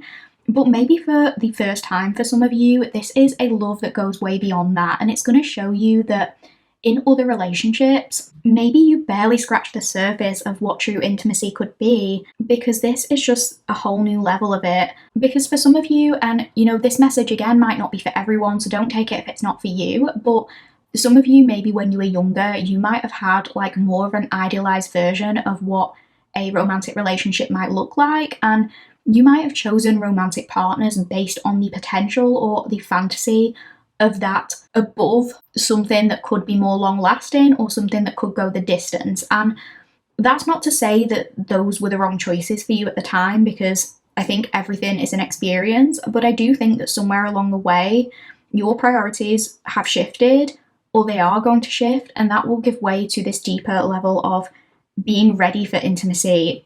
That will give way to there being something more than just like the high highs. It's also falling in love with the realness and the rawness of an adult relationship and recognizing your own growth as an individual within that. Again, not for everyone, but some of you could have been disappointed in the past by partners if they were people who could like very much talk the talk but not necessarily walk the walk. Like people who painted you a very nice picture, but when push came to shove, they couldn't lay the foundations for the house. That's something that I want to say. Like, what good is the pretty picture if there's no house to put it in? So this could look like inconsistent people, people who were only there for the fun times, people who might have initially showed a lot of passion and interest, and there was a high level of attraction, but it wasn't sustainable. This could look like gravitating towards avoidant people or people who keep your nervous system in a state of fight or flight. And within that, maybe you weren't able to experience genuine intimacy because you were always unsafe on some level. And this is very different to that. This connection is going to make both of you feel extremely safe. And I feel like I don't want to diminish the physical aspect of this connection. I actually think the safety you both feel emotionally will make the physical intimacy way more fulfilling, because you and this person can really trust each other to experiment together. And I think you might be the one who suggests trying new things more often. And I think you can teach this person things about experiencing intimacy in new ways. But I think you're going to like how you can kind of coax a freakier side out of this person. Like, this person could be shy on the surface, but deep down they might be a little bit freaky. And you might like that you and them have this sort of secret. Like, that's a side that they only really show to you. I feel like the fact that there's no holding back and no topic off limits in this connection makes you even more attracted to each other. It makes you feel as though you can freely express yourself and be unfiltered and overshare without being penalized for it. And it makes this person who might have been conditioned to be not as expressive, it might teach them that they have permission to be more open too. So I don't want this to sound like, oh, this relationship is really safe and there's no passion, because I actually feel like it's the best of both worlds. You don't have to have one or the other. And actually, I think the physical attraction will only deepen over time, because I feel like you both continue to fall in love with each other for who you are as human beings. And there's something about your aligned values deepening this attraction. And I also feel like with the physical stuff, because you're both able to have these open and honest conversations, it's just going to get better and better and better. Because the thing is, like, you can laugh about everything, and that's so important. And I don't know how much I'm allowed to say on YouTube, so I won't go into graphic detail here, but physical intimacy can be a very vulnerable experience. And, you know, sometimes there are weird sounds or position changes that don't quite go right, and you and this person can laugh about all of that. I can imagine you joking and having fun with each other before, during, and after, and that just makes it even better. I also feel like this person is going to be very big on aftercare. And again, this next message, it won't be for all of you, but some of you, maybe in the past, you were the kind of person where you didn't really want to cuddle after intimacy. Maybe you were like, oh, you know, like, once I'm done, I want to be in my own space, like, get out of my house. And if it's not that specifically, maybe it's that you used to say you can't imagine yourself sleeping next to someone for the rest of your life because you really like your own space. But for some reason with this person, you enjoy those things, or you find a way to make it work. You want to do it for some reason because it just feels right. So you will absolutely be head over heels attracted to each other on that level, but it's like the things you're attracted to, it's not just based in the fantasy. This is, you know, being enamored by not just the daydream you had of this person in your head, but also the humanness of them. It's falling in love with the very human side of things. And this might surprise you, especially if you're someone where, like, you used to get the ick quite easily. I'm not saying that that is you or that you do, but if that ever was you, it's like you fall more for this person the more of them you see, and that's how you know that this connection is right and intimate on a deeper level to other things you've experienced. And I know, by the way, that people experience physical attraction very differently. I know some people are of the belief that if you see too much of someone's humanness, it breaks the fantasy and you can no longer be attracted to them. I personally think that's kind of superficial, but each to their own. I experience attraction very differently to that, but one example that I hear is people who have said, like, oh, I've been with my partner for 40 years and I've never farted in front of them. And honestly, if you have that much authority over your bodily functions, like, I mean this from the bottom of my heart, genuinely good for you, because that is honestly quite impressive. But for me, that is not going to work, because as someone who eats a lot of fibre, if I hold it in during the day, it is going to come out in my sleep whether I want it to or not. And that's probably worse because I'm going to be next to them in a confined space. So I understand there's absolutely something to be said for keeping the spark alive. But if a fart is the deal breaker in terms of them being attracted to you, how much do they value you as a person, really? Like, if they can't appreciate your humanness or see you as a real functioning human being, where is the intimacy in that? I know for me personally, somebody's character is more the thing that can make or break attraction. Like, for someone to hold space for me and to care for me and show up for me on my worst days, that is going to make me 10 times more attracted to them. Whereas, like, when I hear stories about, as one example, like, people who get their partner pregnant and then they leave them for an affair partner and things like that, no matter what that person looks like, at that point they are ugly to me. It doesn't matter what they look like, because I'm just not attracted to someone with a weak character. So I feel like what I'm trying to say here is that the attraction continues to transcend the physical, and this person showing up for you and loving you and caring for you and you doing the same for them, it deepens the spark, like the physical attraction that's already there. It brings you even closer and teaches you that that spark can be kept alive forever if you are able to keep valuing each other the way that you do. So let's move on to question number 9. And question number 9 is, what great thing will this connection lead to? So we have got morning dew, clarity, a fresh start, a positive outlook, and the clarifier for this card is the 8 of Wands.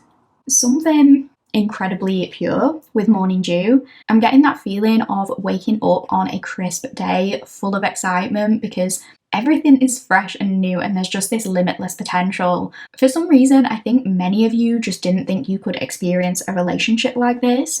For some of you, it's like you maybe thought you would never get this or you couldn't have imagined this. We got that healing wounds card for your energy right at the beginning of the reading, and so for those of you where you were like still healing from a past connection, it's maybe just this sense of at one point you thought like, or even if you're going through this now, there's this sense of like, I can't imagine ever fully getting over that, or I just can't imagine being happy with someone else.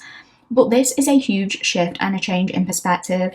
this is going to lead you to a place where you're like, how could I ever doubt that this could be mine? Like, it's been mine all along. This is where I was always meant to be. It's making me think of like a sigh of relief, or even just the concept of looking at something with a fresh pair of eyes. That is what I'm getting. And I think I've given this example before, but if you've ever stayed up all night writing an essay and you get to this point at like 4 a.m. where you're overtired and you've read and reread the same sentence several times and none of it makes sense, and you know that something about it is wrong but you don't know how to change it, you're just completely frustrated, your brain feels broken, and you are just ready to pass out for the night. When you're in that moment and you force yourself to carry on writing, things continue to feel impossible. But what a huge difference a little bit of sleep can make. Like, if you actually get some rest and you wake up the next morning with a fresh pair of eyes, you might look at that sentence you wrote and rewrote 60 times the night before, and suddenly it all makes sense. And suddenly you're like, oh, I just needed a comma here, or oh, I just spelt this word wrong. It's like a simple fix. So you go from thinking your work is an absolute irreparable piece of crap to realizing like, oh, actually this essay is really good and I think it's going to get me a good grade. It just needed a little bit of a tweak.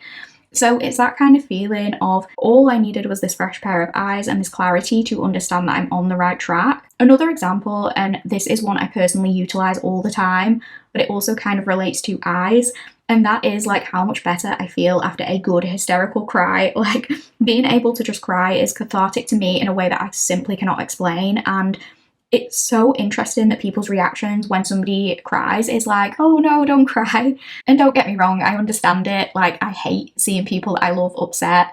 It is physically painful to see those you care about hurting.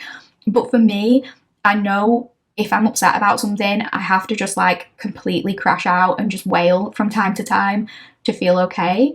And it's good for me to do that. That's the release. I don't know if any of you guys watch Chloe Taylor, but I am obsessed with her podcast and her tarot readings. But I feel like she was talking about the science behind why crying makes us feel good recently in one of her podcasts. And I found that so interesting because it's always been a great way for me to self-soothe rather than anything negative. So this makes me think of like how good you would feel after a good cry. Like, the storm has passed, you've let everything out, and now the sun is coming up, there's dew on the grass, the world is yours because you've got out what you needed to get out and now you're ready to move on. So definitely this relationship gives both of you a brand new perspective. You gain things from it that you thought were never possible. And with the Eight of Wands, it's an excitement, it's a momentum bubbling inside of you. Now that you've realised that this and much, much more is possible for you, it's this thrill of allowing things to fall into place and considering what other possibilities might await you. And it's the desire to move towards those things with quickness, with speed, with clarity. Because finally this connection allows you to be like, okay, this makes sense. This is where I'm supposed to be, and now I can start living my life the way I want. This is you going out and exploring your wildest dreams with another person, because in this connection there is no resistance. Things just slide into place easily and end up where they're meant to be. And because you have grown, because you have healed, because all the obstacles have been eradicated, it's like now you can just come together and enjoy the sunrise, enjoy the morning dew. It's like you've let go of anything holding you back, so the two of you can focus on just being alive and in the present moment and seeing where that takes both of you. And it's like when you are truly ready to live, life happens fast. And opportunities are going to be catapulted to you that you really weren't expecting. You hadn't even given yourself the chance to dream about these things, but you are quickly realizing these things are all yours if you want them to be. And this relationship is a catalyst to you discovering that and moving towards more of life without the hesitation you once may have had. I'm hearing because when it's right, it's right. So maybe things move quickly in this relationship, but it's because you see things differently now. You see what's for you, you understand what aligns with you, and when you see it, you take it and you don't hesitate because you know it was always meant for you. Things make sense in a way they just didn't before. And now you see a clear path that you're ready to walk, and as soon as it opens out in front of you, it's like there are no delays. You're ready to walk it and you're prepared for a new destination. I'm seeing an image of someone looking at a map, and this could refer back to like this concept of you searching or yearning for something that you couldn't quite find. It's like someone is in a forest and they cannot see any paths anywhere, and they keep looking at this map like, oh, but it should be here, why isn't it here? And they don't know which direction to take. but then suddenly this path just opens up in front of them inexplicably, and they don't even have to look at the map again because they just know, like, this is for me, without even checking in with any external force, and just instead looking inwards and deciding that it is right within themselves. So we are going to finish this reading by rolling the astro dice of pile 3. We're looking at signs, planets and houses. You can take this as confirmation about placements in your chart or this person's, or synastry if you know anything about that. If you don't know anything about astrology, or you don't want to interpret that way, you could interpret the houses as like a time frame if you prefer, like hours, days, weeks, months or years. It's up to you, or a particular month that might be relevant. So if we get the second house, maybe that means second of a month, or it could mean February, or 2 days, weeks, months, years, or whatever the case may be. So let's have a look. Okay, so we're doing signs first. We have Scorpio. We have Virgo. And we have Sagittarius. So we have Scorpio, Virgo, and Sagittarius. Planets. We have got the Sun. We have got Jupiter.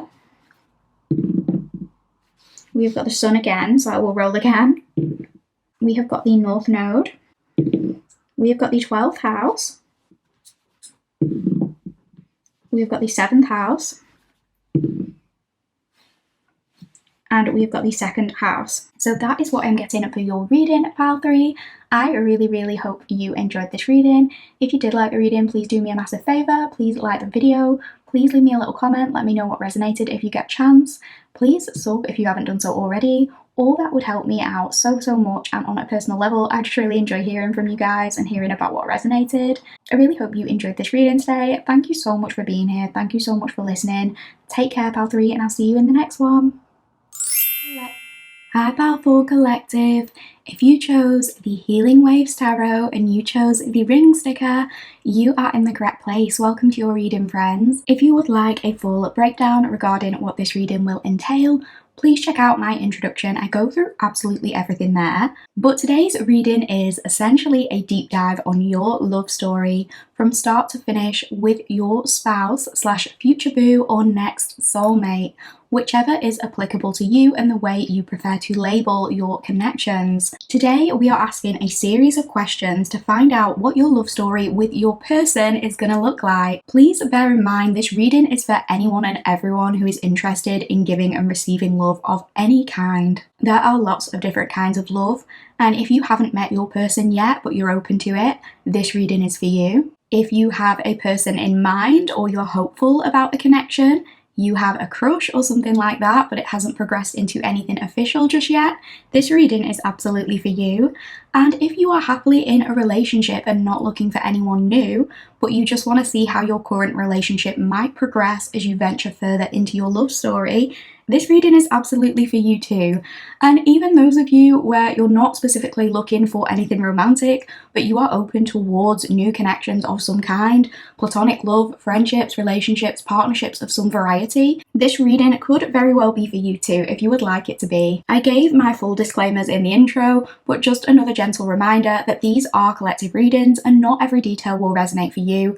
Always take what's for you and leave the rest for somebody else. You do not have to accept anything as your story if it simply isn't. These readings are here to spread joy and hope, and if you're finding that my words are not leaving you feeling very joyful or hopeful, Marie Kondo it and discard it if it doesn't spark joy. As I always say, this is a free reading on the internet and I am not holding you hostage here. Now, we are going to be asking several questions today, and we're going to be pulling one oracle card and one tarot card at a time in response to each specific question. I did go through each question in detail during my introduction, so you know what to expect. But I have also written the questions down, mainly so I don't get confused and so we both know where we're at and what we're doing today. So I'm actually going to show you my reading breakdown. I'll just move your tarot to one side for now. So please feel free to pause the video so you can take a look at these questions. As I pull each card, I will remind you which question we're on, so don't worry too much if you can't read my writing. Please note that energies are sometimes flipped, so if I talk about this person's energy and it actually sounds more like you or something you're experiencing, that's just a sign that the energies are flipped, and it can also work the other way around. Or you could even recognize yourself in elements of both energies, and that is absolutely normal in a soulmate reading.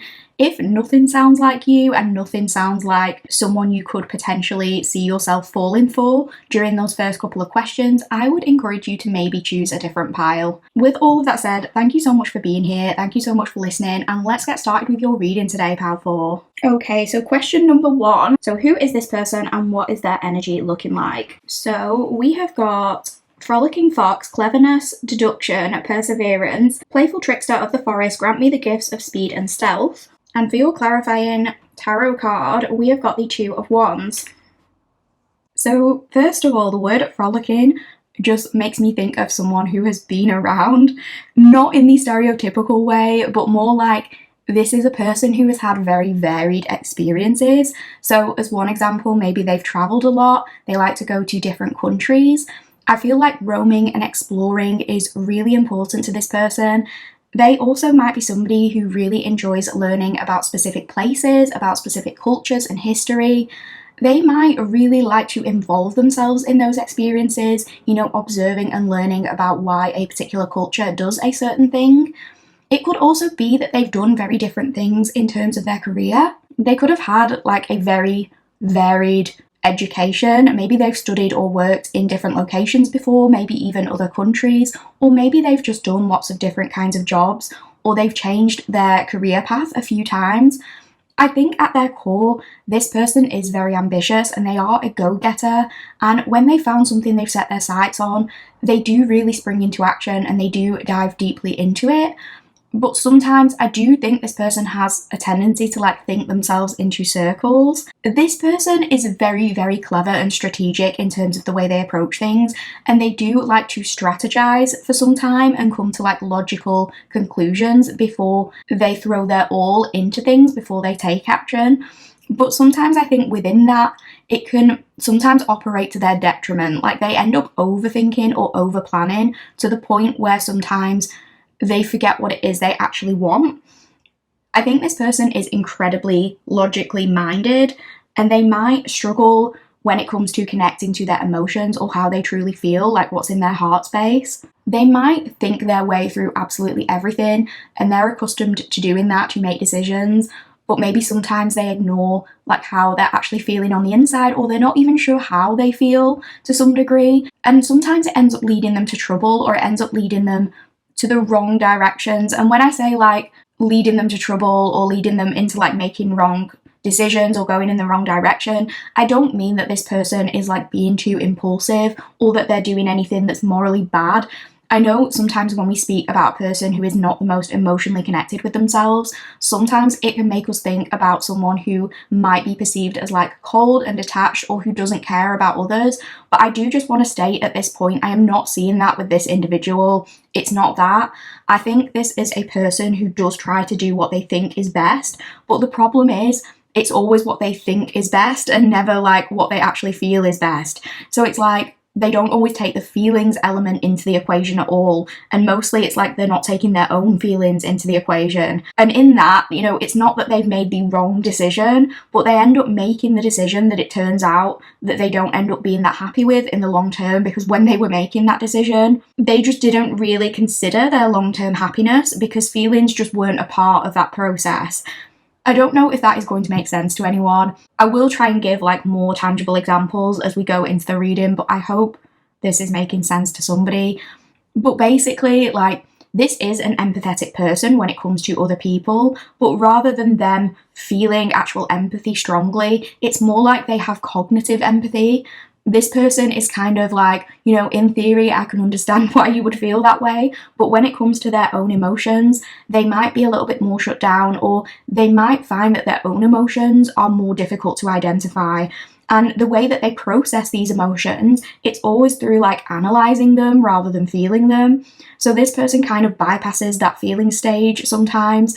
And they do have self-awareness, they do have knowledge of why they might feel a certain way, but sometimes rather than allowing themselves to sit with that, they're kind of oh, well, now I understand why I feel that way, I can move on, or I should be feeling XYZ. And this is where sometimes they lack a little bit of balance when it comes to their decision making. because in theory the plan should work because they have thought it through and it's all based on this very sound logic. But should be doesn't always work in reality, especially when human feelings come into the equation, and these are things they might not consider. And I don't want to make out like this person is a bad person or is emotionally immature, because they're not, but they are just very analytical and very focused on like matters of the mind above what's going on in their heart specifically. But it's not like they are heartless. I think this is more in relation to them like ignoring their own feelings more than other people's. And if you're going through something, they might not be the type to like break down in tears with you because it hurts them to see you hurt, but they would understand how you're feeling and where you're coming from, and they would listen to you, and they would be able to use words of affirmation to validate you. They would also probably be more likely to try and give you some rational or practical advice to implement.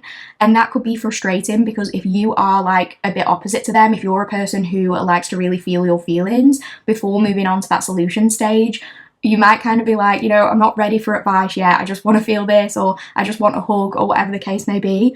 But this is someone who, because they are very quick thinking, they're already thinking of solutions maybe before you've had time to process what's actually happened like in your heart.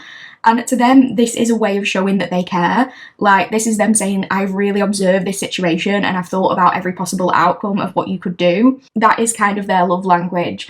But yeah, it's less, you know, they don't consider how other people might feel, and more they don't acknowledge how they might feel, because they see their emotions as kind of separate to them, like not a part of them, or just an obstacle to overcome using the mind.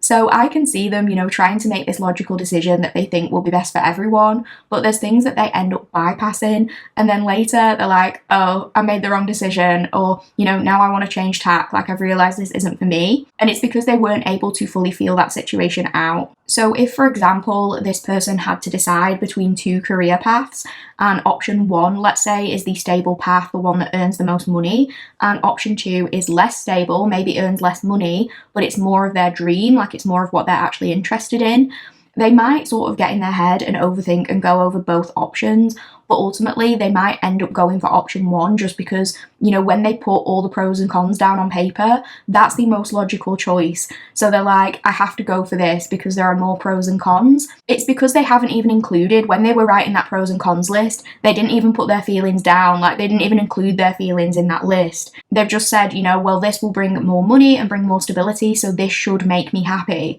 Then later down the line, you know, when they experience feelings of discontentment or discomfort, when they realise, like, you know, I'm not happy or I'm not content, but I should be because I have this stable career, it's because, you know, they just never included it in the first place, and now they're like, well, why am I not happy? Like, why do I feel restless here? Why do I want to move on? And it's because they go too hard on prioritising the logical sometimes to the detriment of what they truly want. And all of these things are learning experiences for this person, but sometimes it's like they'll go down the path and it takes them a while to realise, like, oh, actually this isn't for me, or I think I'm ready to try something new now. This is someone who could definitely be indecisive or struggle with analysis paralysis at times. And I think it's probably because when they do decide on something, they do throw themselves into it. But sometimes they might procrastinate with the actual decision, and they plan and plan and plan to the point where they just reach overwhelm. And sometimes it's like they end up being forced into a decision because they spend too long deciding. Some of them could be Gemini moons. I'm also thinking of Capricorn moon or Aquarius moon. That doesn't have to apply. They could be prone to anxiety at times just because of how fast their mind works. It could sometimes look like they don't know what they want, but again, I think this has something to do with like not being able to access that heart space. This is a person who might push themselves really hard into a goal, but then they also tend to burn out or lose interest quickly. This definitely makes me think of an individual who has hyperfixation interest that they burn through quite speedily. There's a definite mischievousness and trickster energy to this person. I can imagine this individual, I don't know if devil's advocate is the right word, but I can imagine them arguing or debating with somebody just for the plot. Like, they might not even have the viewpoint that they're defending, but they almost always want to give like the other side of the argument. So they might say something like, oh, you know, not to play devil's advocate, but Libra placements could also be significant, maybe Libra moon too. But yeah, when they do this, it could just be for the sake of having an interesting conversation and a debate, or sometimes it might be for the sake of winding someone up. There's a definite playfulness to this person. I think this individual really enjoys teasing people, but in a fun and light-hearted way. They could also be very quick-witted, like they have a quick response to everything. I think they know how to use their words. They could have quite an expansive vocabulary. This person might come across as quite fidgety and restless. They are always doing something or wanting to do something, like you hardly ever see them standing still. Maybe they move around a lot, and if they are standing still, they might come across as like they're deep in thought because they're always like strategizing, they're considering what to do next, and they're planning their next move. It feels like this is definitely a person who has options and they like to explore their options, or they have been that way in the past. They like to move from one thing to another, but I think sometimes they get frustrated with themselves that they go after one thing and then it turns out to be like not what they want. And again, I think that has something to do with this separation of logic and feeling, which they do struggle with. I definitely think this person could do to lean into their feelings more and spend more time engaging with their intuition and trusting themselves. But I just want to reiterate, this isn't a bad person. You know, sometimes when we get fox-like energy, it makes me think of like sneakiness, and I wouldn't say this person is sneaky. I'd say this person is conflicted. Like, they are never trying to be confusing or manipulate people or anything like that. But if anything, they sometimes confuse themselves. Other people might not be sure what they want because that can be mutable, it can be changeable. And it's just because maybe they haven't fully figured that out, or they're still working on figuring that out. This could be an individual who is currently deciding between two paths right now with that Two of Wands. This person could be in the planning stages of something. They could be working out what to do next, their next career move, where they want to live, what they want to do with their life. Maybe this person is right in the middle of working that out right now. And some of these things are just life experiences that we all have to go through. Like, we might not always know what we want until we've tried certain things and we've had a taste of it, until we've experienced it. You know, this is definitely the type of person where when they find the thing that's truly for them, I think it will be the making of them. But it seems like this person right now is still on a journey of self-discovery and figuring that out, and the only way they can work it out is by trying lots of different things. Like, I wouldn't be surprised if this person was someone who might go to college the first time and drop out because they've thrown themselves into a course that actually at a soul level they don't truly care about, but maybe they wanted to go for it because it would look good to future employers. They thought it was a logical thing. But bear with me here, like, I'm not saying like, oh, your future spouse is a college dropout and that's it. Like, this was them discovering that that wasn't for them and they needed to do it to discover that. But then I can imagine, like, once they find something they actually love so much and really care about, like a few years later, if they go back to college and they do something they're passionate about, I can imagine them getting the highest marks that anyone's ever gotten. Like, they will come out with a first-class degree, they might even go on to get their masters. Like, this person can be an overachiever when they care about something, because when they do find something that makes them feel and sets their heart on fire, that makes them unstoppable. But their overthinking and their rigid logicalness sometimes just gets the better of them, and I think that's something they are still working through. But again, I just want to clarify, like, this person definitely doesn't have bad intentions. They might have a bit of growing to do. They might confuse others at times because they sure as shit confuse themselves. Sometimes they don't even know what's going on in their own brain, but they are really, really intelligent. This is a really gifted person. This is a very adaptable person. This person is very able to transmute different kinds of energies, but they do just need to listen to their heart more. I think they're trying to do that. This person could also be very charming, very suave. This is the kind of person, like, you just can't help but love them in some way. Because even if sometimes they have made decisions that aren't the best for them, like, or they have been a bit chaotic, you know that deep down this person has a good heart. Like, even if they don't use their heart as much as they should, there's almost like a vulnerability to them in a way, because you know that even if they did end up in a situation they shouldn't have ended up in, you kind of know that this person went into that situation with the best intentions. Like, they didn't intend for anything to end up the way it did. But yeah, like, I can just imagine, actually, for some of them, I can imagine them being taken advantage of, in the sense that because they might prioritise like what they think is right logically over their own feelings, sometimes they could even end up giving people the benefit of the doubt when they shouldn't.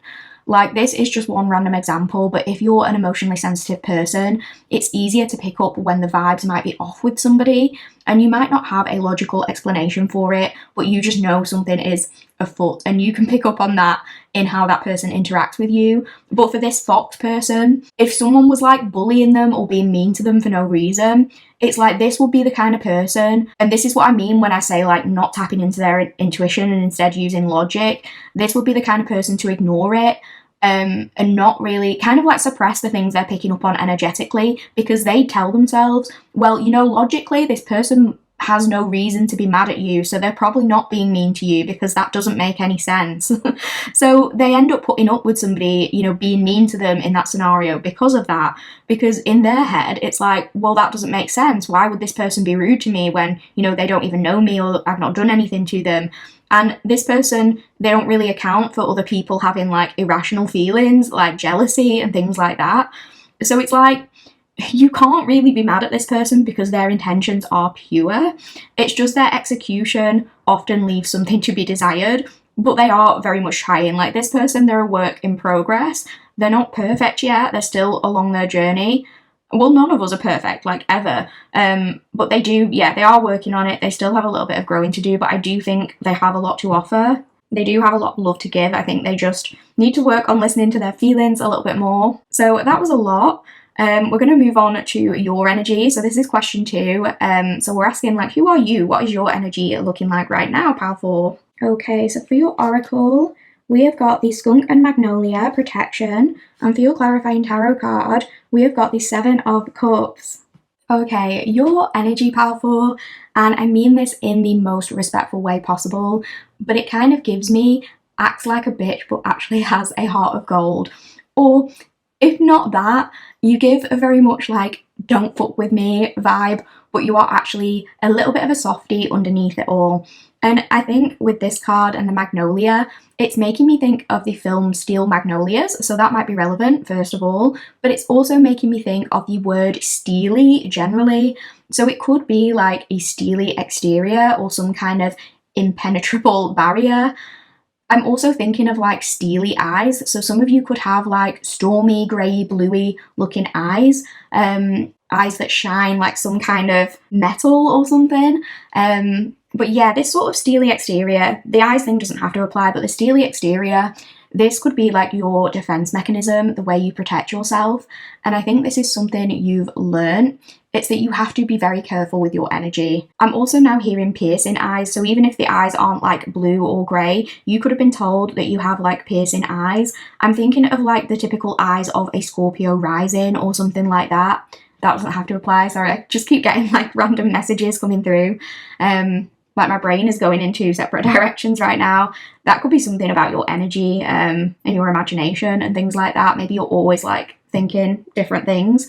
But yeah, I think this defense mechanism is something you've learned, and it's that you have to be quite careful with your energy, and you have come to the understanding that you shouldn't put everything out in the open because you don't want the world to take advantage of you. So it's kind of like you have to scrutinize and assess and figure out a situation and really get a feel for it before you can be fully open. Some of you on an initial first meeting, you could come across as a little bit reserved or closed off or guarded, like you don't give too much away, but you could have a very intense stare that could intimidate people. It could be that you just like to assess a situation before allowing yourself to be vulnerable or allowing yourself to trust people. You probably don't trust incredibly easily. But, you know, maybe people close to you in your life right now have said to you, like, oh my God, when I first met you, you were so intimidating or unapproachable, or I thought you were going to be a bitch, or I thought you were going to be a bully. But you are actually, like, not like that at all. I think this is just a protective barrier. Like, you have to feel safe with somebody in order for them to get down that guard. But initially, you might kind of give off a body language that is quite closed off, a little bit like, leave me alone. And I can imagine you intimidating a lot of people who try to approach you, because I can just imagine your expression. Like, I'm seeing a pair of eyes just like looking somebody up and down and radiating this energy of like, why are you here? And I think it's because you're trying to work out people's motivations. But I think a lot of people are drawn to you and want to approach you, and then they end up approaching you and they make eye contact with you and then kind of get nervous and forget what they were going to say. A lot of people could get lost in your gaze. Yeah, I think sometimes you do give this vibe of like, why are you talking to me? And some people at first might interpret it as being a little bit stuck up, but I actually think more than anything, You don't like a lot of attention to be on you. And a lot of the time, I think you just like to mind your own business and you're happy enough sort of like floating around in your daydreams. So it could be that like you get a bit annoyed when somebody comes and distracts you from that. Or like, you know, if you're trying to have a good night with your friends, you could get a bit frustrated if like a guy interrupts your conversation to try and flirt with you or something like that. Well, it doesn't have to be a guy or a girl. Depending on what you're into. I do think you are a very, very imaginative and dreamy person. You could be in some kind of creative field for work. You could be very artistic. A lot of you, though, could have experienced maladaptive daydreaming, where you get so lost in your fantasy that you don't always realise you're zoning out. Some of you, when you were in school, you could have gotten in trouble for doing this. A lot of you are always lost in your own thoughts. And, you know, I think that's where people misconstrue this bitchy persona, because someone might say to you like, oh my God, I saw you the other day and I waved at you and you just looked right through me. They could think you gave them a dirty look when actually you didn't even see them because you were so deep in your own inner world. And maybe you just had like a resting bitch face or something like that. But I think it's because your inner world is so, so vivid. I think you're very tapped into your rich inner world and to your heart space. I think you are very skilled when it comes to feeling energies and picking up on the energies of the room. And so maybe that's why you have to be extra cautious and protect yourself when it comes to dealing with lots of different energies. I think you're almost opposite to this person. You tend to feel a lot and you might resonate with being someone who is more emotional than you are logical. But you have a very deep connection to your emotions and you definitely like to feel people and situations out. I think when you encounter new people, new places, new experiences, you tap into the feeling of the atmosphere. You really use your senses, you pick up on vibes. You might see auras or you might see a lot of different colours that other people don't tend to see. I would not be surprised if you were a reader yourself. I would not be surprised if you're highly skilled at some kind of psychic or intuitive practice, because I just think that you do pick up on a lot around you without trying. And I think this has always been a gift of yours. And maybe when you were younger, you thought like, oh, everyone must experience this. And maybe at first you didn't realize like how sensitive you were to this kind of stuff. Sometimes I think you use this inner world as a retreat or as a form of escapism.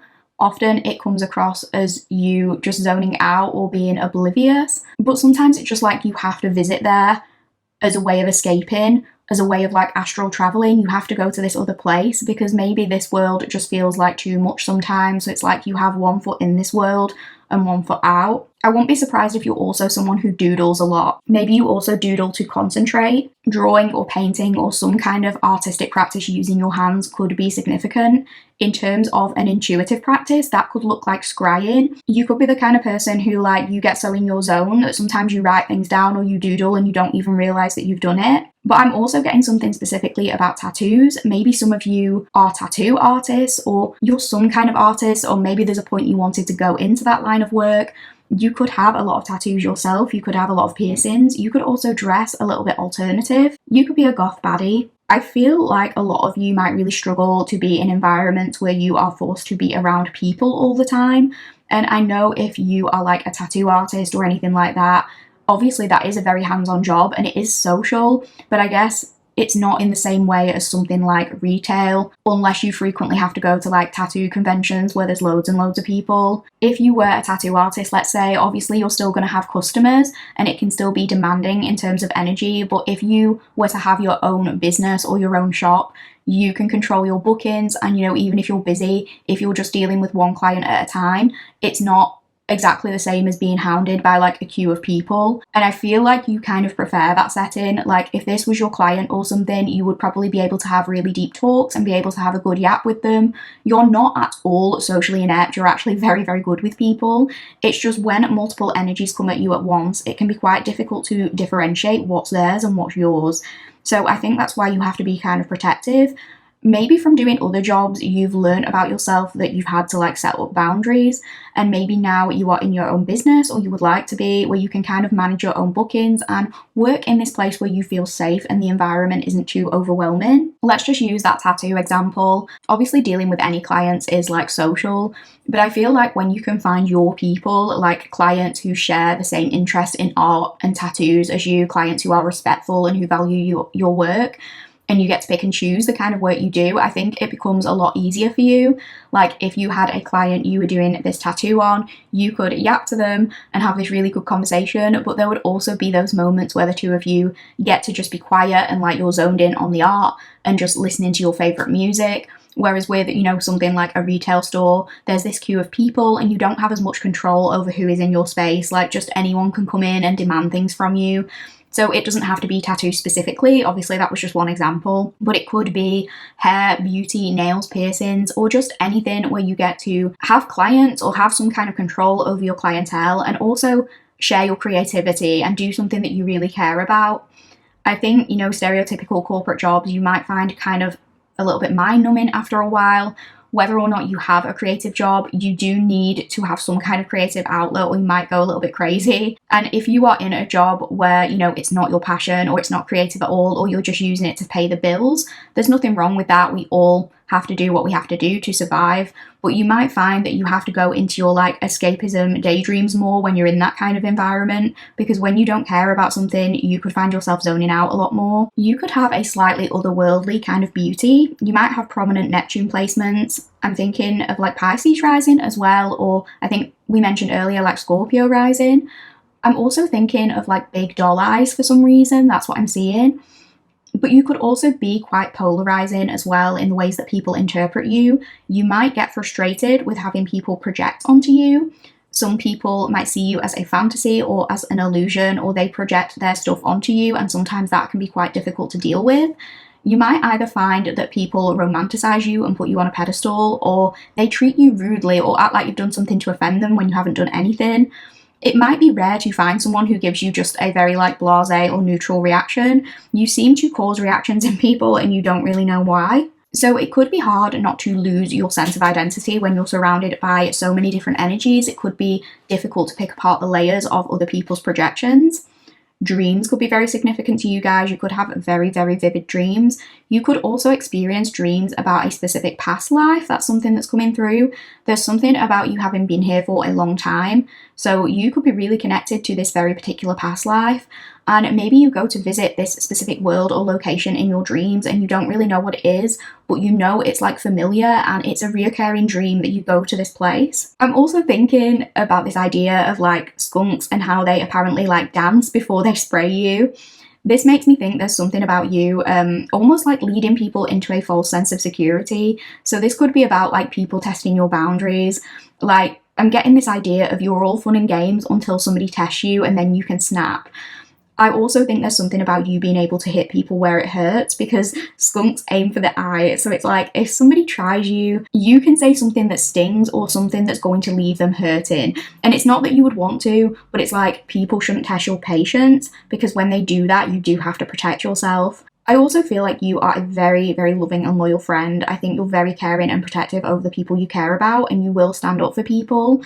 But you might have a quite close-knit circle, or, you know, there's only very few people that you trust or spend your energy on, because again, you have to fully trust someone before they can see that side of you. So that was a little bit about your energy. We are now going to move on to question 3, and we're going to be asking, what do you notice / like about this person? So we have got Regeneration Tarot, and the clarifying tarot card is the Hermit. I think one thing you're going to like a lot about this person is how their mind works. I feel like one thing you're going to fall in love with is their brain, because it seems as though this person never runs out of ideas and things to say. This is not a person where you're going to have those like incredibly dry, dead conversations that are just like, hi, you okay? Yeah, how are you? Yeah, I'm good. Like, this person always has interesting insight to offer to a conversation, and I feel as though this is the kind of person who really likes to go deep or find out the deeper meaning behind things. And I think they're going to be genuinely interested and curious about you as a person. And I don't want to make out that that should be some like monumental, praiseworthy thing, because honestly, a romantic partner having interest in who we are as humans should be the bare minimum. But I think, powerful, it is important for you that this person has this quality, because in the past you might have struggled with people like romanticizing you or getting lost in the fantasy of you, or people being very attracted and drawn to you but not having a great deal of substance to offer. This is finding someone who's not just intrigued and enamored and in limerence over the idea of you, over this fantasy or illusion they've created in their mind. It's someone who actually wants to get to know you and wants to dig deep and ask questions. And for some of you, if this is not someone you know yet, or this is not someone you're close to, when you first encounter this person, you might kind of be like, why are you asking me all this stuff? Because you probably, you don't like to open up until you know you can trust someone, which is valid. But I think you will quickly realize, like, this isn't a person who is asking questions or trying to get to know you with some ulterior motive. They're not trying to catch you out or anything like that. They are literally just a human who is very interested in other humans, and whatever illusion that other people have seen when they've encountered you, this person is intelligent enough to know that there's always more to it than just that. And so they want to dig a little bit deeper and actually get to know you and take an interest in your interests, I think, is one of the main things that's coming through here. And I think for some of you, that is maybe not the experience you've had in the past, and it is quite refreshing to encounter someone like this. So if you've had relationships in the past where things have felt more superficial, or like you haven't been able to get to know someone on that deeper level, or they haven't really tried to get to know you for all that you are, and you almost have been made to feel like somebody's accessory or somebody's muse, or almost like manic pixie dream girl or guy, like an extension of them rather than being able to express your own identity, this connection is going to be very different to that. This person wants to know like who you are, how you think, what your opinions on things are, why you like the things you like or dislike the things you dislike. And again, I'm not trying to say that this is something that's like praiseworthy, because this is how I would expect all good relationships to be. But it is something you notice quite quickly about this person, and you're like, yeah, I like that they're like that. One thing that I find strange in relationships that I have witnessed is the idea of like being attracted to someone but not liking who they are as a human being, and not being interested in finding out about their interests, or not even valuing that person's interests, even if you benefit in some way from said interests. Like, when I see those types of dynamics play out in relationships, I find it quite disheartening, to be honest. So to give an example of the kind of thing that I mean, let's go back to that tattoo example. If you're someone who is heavily tatted, or even if you just have a few tattoos or you're interested in tattoos, this is like having a partner who, when you ask them why they're attracted to you, what they like about you, they say like, oh, I just love women or men with tattoos. Like, I think it's hot. And there's nothing wrong with that, like being attracted to something, having a type, having a preference. But if you wanted to share something about the meaning behind your tattoos, or some kind of cultural or historical significance they have, or you just wanted to share your passion about the art on your body, and this person acts completely disinterested, or they minimize it, or they're kind of like, oh, it's so annoying when you're going on about how much you love art, that's not going to feel very good. It's going to make you feel like things are very surface level, or like you are just a body, you are just a decoration or an object. They don't care to know your real thoughts, they just care that you look good. And I'm not one of those people, by the way, who thinks there has to be a deeper meaning behind tattoos. You can just get them because you want them and because you think they look good. So there's nothing wrong with somebody else liking them because they also think they look good. I'm just giving an example of like maybe a time when you've tried to go deeper with somebody and they weren't interested. Like, especially if you had a goal to make tattooing a part of your career, it would be quite disheartening to have someone who's like, oh, look at my hot tattooed girlfriend or boyfriend, but they don't care about your actual goals. And I don't want this to be a gendered thing, because I think anyone of any gender can objectify or be objectified. But what I will say is that the feminist in me does want to make some kind of commentary on like how, stereotypically feminine hobbies are minimized as like just something silly or unimportant, whereas things that stereotypically masculine energies tend to gravitate toward are somehow placed in higher regard, like they have more value. Even things like astrology, I notice this happens with, and I'm not saying anyone has to believe in astrology or think it's real, I really do not care, but I do find it interesting that the demographic of people who tend to make comments the most, like, oh, why do you care so much about the planets, none of it's real, are the same kind of people who crash out when they die in a video game. Or, they're the same kinds of people who assign certain meanings and made up rules to cards or things that they collect or games that they play. Like, that's funny to me because those things aren't real either. Pretty much nothing is real. Like, we make a lot of stuff up as humans. That doesn't mean that you can't enjoy it or care about it. Even things like doing makeup or hair or nails or something like that, someone might like and be attracted to the kind of person who has their hair and makeup and nails done, and they benefit from having a baddie on their arm, but they treat her like her interest in those things is silly or pointless or trivial. And I'm not saying you have to share every single interest with a partner. Like, I'm not saying that your man has to sit with you and binge watch YouTube makeup tutorials, but a good start would be like not undermining the things that you like. Like, that should be the absolute bare minimum. And if someone isn't open to having just a conversation about you and your interests and the things you like what's important to you, they shouldn't get to benefit from those interests.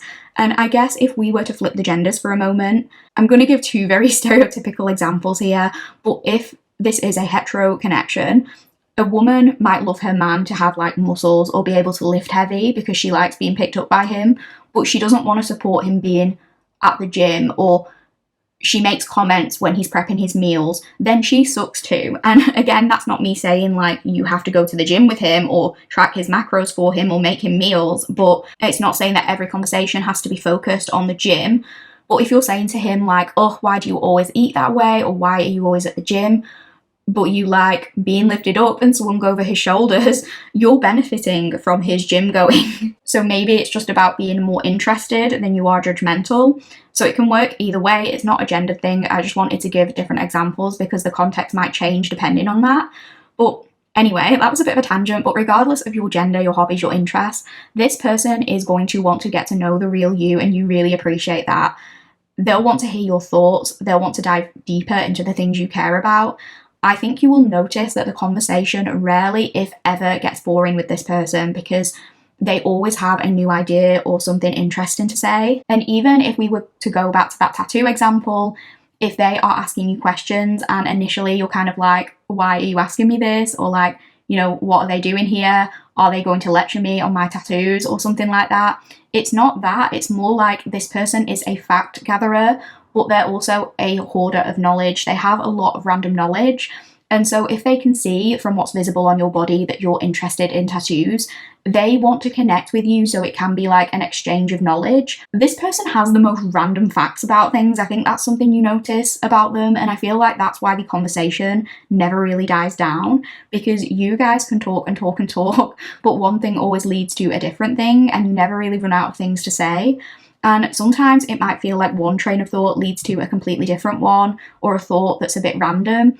But really, it's like you guys, when you get together, it's very stream of consciousness vibes, and somebody might say one thing and then the other person is like, oh yeah, that reminds me of XYZ, and it's something that's completely unrelated, but it just goes on and on like that, but in the best way possible. Like, the conversation always regenerates. I can imagine this person having random historical or geographical or cultural facts, and they always manage to find a way to integrate these into conversations. But it's not in this way where they're like, oh, let me show you how smart I am.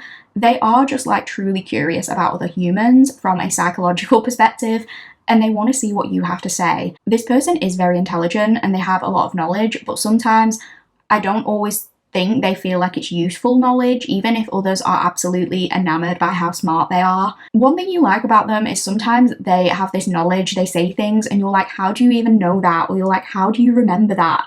Because this person, they could have either a photographic memory or just a very vivid memory.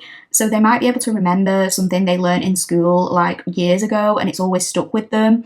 Or, you know, if you're in a situation where nobody knows what to do, this person might know what to do because of this random piece of knowledge that they acquired like 10 years ago that they've had no use for up until this point. So let's say, as one example, you're camping or something and you're struggling to light a fire. This person will know how to do that, and you're just like, okay, like that's so random, how do you even know that? And they'll have gathered the facts from some sort of survivalist documentary they watched when they were a child, and somehow they've retained some of this knowledge. They are just a fountain and an oracle of random knowledge, but it ends up coming in handy. And I feel like every day with this person will be a discovery, because every day is probably an opportunity for you to say like, I didn't even know you knew that, or I didn't even know you studied that. So this person's wisdom is ever unfolding. I also feel like you'll love that this is the type of person to really notice and take on board things about you, and they will keep that information in their heart forever. So do you know when like husbands and wives who have been together for a long time complain about each other because one of them is like, I have hated mayo for the last 60 years, and my husband knows this, but whenever he gets us a sandwich, mine always has mayo on it. Like, it's so frustrating. This is kind of the opposite. Like, you might mention you're not too keen on mayo once, and this person won't even eat mayo in front of you ever again. Or the other way around, you could mention something small in passing that you really like, and this person will keep that information safe with them forever, and they'll also surprise you by gifting you that thing out of the blue. So I think you really appreciate how observant this person is, and that they pick up on the small things about you, and, you know, some things that others might tend to bypass. I think this person stands out in that they make you feel very seen, and they make you feel like the whole person that you are, rather than just reducing you to this illusion or fantasy. And that is something that sets them apart from maybe other relationships that you've experienced up until this point. So let's move on to question 4, and question 4 is going to be, what does this person notice / like about you? So we have got passion, and the clarifying tarot card is the 8 of Wands. So when we were looking at this person's energy, we did speak a little bit about how sometimes they can be a bit indecisive, and when they're making decisions, they might really go back and forth a lot. And I feel like one thing that stands out, one thing that they notice about you, is that they are very sure about you from the beginning, and it makes them want to move faster than they normally would. You're not something that they have to overthink. They just want to take action when it comes to you, and that is unusual for them, because maybe in every other aspect of their life and in other relationships, it's like they've had to overthink everything. But with you, it's so different. And without sounding really dramatic, it's like you make them feel something that they haven't ever experienced, or if they have, it's very rare.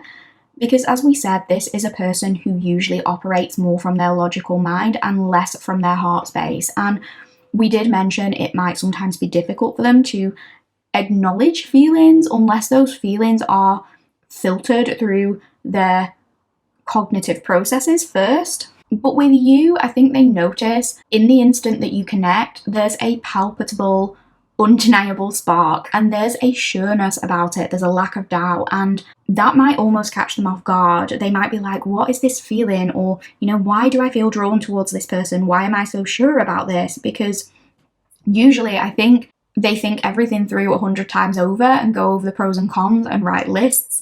But this time, there's not really an urge to do any of that, because they don't feel like they need to. There's this certainty to their feelings that is undeniable, and it's not something they have to work through. It's not something they have to sit with.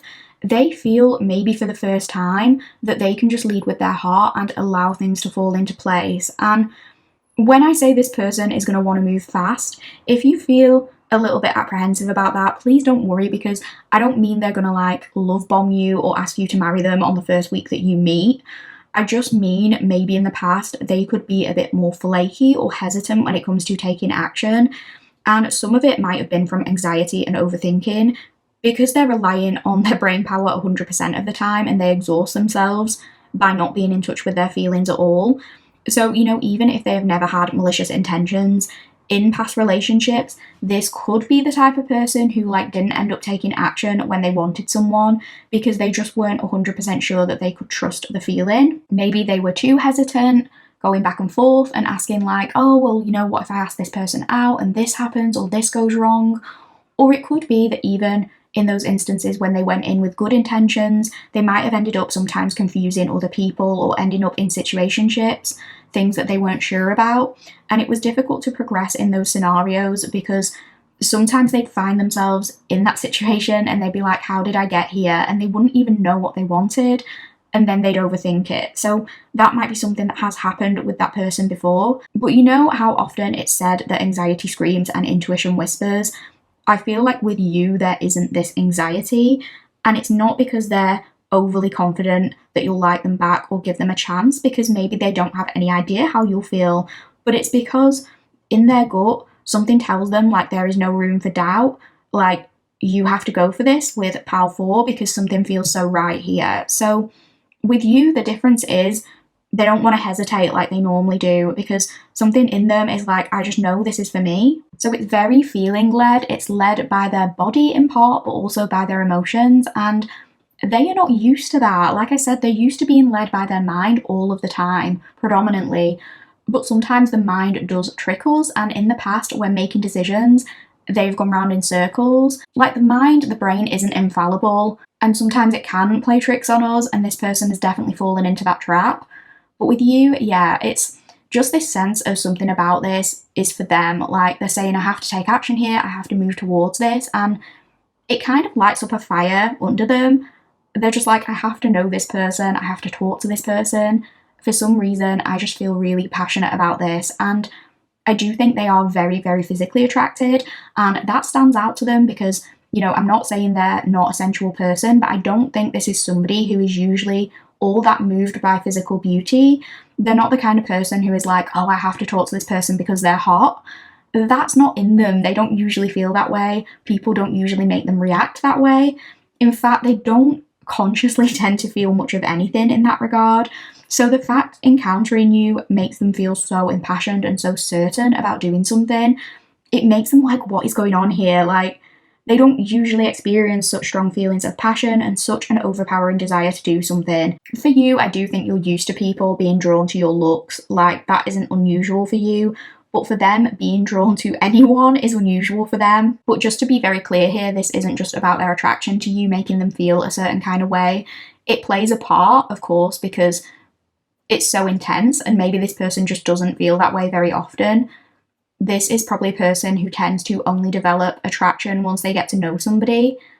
But there's something with you that's like, they're drawn to you in the first instance, and if anything, that's interesting to them. They have to explore it because they're like, what is that? Like, why is my mind telling me this? Like, I have to work out, like, what this is. I definitely think this is this person's first encounter with love at first sight. You know, that like, I'll know when I meet them sort of moment. And that's something this person probably thought was made up until this point. Like, that's something this person probably would have scoffed at, or they'd have said like, oh, it's just brain chemicals, blah, blah, blah, until it happened to them. And I don't know if I believe in love at first sight in the traditional sense. And that's not to discount anybody who does believe in that and has strong beliefs about that. I just think that sometimes things like limerence or trauma bonds and even your own projections can play a part in those instantaneous, intense feelings. However, I do believe in intuition, and I do believe in gut feelings, and I do believe in knowing quickly whether a connection might be important for you in some way. And I do believe in soulmates and the potential for past life connections and things like that. So I am open-minded. And I think this person definitely feels something like that when they encounter you. And it's just not something they've ever really experienced with that kind of ferocity before. This is like a burning intensity that they just don't tend to have. And it kind of unsettles them, but it wakes them up, it startles them awake. And I think the strength of their emotions leads them to this place where there's no hesitation, there's no indecision when it comes to like wanting to be a part of your life in some way. And it's this noticeable difference too, in terms of what they've experienced with other people in the past.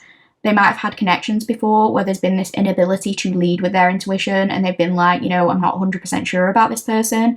But with you, that intuition just strikes clear and fast and strong, and there's no doubt in it this time. It feels like in the past they have wanted to take things slow with people because of this uncertainty, but with you it just doesn't really exist. It's this very firm knowing that you are for them. I think one thing they really notice and like and admire about you is your passion. They might like that you speak passionately about things that you care about. They might like that you throw your entire being into your passion projects. This is the kind of person where, like, if you get fired up talking about a topic close to your heart and you kind of go on a tangent, this isn't a person who's going to be like, oh, this is boring, like, can we change the subject now, or can you stop going on about this?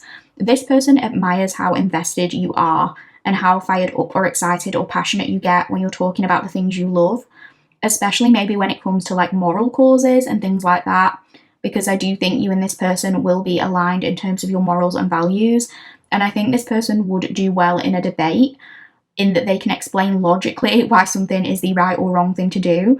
But as we said earlier, the empathy they experience is more cognitive, whereas it feels like if you were to argue a point and get really passionate about it, you can really get to the heart of the matter. Like, you can put yourself in the shoes of other people, and the way you can speak about things in a way that connects people on an emotional level or makes them feel something, like, it's just very profound. And what I'm about to say next, I know this isn't the nicest example, but what I'm thinking is, like, You know how a lot of us have become desensitized to hearing graphic stories about violence because it's on the news every day, or like we listen to a lot of true crime and things like that.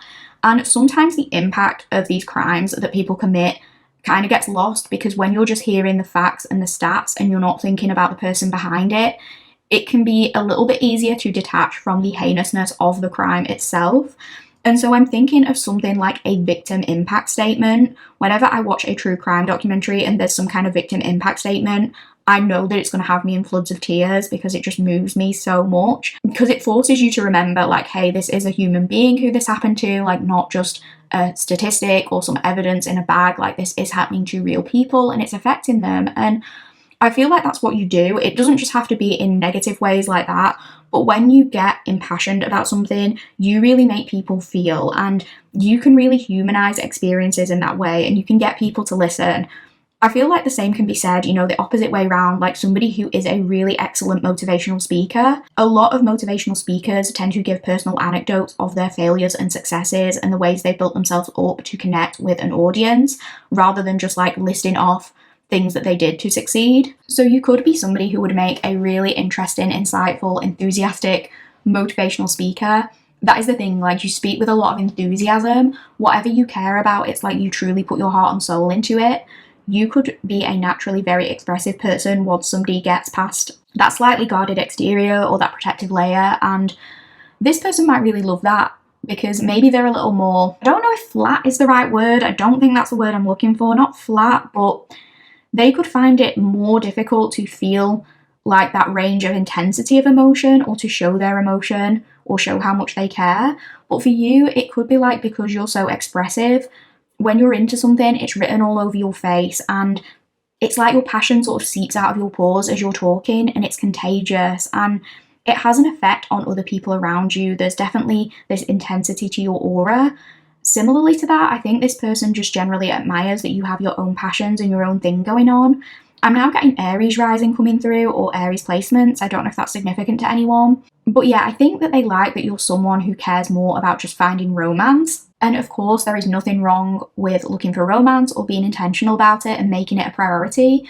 But I think it's important for people of any gender to not make finding a romantic partner their whole entire world. And even when you get into a relationship, you have to have your own passions and interests. I think that's really important. And I think you're someone who knows that and actively implements it. And you give this aura of like, a partner is a nice addition, but not an essential, because you have these other things that fulfill you. And it's very, very appealing to this person.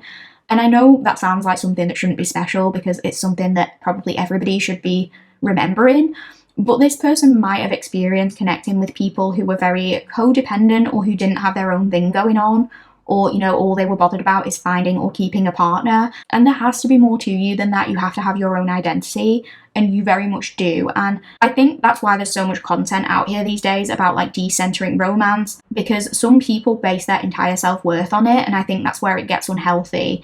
So I think one thing this person notices is that you are very much like this whole fulfilled person on your own with your own passions. Like, a relationship doesn't make or break or define you. You don't chase anything. And I think that just appeals to them. I also just think it leaves them gagged when you're like fired up about something and you get super passionate talking about it. Like, you could be ranting about something and you realise you've been doing it for a while and you kind of interrupt yourself and you're like, oh, sorry, I've been going on forever. I'll talk about something else now. And this person is like, no, keep going. I want to hear it. Like, they're obsessed with hearing your perspective. They're obsessed with how you express yourself. And I feel like they could just listen to you talk all day. I think they find it kind of hot as well when you're like ranting about something or you're fired up. They feel like very physically fired up around you. It could be that like when you're passionate about something and when you're talking about it, it's like they just want to grab you and kiss you and do whatever else, things that I can't say on YouTube, unfortunately. I am not a prude, but YouTube is. So yeah, that's quite a lot about you. Like, I think they notice a lot about you. This person notices a lot about a lot, but they definitely notice a lot about you.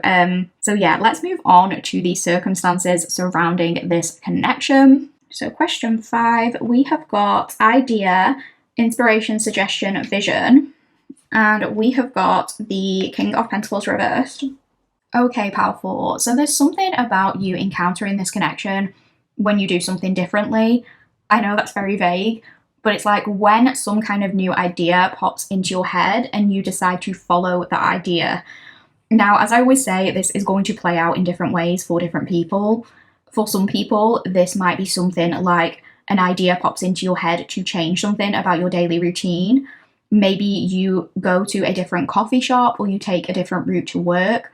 Or for some of you, it could be something bigger, like you are at a place in your life where maybe you're really not content with a particular job or a relationship you've been in or a home where you live, your lifestyle as a whole, and you're inspired to change something on this bigger scale. So like moving jobs, moving houses, doing things to fill your time in a different way to how you do things now in order to cultivate a new lifestyle. So that won't be for everyone. For many of you, it could be that you're pretty content with your overall life, but you're just inspired to do something small but notably different in your routine, and it leads to you encountering this person.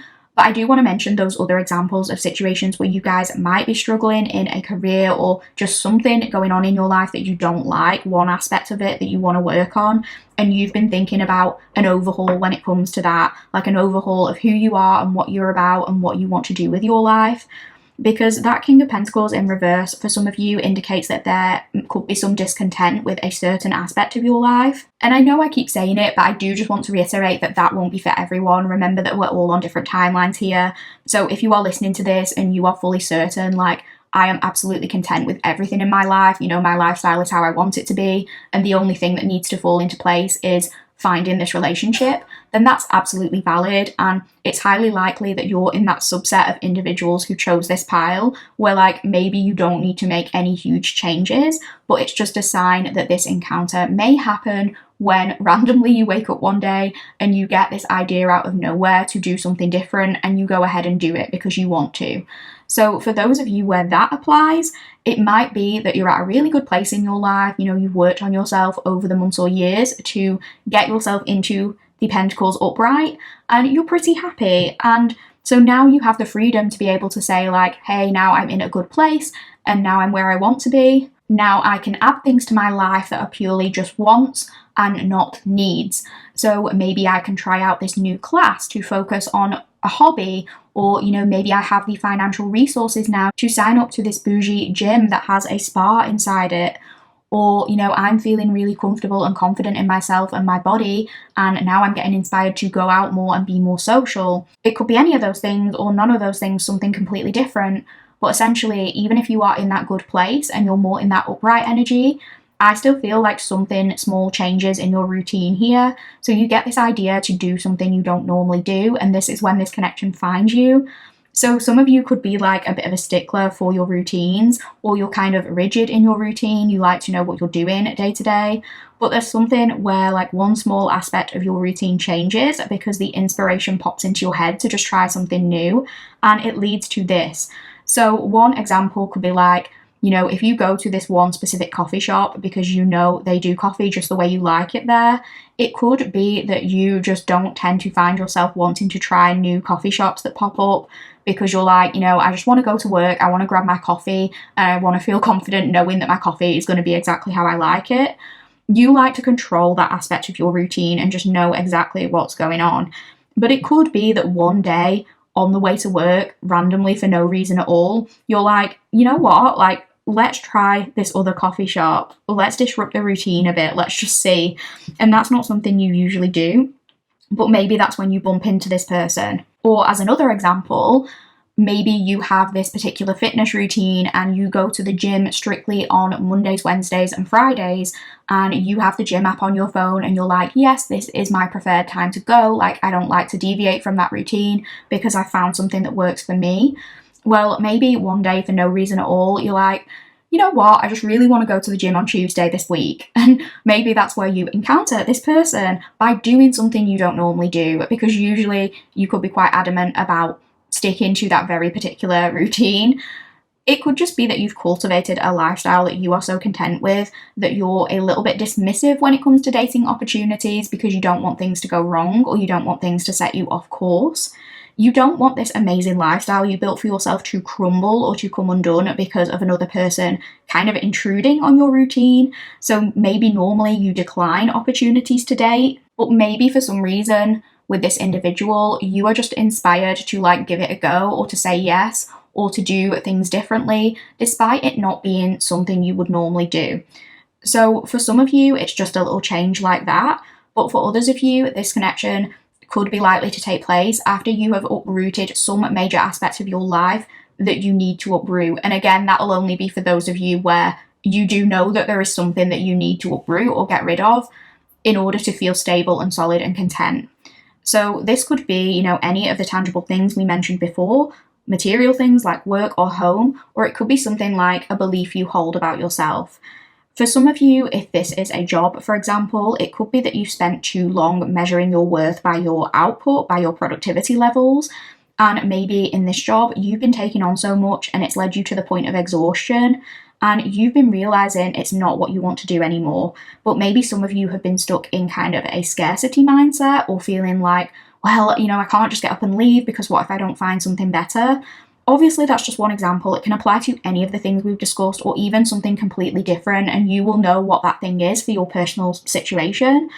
But, this is just a bit of confirmation if you've been going through anything like that in any regard, like something that you kind of know isn't for you or you need to get rid of, but you've been a bit hesitant or you've been in that kind of mindset where you're like, but what can I do differently? Like you can't see a way out.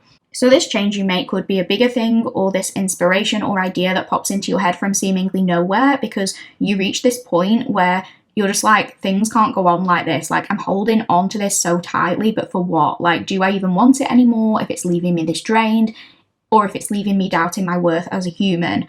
And this idea, it could be an idea that you've mulled over numerous times, but you've always ended up talking yourself out of it. You've been unable to surrender to letting that idea in and letting it take root.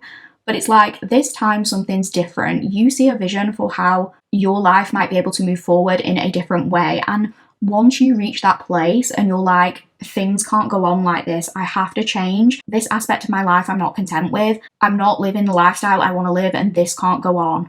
And when you decide officially to do something about that, it feels like this connection is essentially going to fall into your lap in some way. Like, things become easier, I'm getting, when you're not fighting against them. So it's something about surrendering, something about yielding. And this King of Pentacles reverse could also very well represent a person in your life. When we think of a King of Pentacles reversed person, this might be someone controlling or rigid or set in their ways or ungrounded or unsuccessful.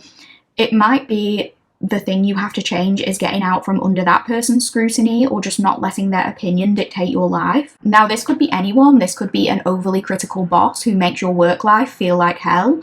This could be a hyper-judgmental parent who controls who you date or who criticizes your choices or dating choices. It could be a relationship you're stuck in with somebody controlling or someone not allowing you to grow or express yourself. So maybe this idea pops in and it's like, I need to get this person out of my life, or I need to at least set boundaries with them. I need to not allow them to have this much authority over me because I need this freedom to do things my way and explore my own vision and to open myself up for that. So whether it's something you need to change directly, or it's something you need to change by means of like distancing or having a discussion with another person, essentially this connection comes in when you get the idea to switch something up. And this small change or this big change, whatever change it is, it changes absolutely everything. It changes the course of your life, and it's going to make you very ready to welcome this new connection. So let's move on to question 6, which is, how is this connection initiated? So we have got number 35, perspective, and the clarifying tarot card is the 6 of Wands reversed. The 3rd or 5th of a month might be significant to this connection. March or May could also be relevant to some of you. I'm just looking at the number 35. I guess August could also be confirmation if we add the 3 and 5 up. But what I want to say, particularly with this perspective card, is that I feel like this connection is initiated by someone approaching something from a new angle. And for some of you, it might have something to do with what we discussed when we looked at your last few cards, like you changing something up. So we could be talking about literal perspective, like you weren't in this person's eye line or their field of vision until you randomly decided to go to this new coffee shop on a random day. It could be literally that kind of perspective. But what I'm thinking for a lot of you is like somebody looking at something in a new way to before. Or it could be someone changing the way they approach something to get a different result. So the initiation of this connection involves moving from one perspective to another, looking at things from a different angle and changing an approach based on that newer information. Now, we could be talking about your perspective, like maybe at first you are not looking for romance at the time this person comes into your life, but you do decide to give them a chance. So it could be you seeing things differently in that way. Maybe at first you want to keep it platonic or you want to keep it casual, but then it grows into something way more and you just start to feel very differently about it. But for most of you, I do think that it is likely going to have something to do with this person's perspective, particularly if they are going to be the initiator here. I think the Six of Wands reversed might be relating to how they feel. And for some of them, I feel like this is literally nothing more than a confidence issue. You know, it's interesting, this person, they are so smart in so many ways. I'm hearing that audio that was popular a couple of years ago that's like, since you got your degree and you know every fucking thing. That could be how this person talks to themselves, I don't know. But it's like, they're so intelligent and they're really capable of anything, but their overactive brain and their tremendous amount of brain power, the thing that makes them most capable of anything is also the thing that absolutely just gets in their way at times. Like this could be a person who is used to overthinking absolutely every interaction. And I want to be clear here, this is not me like contradicting what I said earlier. This person is someone who overthinks a lot about every eventuality and they can be indecisive, but I do still maintain what I said. They are not indecisive when it comes to you and how they feel about you. But with that said, they could still be dealing with some kind of indecision with how to approach it, particularly when the two of you are in that sort of liminal space where you don't really know what each other's feelings are. So they're certain about wanting to have something with you and wanting to go ahead with you and wanting to take fast action, but I think they do sort of debate how to approach it. So in other connections, they haven't known what they wanted maybe, and with you, they know very much what they want, but they might not know how to approach it because this feeling is entirely new to them. That feeling of certainty is so foreign that they even start to question that, and I feel like that's because they care. Like, if they don't care about something, they might be able to approach it more smoothly and confidently and suavely because the stakes don't feel as high. But with this, there might be some element of imposter syndrome or feeling like, I'm going to mess this up, or what if it's not enough? I feel like this person is confident when it comes to talking about many different topics, but when it comes to feeling things, it tends to leave them unsure of how to proceed. Because I think they're saying, like, just because they know that they feel a certain kind of way and just because they know that they want to take action and do something here, they don't know if you feel the same way. So that is scary to them because they like you a lot, and I think they're saying like they don't want to risk losing you altogether.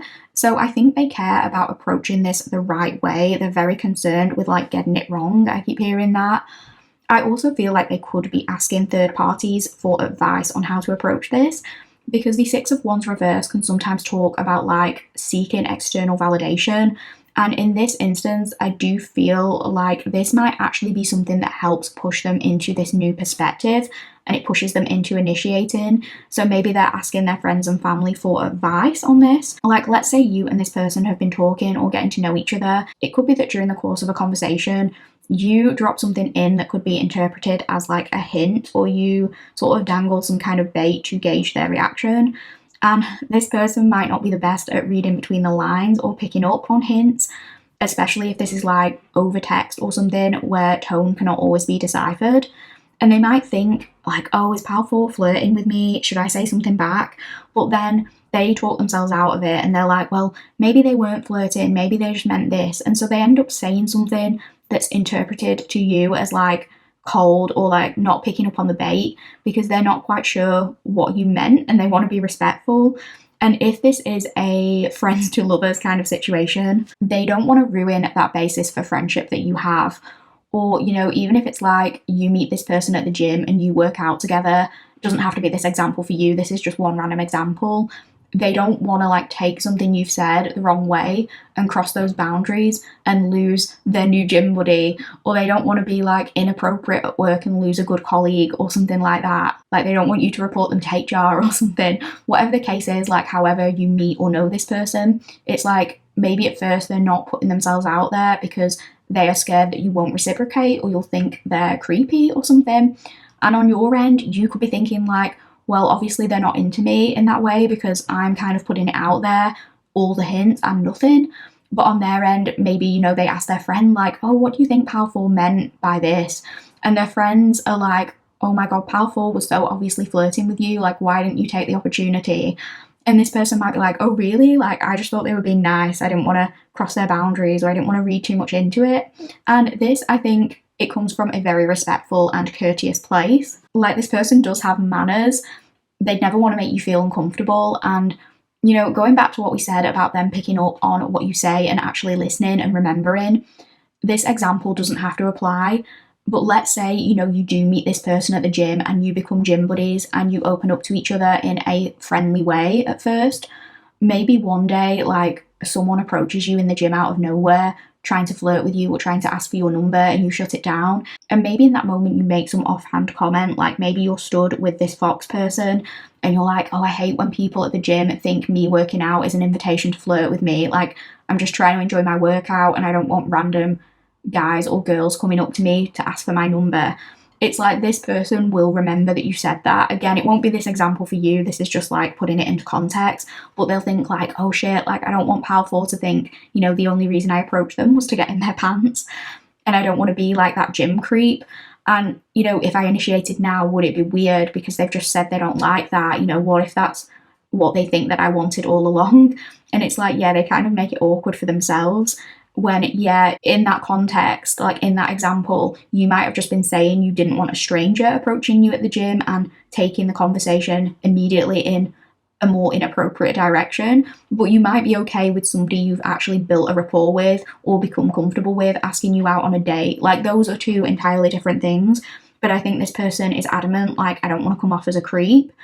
This won't apply for everyone, but if this is a queer connection, this kind of reminds me of like when queer girls, I am one by the way, compliment each other and nobody is sure, like, okay, do you want to be besties or do you want to scissor me? Like, what are we doing here?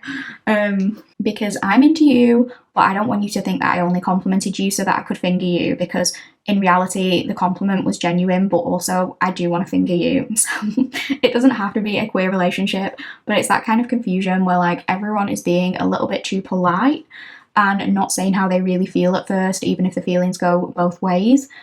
If this isn't someone you're just meeting for the first time, this could be like a true slow burn friends to lovers. And maybe this is a perspective shift in terms of like neither of you have ever really seen each other in that way, but the atmosphere shifts and like platonic develops into romantic. But maybe both people are kind of like, you know, is it just me picking up on this charged, intense energy? Like, am I imagining things?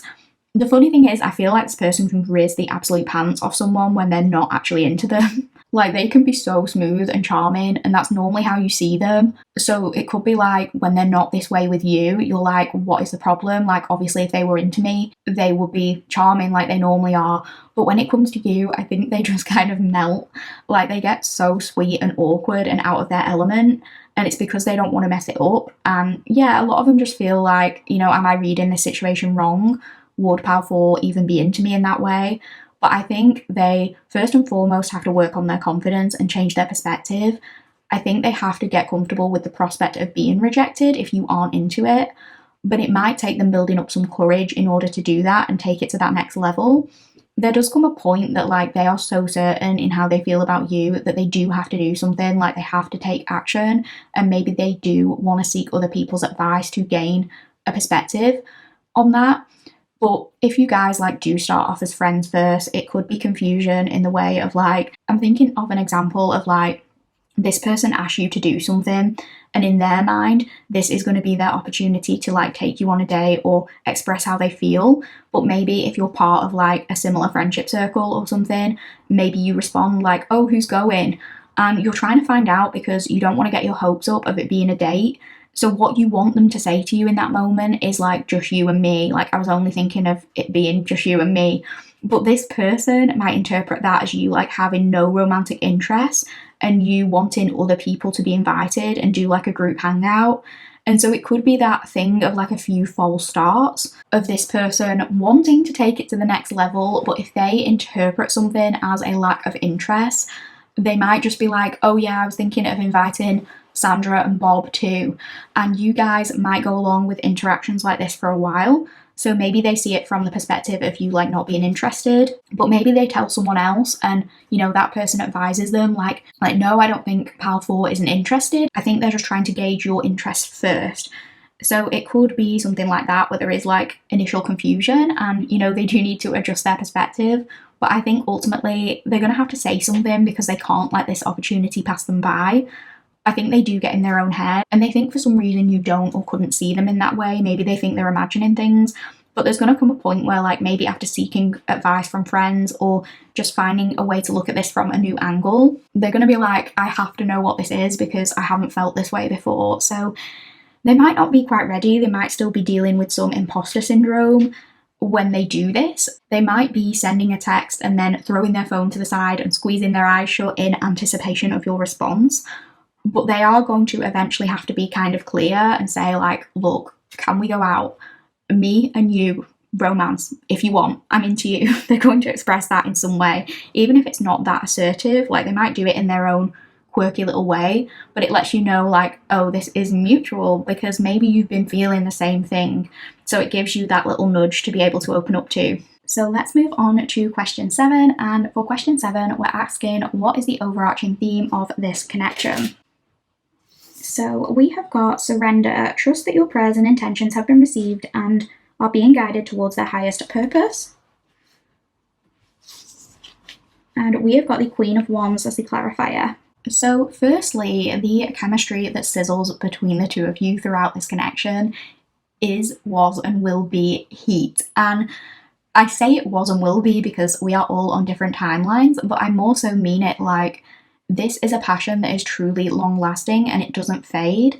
And I actually feel as though the intensity of this spark is something that kind of gives you, both of you, more zest for life or more life force or more source energy to work with. You know, when we talk about exchanges of energy, we talk about how when you spend time with some people, you feel like that's pouring into you, and when you spend time with other people, they might drain you. And this is not a connection that drains you. It's not a connection where you feel depleted after spending time together. It's actually quite the opposite. You really pour into each other and it makes you both feel more alive than ever. This is a connection where both of you are truly good for each other's life force energy. And with surrender, it does have something to do with giving in, but I think it's actually giving in to like who you are meant to be and this authentic version of yourselves that you at one point felt like you had to guard with your life to protect. It's like within this connection, some of the walls come down because you're not feeling like you're having to be on guard all of the time. You can be yourself without filtering. You don't have to dim your light. I think that's actually a big thing for many of you. It's about being able to live up to your potential now that you're not finding yourself having to be in defense mode all of the time. And that's not saying that your light was ever like dim, because if you so clearly shine, then nobody is ever going to be able to snuff that out. And I want to be clear, the Queen of Wands is going to be that girl regardless. So you have always been that girl or that guy, however you identify. But a Queen of Wands who is using her energy to guard herself isn't living up to her full potential because she has so much more to give, but she needs to be able to be her expressive, unfiltered and passionate self. And this connection allows you to do that. You know, it doesn't force you to make any part of yourself smaller to be more palatable. It allows you to understand and utilize all of your power without feeling like you have to shrink it down because it makes somebody else feel bad or it makes somebody else look at you funny. Because, and this might not apply to all of you, but a couple of you might need to hear it, but somewhere along the way you might have been led to believe that to be lovable you have to like tone something down, or some of you might have had this guard up and you've resigned yourself to this idea of like, I'm never going to find a connection because every time I meet someone it feels like I have to mold myself into their version of what I should be. It feels like I have to change an aspect of myself to fit in with them and what they want. And this is saying that a part of this connection involves you letting go of that idea that that's how things always have to be, because in this connection it is definitely not that way. This person will love you unconditionally for all that you are, because of all that you are and not in spite of it. And it's the same the other way around, because they might have their own wounds surrounding confidence. You might both have wounds when it comes to people criticizing you for either being too much or not enough in some regards. And, this can relate to many different things. But if you are a person who has ever been told like you're too much in whatever way it applies, then this is absolutely your message. So this could be anything from the way you dress, people trying to control what you wear, how you present yourself, how you talk, how you express yourself, your passion, your opinionatedness. And, don't get me wrong, I'm not advocating for obnoxiousness here. I think some people do too much with their opinions because there's a time and a place for everything, and some people choose unkindness under the guise of brutal honesty. But I'm not talking about that here. You've never been obnoxious. I'm talking about like harmless things that do not hurt absolutely anyone, except maybe unintentionally because you might make people jealous. And some of these things, like if you're a woman particularly, are often tied up in misogyny, or if you're part of any other marginalized community, this can be tied up in bigotry of any kind, like being tone police, being told to lower your voice or mind your language because it's not ladylike, even though a man doing the same thing can get away with it. Maybe being slut shamed for a choice of outfit or something along those lines. It's like you've always wanted to be free of those constraints and just live your life, but maybe you found that like when you connected with somebody in the past, they always wanted to dim you in some way. And so you weren't prepared to settle for being told what to do and how to act. You've always wanted to be free to be yourself. And so you put up a fight because you had to maintain your autonomy, to never settle for somebody or a circumstance having the power to control you and take away your agency. But again, in this connection, this person, they love you for all that you are, not for who you're trying to be in an attempt to please anyone or everyone. So if you had a partner in the past who told you, as just one example, like, no, you can't wear that, on the opposite side, this person is going to show you off. They're going to be like, look how amazing, how confident, powerful looks in their outfit. They're just absolutely shining. They're not going to be that partner who's secretly your enemy in disguise like some partners are. Like, unfortunately, some partners do want to sabotage their person because they want to keep that person under control. They want to keep their self-esteem low. They don't want that person to realize their power. And this person, on the other hand, wants you to live in your power, all of it. They're never going to tell you not to do that. You are going to inspire so much confidence in each other and be each other's biggest hype man or woman. And I feel like everything that in the past you've been taught to be insecure about, both of you like managed to find a way to spin it into a positive when it comes to really rooting for each other and motivating each other. Both of you are very motivational towards each other. I really do feel like this is a connection that's saying, look what can be achieved when we are not fighting ourselves and each other, when we're not on guard, when we can just admire each other's light and bask in it without getting jealous or being in competition, or without feeling the need to snuff out another person's flame due to our own inferiority complex, because that's all it was in the past. Like, if anyone's ever done that to you, it's because they saw your light and they felt inferior to it. And in doing that, you're going to keep both of your respective sparks alive. I really feel like within this connection, you very much both admire that you have different strengths, and instead of making it a game of competition and being like, well, my strength is more important because blah blah blah, you use it to work together and to honestly say, I want to be like a power couple. You both own your own voice, your own fire. This connection helps enable you to not be afraid to take up space in whatever way it applies, because you both realize that there's a seat for you both at the table and you're going to build from that. And anytime the two of you get together, like you share energy and have an exchange, the momentum builds, the passion builds, something great leads to something greater, and you inspire confidence within each other to go after that greater thing. I feel like you get so many new ideas and new forms of inspiration just by being in each other's vicinity. I definitely think this person becomes a lot more self-assured just by sharing space with you.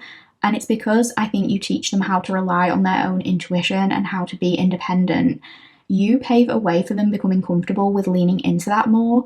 And I feel like the two of you, when you're together, you are just like absolutely magnetic because you provide each other with so much warmth and passion and fire.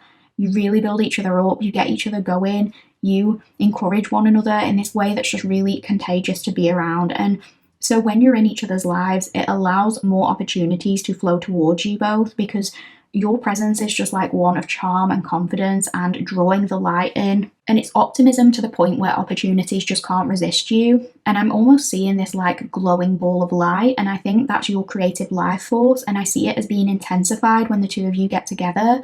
I'm seeing it sort of blossoming and oscillating between the two of you as this very physical thing. And because you are always inspiring each other and adding on to each other's ideas and hyping each other up, it seems like your big ball of life force is like biggest in the room. And so you've got big balls, both of you, big balls of light. And so the opportunities, if these opportunities had eyes, I don't know where I'm going with this. This is going to a really weird place. But if the opportunities were sentient and had eyes, which I guess everything is energy, everything is sentient. I don't know where I'm going with this. But it's like the opportunities are going to see that, and they're going to see that you've got biggest balls and that your balls are standing out, and it's transformed into this one big ball rolling around. And that's what they're going to be most drawn to. That's what the opportunities are going to come to, because that ball has the most potential.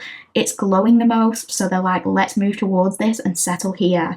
And then that gives way to more new ideas, more momentum, more things growing and blooming and getting fired up and charged. I feel like there could be something about your physical intimacy, if that is something you want with this person, being crucial to this creativity that you both inspire in one another. Do you know how sometimes, like after a satisfying physical encounter, you just feel like you need a nap? Well, I don't want to say that this is the opposite, because sometimes tiredness is like just a normal physical response, but it's like if you do go to sleep after that satisfying physical encounter, you might have a dream or something that like leads to this brand new idea. Like you fall into this really deep sleep and then you come up with all these amazing creative genius plans in your dream. Or, it's just something like that where it sparks some kind of clarity. Like you can see clearly or something after like a physical encounter with this person. So let's move on to question 8. And for question 8, we're going to be asking, what will this connection teach you both? What can you learn from each other? So we have got spiritual maturity and we have got the 4 of Cups. I think this connection is going to teach you both how to connect with a more spiritual side of yourself, and that there's more to life than just like what's in front of us, or more to this than just what's in the 3D. And I do think that you, Pal 4, do have some kind of relationship with spirituality already, and you might be on a different phase of the journey as this person, but there's still some kind of element of like there's more to learn, or this connection is going to teach me so much more. Because even if you have a wealth of knowledge on that kind of thing, it's like there is still so much more, and it's going to be really exciting for you to figure that out with this person alongside you too. Because even if you within yourself, you have like a solid spiritual connection, or you've had the same overarching sort of belief for years, I still think it's a disservice to say to yourself like, I know all there is to know, or, I'm done with my spiritual journey, I'm as enlightened as I need to be. Because that is a very narrow human way of looking at things. That's a very 3D way of looking at things, even in itself. And I don't think we're ever really done. So I do think, even if you are aware of a lot spiritually, experiencing this connection is only going to expand and build upon that knowledge that you have. It's probably going to be a bigger deal for this person, to be quite honest, because they could very well be the kind of person who has never really led with their spirituality. And this connection, it kind of forces them in some way, because they've just never experienced something like this. It forces them to address that spiritual side, and maybe it is something inexplicable to them, and it draws them to the spiritual because there's just no other like scientific explanation that they can think of. So they might be less familiar with things like that than you.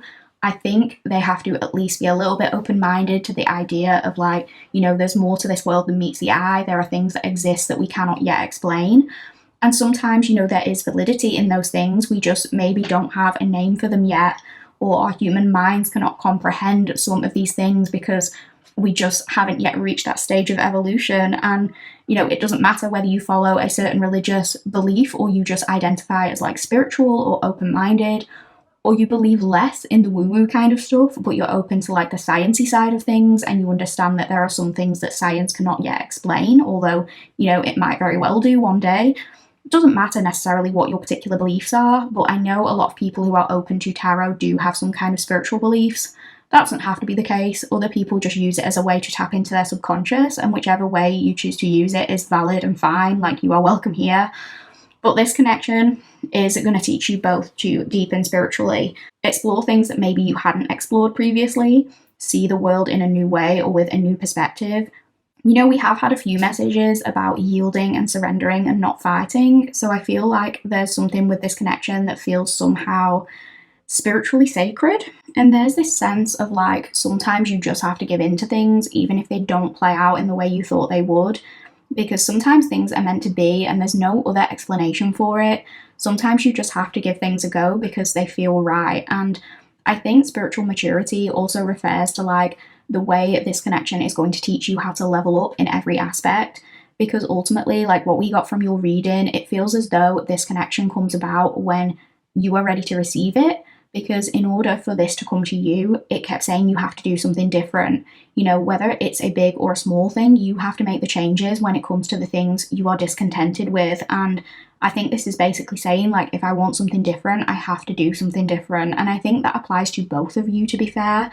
And what this connection is going to continually be teaching you, because maybe the two of you together are like meant to reach the top of this mountain. And the next question we are going to be looking at is like, what great thing does this connection lead to? So maybe there is a bigger purpose to this spiritual development. And the two of you have been like kind of selected to teach each other something and to motivate and inspire each other so you can get to that place that you need to be. But to do that, you have to first address things like, you know, what am I dissatisfied with in my own life as an individual? Like, you need to acknowledge that so you can change it. And again, this isn't just you, it's both of you. So even if, for example, it's you learning to be less rigid and go to that different coffee shop, and the universe teaches you that you are rewarded with exciting opportunities to like potentially meet the love of your life when you are willing to step outside of your box and let go of control or let go of being rigid. Maybe it's a fairly simple lesson that you're going to be learning like that. And for this person, maybe it's a lesson of confidence when it comes to their indecision. Maybe it comes to learning that a perspective shift is needed when it comes to going after what they want and pursuing you. Maybe this is them acknowledging, you know, I'm going to end up dissatisfied and stuck in my head if I don't just like cut through this illusion of not feeling good enough and just initiate something here. So it's going to teach you both how to work on yourselves and mature as individuals in order to get to that next level and get what you want. And for those of you who resonated with the bit I said earlier about being discontent with a certain aspect of your life, I think this is saying, what are you waiting for? Because with the Four of Cups, there's this message about the cup being offered, but you're not taking it. And maybe this is not you, maybe this is more them. It could be both of you to some degree, or it could be just one of you. But there is this message here about like learning to change your life, because life will only change when you do something to change it. And when you do make those changes, whether they're big or small, ultimately it leads to this greater sense of connection and this greater spiritual awareness. I think encountering you teaches this person what passion means. It breaks them out of some sort of emotional numbness. But for both of you, you know, if you've been feeling like I've got pretty much everything I want, but it still feels like there's something missing, or not necessarily something missing, but maybe like I'm waiting for something, but I don't know what. This could be your first lesson on the way towards this connection. It's like, well, okay, is there something I need to do? Like, what am I waiting for? Do you know that there's something you need to be doing right now? And the answer is going to be different for all of you. If the answer is like, no, I'm doing everything I can, that's fine. Like, I believe you. But for those of you where you're like, you know, yeah, if I think about it, I have slipped into this dissatisfaction and there's something I've been wanting, but I've been putting it off, or I've not been taking the practical steps to get there, then this what are you waiting for is for you, because things will change when you do. So if you have felt disconnected from the world, this is about a connection that will help you get your spark back and help you align more with whichever spiritual practice you align with. That could also evolve over time. Like if you don't align with a particular practice, I think this is just teaching you how to hold all aspects of yourself and mature as a person in a way that feels really good and really rewarding, and that gives every aspect of you the opportunity to occupy space in the way that you deserve. So let's move on to the next question, and that is going to be, what great thing will this connection lead to? So we have got the Breathing Rose, Heart Healing Emotions Connections, Time Eases, and the Clarifying Tarot card is the Two of Swords. I would say the great thing that this connection leads to is the release and the deep inner healing that comes with making a choice that we know is for our greatest good, even if it feels uncomfortable at the time. The Breathing Rose just makes me think of an exhale, the sigh of relief when we've done something hard but necessary. I think it's also leading to this greater knowledge of like, if I don't make a choice to do anything, then that is still a choice. Like, if I don't act, I'll stay where I am, and that's that. But ultimately, life is plowing on. Like, but also making choices, even the hard ones, whether it's choosing to lower the guard and being more open to opportunities, or whether it is actively ending a bad situation so a better one can come into your life. This is about healing yourself through finding empowerment in that idea that, like, you are the one who gets to make those choices. This is making me think, like, taking a chance on this relationship or this connection, there's some element of, you know, the hard part being over, or there's going to be no more indecision, like things become clear. You feel that because of this connection, you're going to know what you're supposed to be doing, but this has to start by giving something a chance, and it also has to start by acknowledging those situations where potentially one of you or both of you have been keeping the blinders on, because there's something about one or both of you protecting yourself from the sharp blade that comes with choice.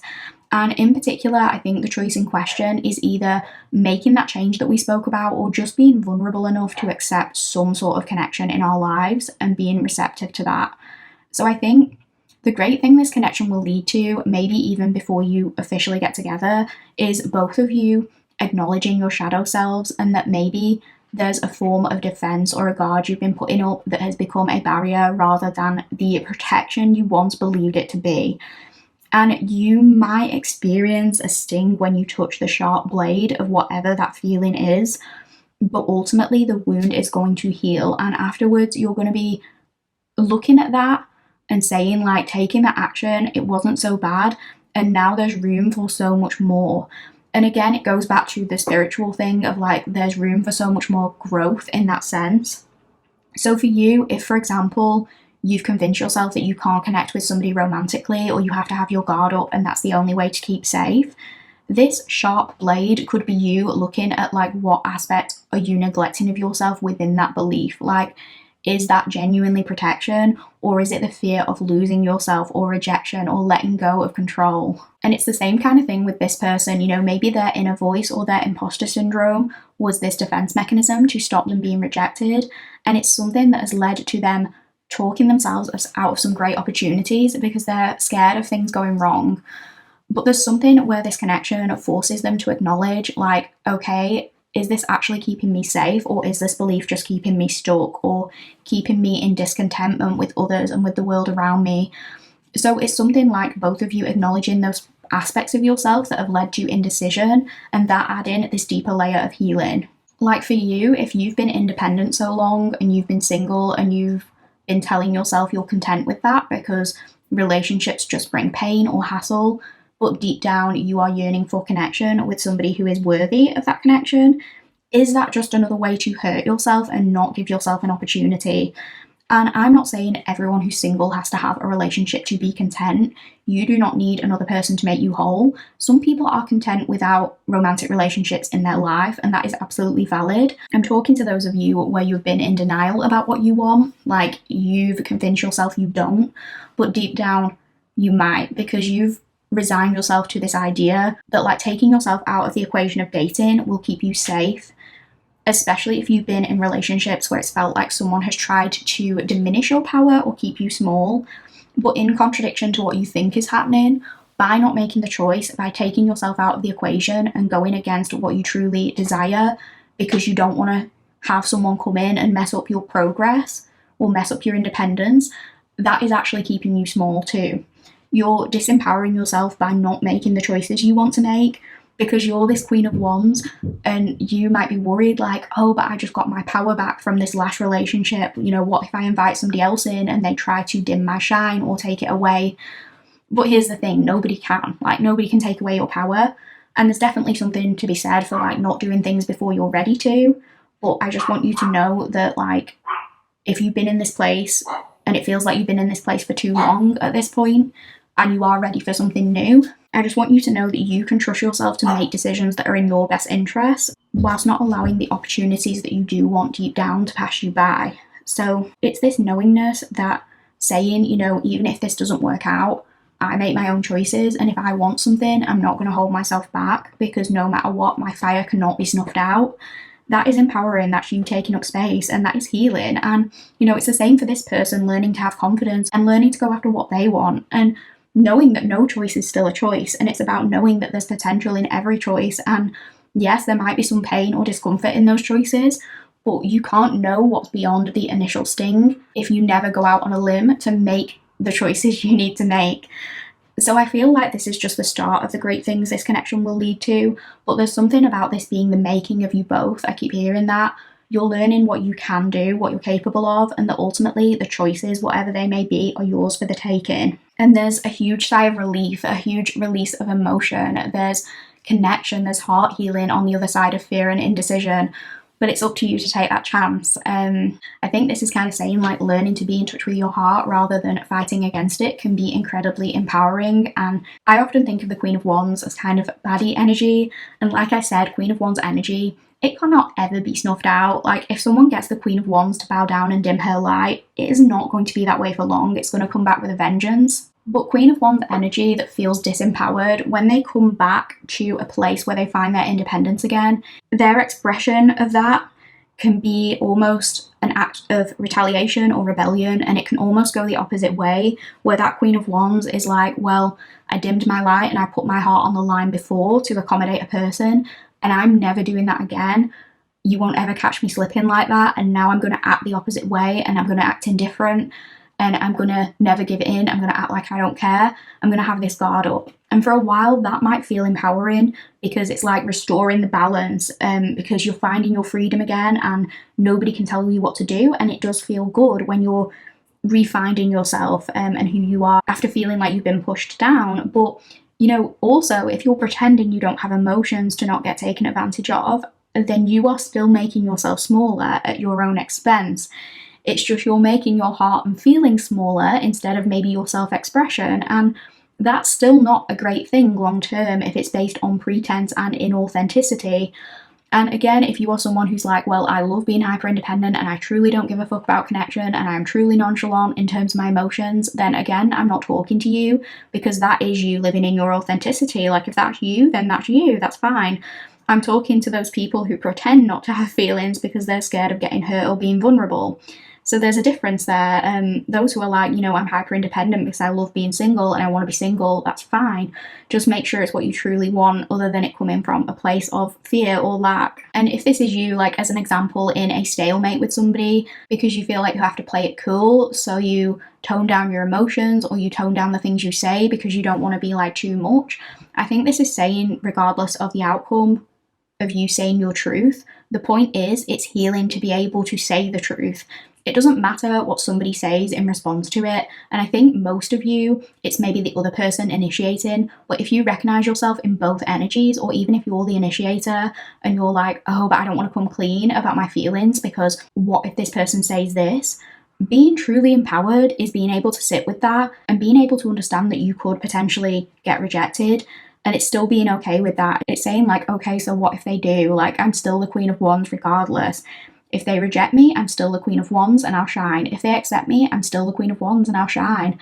And just to be clear, this is a future spouse reading, so I'm not saying this will be a rejection. I'm just meaning in any aspect of your life, if you have been scared of failure or you've been scared of trying something new or, you know, saying something and being misinterpreted, there is empowerment to be found in just feeling the fear and doing it anyway, because ultimately you are going to be good either way.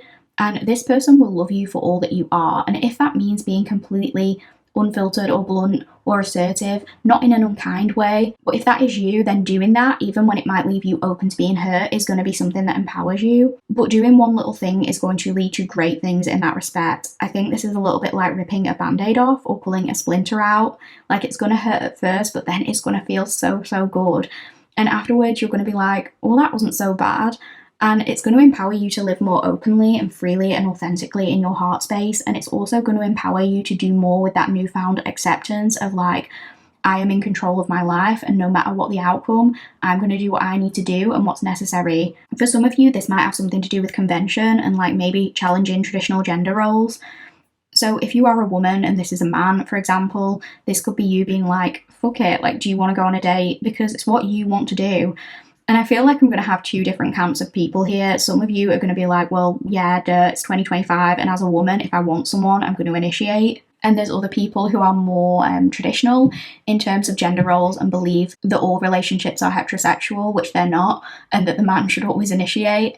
And I'm just mentioning that because I have listeners from different cultures, different backgrounds, different sets of beliefs, and I prefer to be respectful of everyone. I do not believe in traditional gender roles for me personally in my own life. However, I do not dictate what other people do in their life. If you do prefer more traditional dating, that is absolutely fine. What I won't tolerate is disrespectful people with a different worldview to you. And I'm just saying that because even in 2025, this is still such a polarizing topic and I don't understand why. And I know I'm going to get comments that are like, how insulting that you tell me as a woman to initiate. I'm not doing that. I'm not chasing anyone. And you don't have to, but you don't get to assume things about other people based on them seeing the world differently. Like, if you find that insulting, I might not be your reader, and that's not a bad thing. It doesn't say anything bad about either of us. It's just we have fundamental differences in our worldviews, but I do think we can still respect each other. So what I'm saying is, like, ignore that message if it's not for you. Don't be offended if that is not something you like to personally implement in your own life, but just be mindful that we are all empowered in different ways. And that's what feminism is all about to me. What's empowering for you might be disempowering for someone else, and vice versa. I want us to all be able to live authentically. And the reason I'm going on about this is because I'm thinking of something very specific. And I feel like even this could be polarizing, but I was thinking of, like, you know, the examples. I've seen a lot of videos going around on like Instagram lately of women proposing to men. And for some reason, this is so controversial. And there's always like thousands of comments like, oh, she's embarrassing herself. This could never be me. This is the man's job. It's never going to last, blah, blah, blah. And first of all, if your first instinct is to comment something like that on a video about a couple getting engaged, you truly have bigger problems than their relationship. Like, that is so weird. Like, focus on yourself.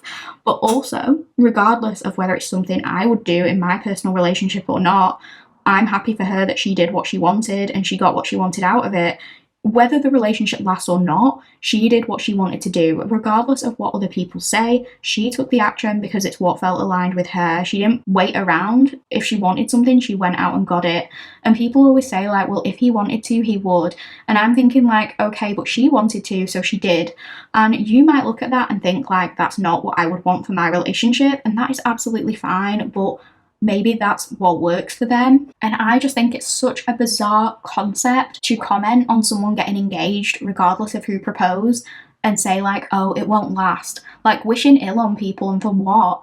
I mean, a lot of marriages generally don't last if we are to refer to divorce statistics. So, but why? But I think there are a lot of problems in those relationships outside of who proposed to who. I don't think that's the main issue that people tend to break up over. So it doesn't have to be that example of you like proposing to someone or anything as dramatic as that. But if you want to express interest in someone, I think this is saying, like, go ahead, because nobody is stopping you. Like, you have agency here and nobody should have enough power over you to take that choice away from you, because whether you want to initiate or not, like, nobody gets to dictate how you wield your power and what choice you make. Like, it's all on you, and that is what is so empowering here. And if you do feel empowered alternatively by letting someone else take the lead, and that's a decision you make with your own authenticity in mind, then that is also valid and that's also great for you. Like, it doesn't matter either way, as long as you are living your truth. I know we went on a bit of a rant there towards the end, but that is what I'm getting for your pile 4. We are now going to finish this reading by rolling the astro dice. So question 10 is just asking, like, can we get some astro dice confirmations? So I'm going to be rolling for signs, houses, and planets. This can be placements that are significant to you or this person, or if you know your synastry chart, it could relate to significant placements there. You could also interpret houses as like a time frame. So if we get the second house, maybe that's 2 months or something like that, or maybe it means February is significant, whatever you prefer. But let's roll that now, and then we're going to finish your reading. We've got Virgo. We've got Sagittarius. We've got Virgo again, so I'm going to roll again. We've got Aries, planets. We have got Mars. We have got the North Node. And we have got Mercury. We have got the second house. We have got the ninth house. And we have got the third house. So that is what I'm getting for your reading today, powerful. I really hope you enjoyed this reading today. If you did like the reading, please don't forget to like the video. Please leave me a comment, let me know what resonated if you get the chance. Please subscribe if you haven't done so already. That would mean the absolute world to me, and I would just appreciate it so much. With all of that said, thank you so much for listening. Thank you so much for being here. Take care, and I will see you in the next one, powerful.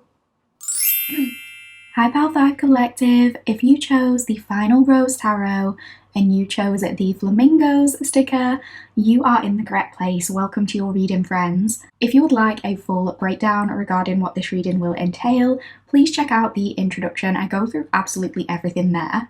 But today's reading is essentially a deep dive on your love story from start to finish with your spouse / future boo or next soulmate, whichever label is most applicable to you and the way you prefer to refer to your connections. Today we are asking a series of questions to find out what your love story with your person is going to look like. Please bear in mind this reading is for anyone and everyone who is interested in giving and receiving love of any kind. If you haven't met your person yet but you're open to it, this reading is for you. This can be about the future and what to expect. If you have a person in mind or you're hopeful, if you have a crush who you're thinking of, but it hasn't progressed into anything official yet, this reading could very well be for you too.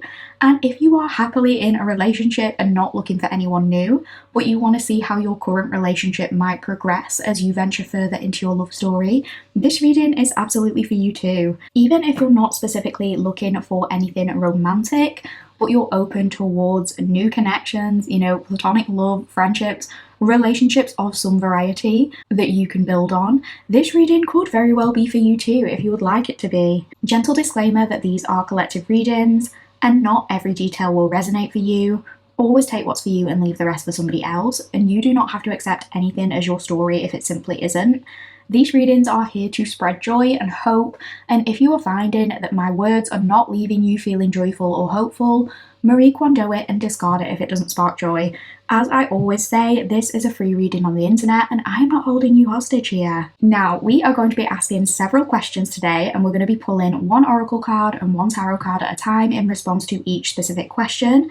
I did go through each question in detail during the introduction if you want to know more about the questions and what kind of thing we're going to be looking at, but I have also actually written the questions down mainly so I don't get confused and so that we both know where we're at. So I'm going to show you my reading breakdown and the specific questions we're asking. Let me just move your tarot to one side. So these are the questions we are going to be asking today. Please feel free to pause the video if you would like to have a look at these in more detail. But like I say, I do go through them in detail during the intro, and I will also try and leave some information in the pinned comment for your reference so you know what to expect.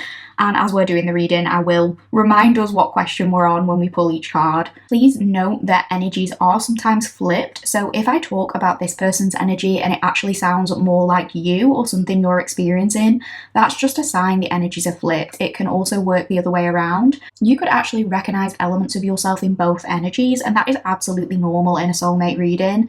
If nothing sounds like you and nothing sounds like somebody you could potentially see yourself falling in love with during the first couple of questions, I would encourage you to maybe choose a different pile. With all of that said, thank you so much for being here. Thank you for listening and spending this time with me. And let's get started with your reading today, Pal 5. So for the first question number 1, we are going to be looking at this person's energy. Let me just move your flamingo sticker over here. But starting off, we have got delicate dove, compassion, healing, harmony, gentle messenger of peace and hope, release my fear and heal my hurting heart. And we have got opening up, so that is strength. The first thing that's standing out to me about this person and their energy is that this person is probably somebody who is very well liked. I think very few people, if anyone, quite honestly, will have a bad word to say about this person. Like, it's pretty impossible to straight up dislike them. I mean, maybe not impossible, because I guess you can be the kindest, sweetest person on the planet, and there's always going to be that one person who dislikes you for their own personal reasons, and it's never your job to worry about that. But for the most part, I think people really adore this person and they have a lot of sweet things to say about this person. I think people tend to see this person as very, very sweet. There's something I want to say about this being an individual who is very tactful, so they can approach delicate conversations with quite a lot of grace. This person doesn't come across in any way like abrasive or aggressive. It seems like this person handles everything with thoughtfulness and with compassion in mind at all times, to be quite honest. I also feel like this person could be a great mediator or a great diplomat. They definitely know how to offer compassion to people who might be different to them. This is just a very loving person. This person has a huge heart. I feel like this person in their past was probably like more sensitive than they are now. I feel like in the past, this person could have been somebody who was quite easily wounded because they have such a big heart. But it's like they're at a phase now, their energy is coming across like they've found a way to turn that into some kind of power or some kind of strength. This is a really peace-loving person, I would say. I think this individual is probably at the stage of their life where they just prefer to stay away from any and all trauma if they can help it. I think this person, if they were in any kind of conflict or confrontation, they would handle it maturely. And this is someone where I think you would very rarely see them actually snap.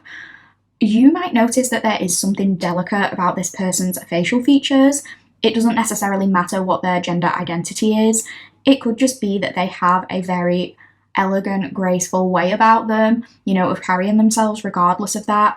Even if this person is a man and their physical frame is not necessarily what you would call like delicate in the traditional sense, there might be something about just one of their features that is like, you notice it's more delicate or it's more soft or almost romantic. Like if this is someone who, for example, is otherwise quite masculine, it could just be that they have something about their bone structure that is like delicate in some way, and you look at them and you think like, oh, you could be like a male model because there's some kind of photogenic or Venusian beauty to the features. It could be within like their nose or lips or jaw or cheekbones, even their hands, like their fingers. Even if they have bigger hands or longer fingers, there's like this delicateness to them where you can imagine them being good at, I wanted to say strumming. I don't mean it like that. You can imagine them being good at like playing an instrument. Let's keep it PG, please. But there's like a very controlled gentleness to them. If this person is more feminine, this might present itself in more overt ways, like having a visibly more delicate frame. Maybe they're very petite or they have like a delicate neck or shoulders or small hands or feet, delicate or fragile bones, something like that, just a gentleness to their overall structure that is evident. And if this is someone with a male frame or anatomy, they could still be larger or more masculine in their frame, but there might still be this delicateness that you notice in just one of their features. And this almost makes me think of them having like a genderless quality to their beauty. And what I'm thinking of now is, do you know those filters that make you look like the opposite sex? It's like if this person used one of those filters, there's almost this element of like, they make it work, like their face looks pretty either way. Like, a lot of us, if we used one of those filters, we might look at those and be like, oh my god, I look ridiculous as a man or a woman or whatever, like it just doesn't suit us. But with this person, they somehow look good. And it's because of the intrinsic beauty in their features. It transcends gender presentation because there's something about this individual where no matter like if they lean more into their masculinity or femininity or neither, everyone can just acknowledge like this is a beautiful human. Maybe for just one or two of you, this person doesn't identify with being masculine or feminine. Maybe this person is non-binary. Or maybe there's something about them that is a little bit androgynous. That message might just be for one person, so of course don't take it if it's not for you. I do think, regardless of all of that, going back to this person's personality, I do think this person has a lot of innate strength and emotional resilience to the point where now it's kind of like nothing phases them. I do think this person has been through a lot and they've had to heal from a lot, but it's never really taken away from the compassion that they give to others. In fact, it actually kind of makes them have a lot of empathy for other people's struggles. And I feel like if someone were to be mean to this person, they are likely the kind of person to be able to keep a level head and kind of talk that person down from being angry instead of escalating the conflict. And yes, I think some of it is because they do crave peace and safety and security within their interactions. But also, I really do get the sense that this person knows exactly what it's like to have a bad day. So they have this understanding that sometimes people can take things out on you and it's actually nothing to do with you. And they're not saying that's okay, but I think it's almost this thing of like, they have learned not to take those things personally, and they always know how to stay true to themselves. Even people who start off being disrespectful, this person ends up earning their respect in some kind of way, and it's just by being their kind selves and approaching everyone with, I want to say, the type of compassion that sometimes the world hasn't offered to them. And I guess you might only know about that if you do know this person already. That felt quite personal. I mean, it could be that the energies are flipped and this is your energy, and you might know what that means if you recognize yourself in elements of this. Maybe that's something the two of you are going to have like an understanding about. But yeah, I think a lot of the time this person is very emotionally controlled and they can endure quite a lot, and it's because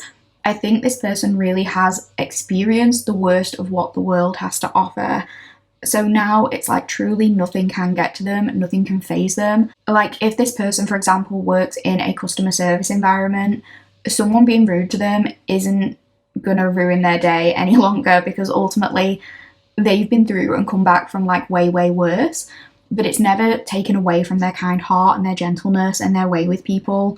This person really does have like a way with people. I just feel like if this person is in any kind of public facing role, they can kind of get anyone on side, no matter who it is, from like all different walks of life. And even if someone starts off not liking this person, they'll end up somehow loving this person just because of who they are and how great they are. Like their character just speaks volumes. This person gives me a vibe of like one of the good ones, and I don't know what that means, but I'm seeing that as being like a way that people refer to them. So maybe people you wouldn't expect would like this person do, like, and it transcends all different kinds of demographics. It's something like that, like people who you would expect not to get on with this person do, like they have a lot of respect for them, because really, again, like people don't have much of a bad word to say about this individual. They just have a way of getting anyone and everyone to like them, I think, just by showing up and giving people basic respect more than anything. So, you know, let's say this person works in some kind of retail store. This is just one random example. They absolutely don't have to. This is just the first thing that's springing to mind. You could have customers at this retail store that are like at totally different ends of the spectrum. Like one customer is maybe this like snobby rich person who is really cold towards the staff and, you know, just always complains about everything and anything and nothing is ever good enough for them. And another customer could be like someone who can barely make ends meet, and they sometimes get caught like shoplifting, so they always end up being dragged out of the store yelling and being quite aggressive. It's like somehow both of those people who both have an issue with the staff that work at this store, for very different reasons, both of these people are kind of known as like not being the nicest to people or like being difficult in some way. And it's like when they hear this Dove person's name, their face kind of lights up a little bit. There's like this sudden warmth to their face, because normally these people might be like, oh, I hate the staff at this store, but this Dove person, like, they're all right, they're one of the good ones, or something like that. Obviously, it doesn't have to be that example. I'm also hearing something specifically about bedside manner, and it could be like, you know, because this is a card about healing, this person could work in some kind of healing field. Maybe they are a nurse or a doctor or a clinician of some kind. So I'm even getting like this example of someone who's had a really bad experience with doctors, and, you know, this individual doesn't trust doctors as a rule. They might be like, usually doctors are really rude to me, they don't listen to me, but this Dove person, they're one of the good ones, like I trust them. This person has just a very healing energy about them. And they have one of those faces that people can just trust. There's something about it that's almost angelic. Maybe it's their eyes, like their eyes have an innocence to them. And it's something that just seems so pure and it makes people warm up to them. I'm hearing something about genuineness. It's like a look of honesty or a look of, I don't want to say virtuousness. I don't think that's the right word. Virtue, that is coming through, but that's not the word I'm looking for. But they have this look where people just feel as though this person is believable. Like, I can believe them, I can trust them, and I can open up to this person. And maybe it does stem from this idea that this person has been through like a lot and has had to endure certain difficulties. And so there's like a mutual understanding between this person and people who've also been through similar things. I think it's almost like a relatability factor. I don't know if that's even the right word, but I think, you know, with things like seeing a clinician for a like sensitive issue or something like that, there's almost an element of like when you go as a patient, I know like a lot of people will go and see like doctors and they will come back feeling like very judged, and they feel like the doctor clearly hasn't been through like my life situation to understand like why this is happening. Yeah, I don't know if relatability is the right word, but it's something like people look at this person and they're like, oh, you get it. Like other people I've seen about this problem, I can tell that they're judging me and like I don't want to open up about it, but I feel like you get it. Or like there's a very non-judgmental kind of energy there. It could also be not that this person is necessarily unfiltered in a very blunt way, because again, I do think they approach things quite tactfully, but there is this element of, you know, maybe because this person has been through such a lot, there is like a calmness and a simplicity and a casualness in terms of the way they deliver certain messages, maybe about topics that are not as easily discussed by other people, maybe certain taboo topics. So they could be someone who might like open up and overshare and not come across as scared of being vulnerable when it comes to things that have happened to them, things that they've been through. And it's because like for them, those moments of oversharing aren't all that personal, because they've been through it all, they've kind of seen it all, so they could say some of these things almost like, yeah, casually, like almost offhand, just slipping things into conversation. And I think that gets people to warm to them even more, because maybe they're like, you know, I can't believe you've trusted me with this, or you're opening up to me about this. But maybe to this person, it's just not as big of a deal, because the stuff that they might tell you about, they've probably been through way worse. Like that is just scratching the surface. So if you meet this person and you're chatting, this could be the kind of person where straight away they're chatting about like what mental health medication they're on and what the side effects are and things like that. And you might be like, wow, it's so cool that they're so open about their mental health struggles or whatever. It's just one example, it doesn't have to be this one. And it's cool that they're so willing to be vulnerable about this, because normally people shy away from these topics. Like, I'm glad they trust me. But to this person, this is just kind of a normal part of their life. Like, so why would they hide it?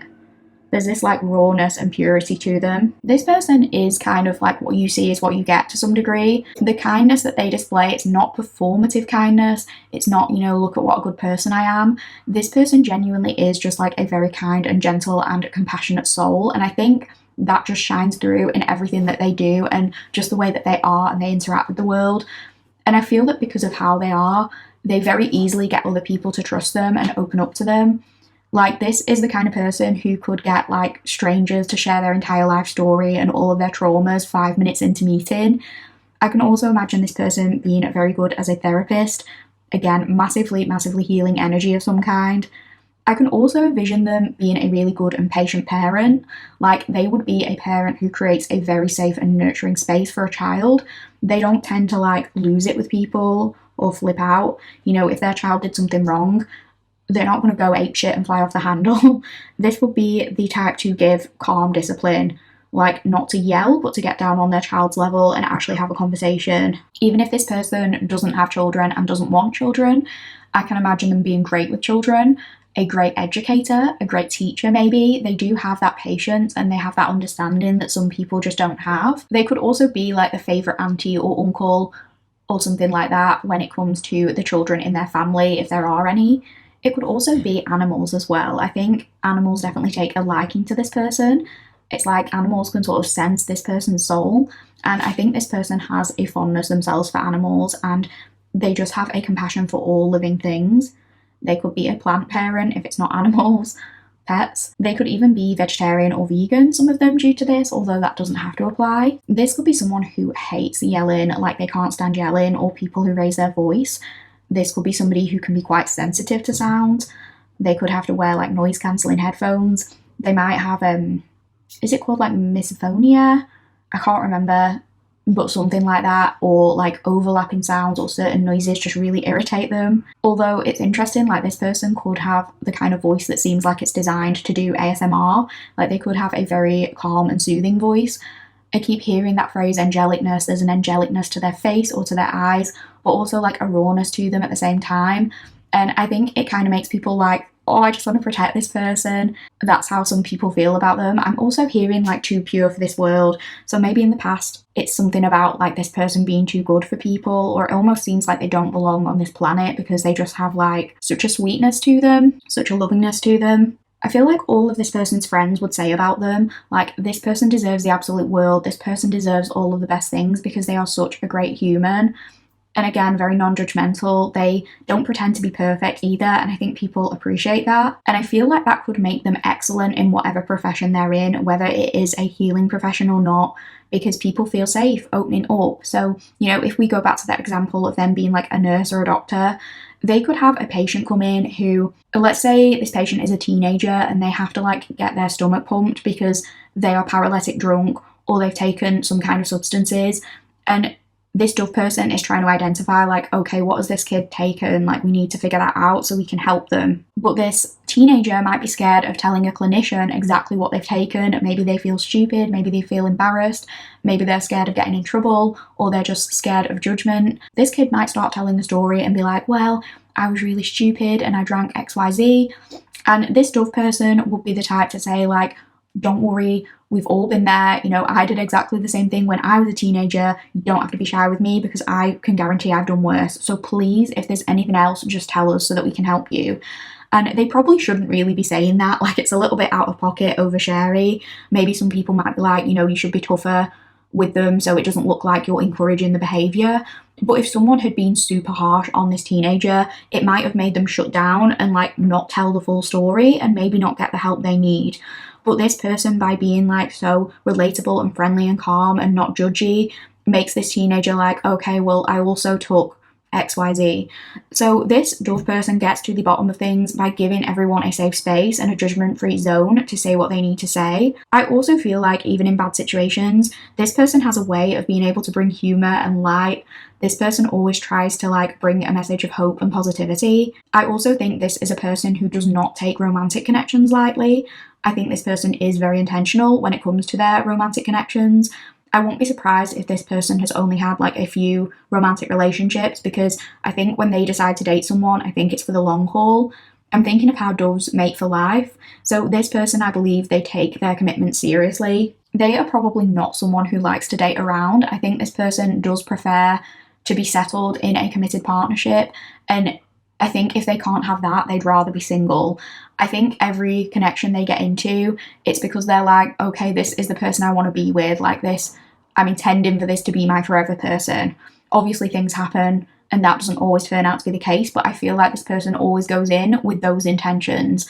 You know, even if this person, when you meet them, has been like married before and they're separated, it wouldn't surprise me if they'd married their childhood sweetheart or something like that. And even though they had the intentions to stay with that person for life, maybe the other person just didn't have the same intentions, or they just grew apart, or maybe even somebody passed. But it's like they don't want to separate unless there's a genuine reason. Basically, they're very loyal, and once they're in it, they're in it. There's something about this person having a playful twinkle in their eye, or like there's a spark behind their eye.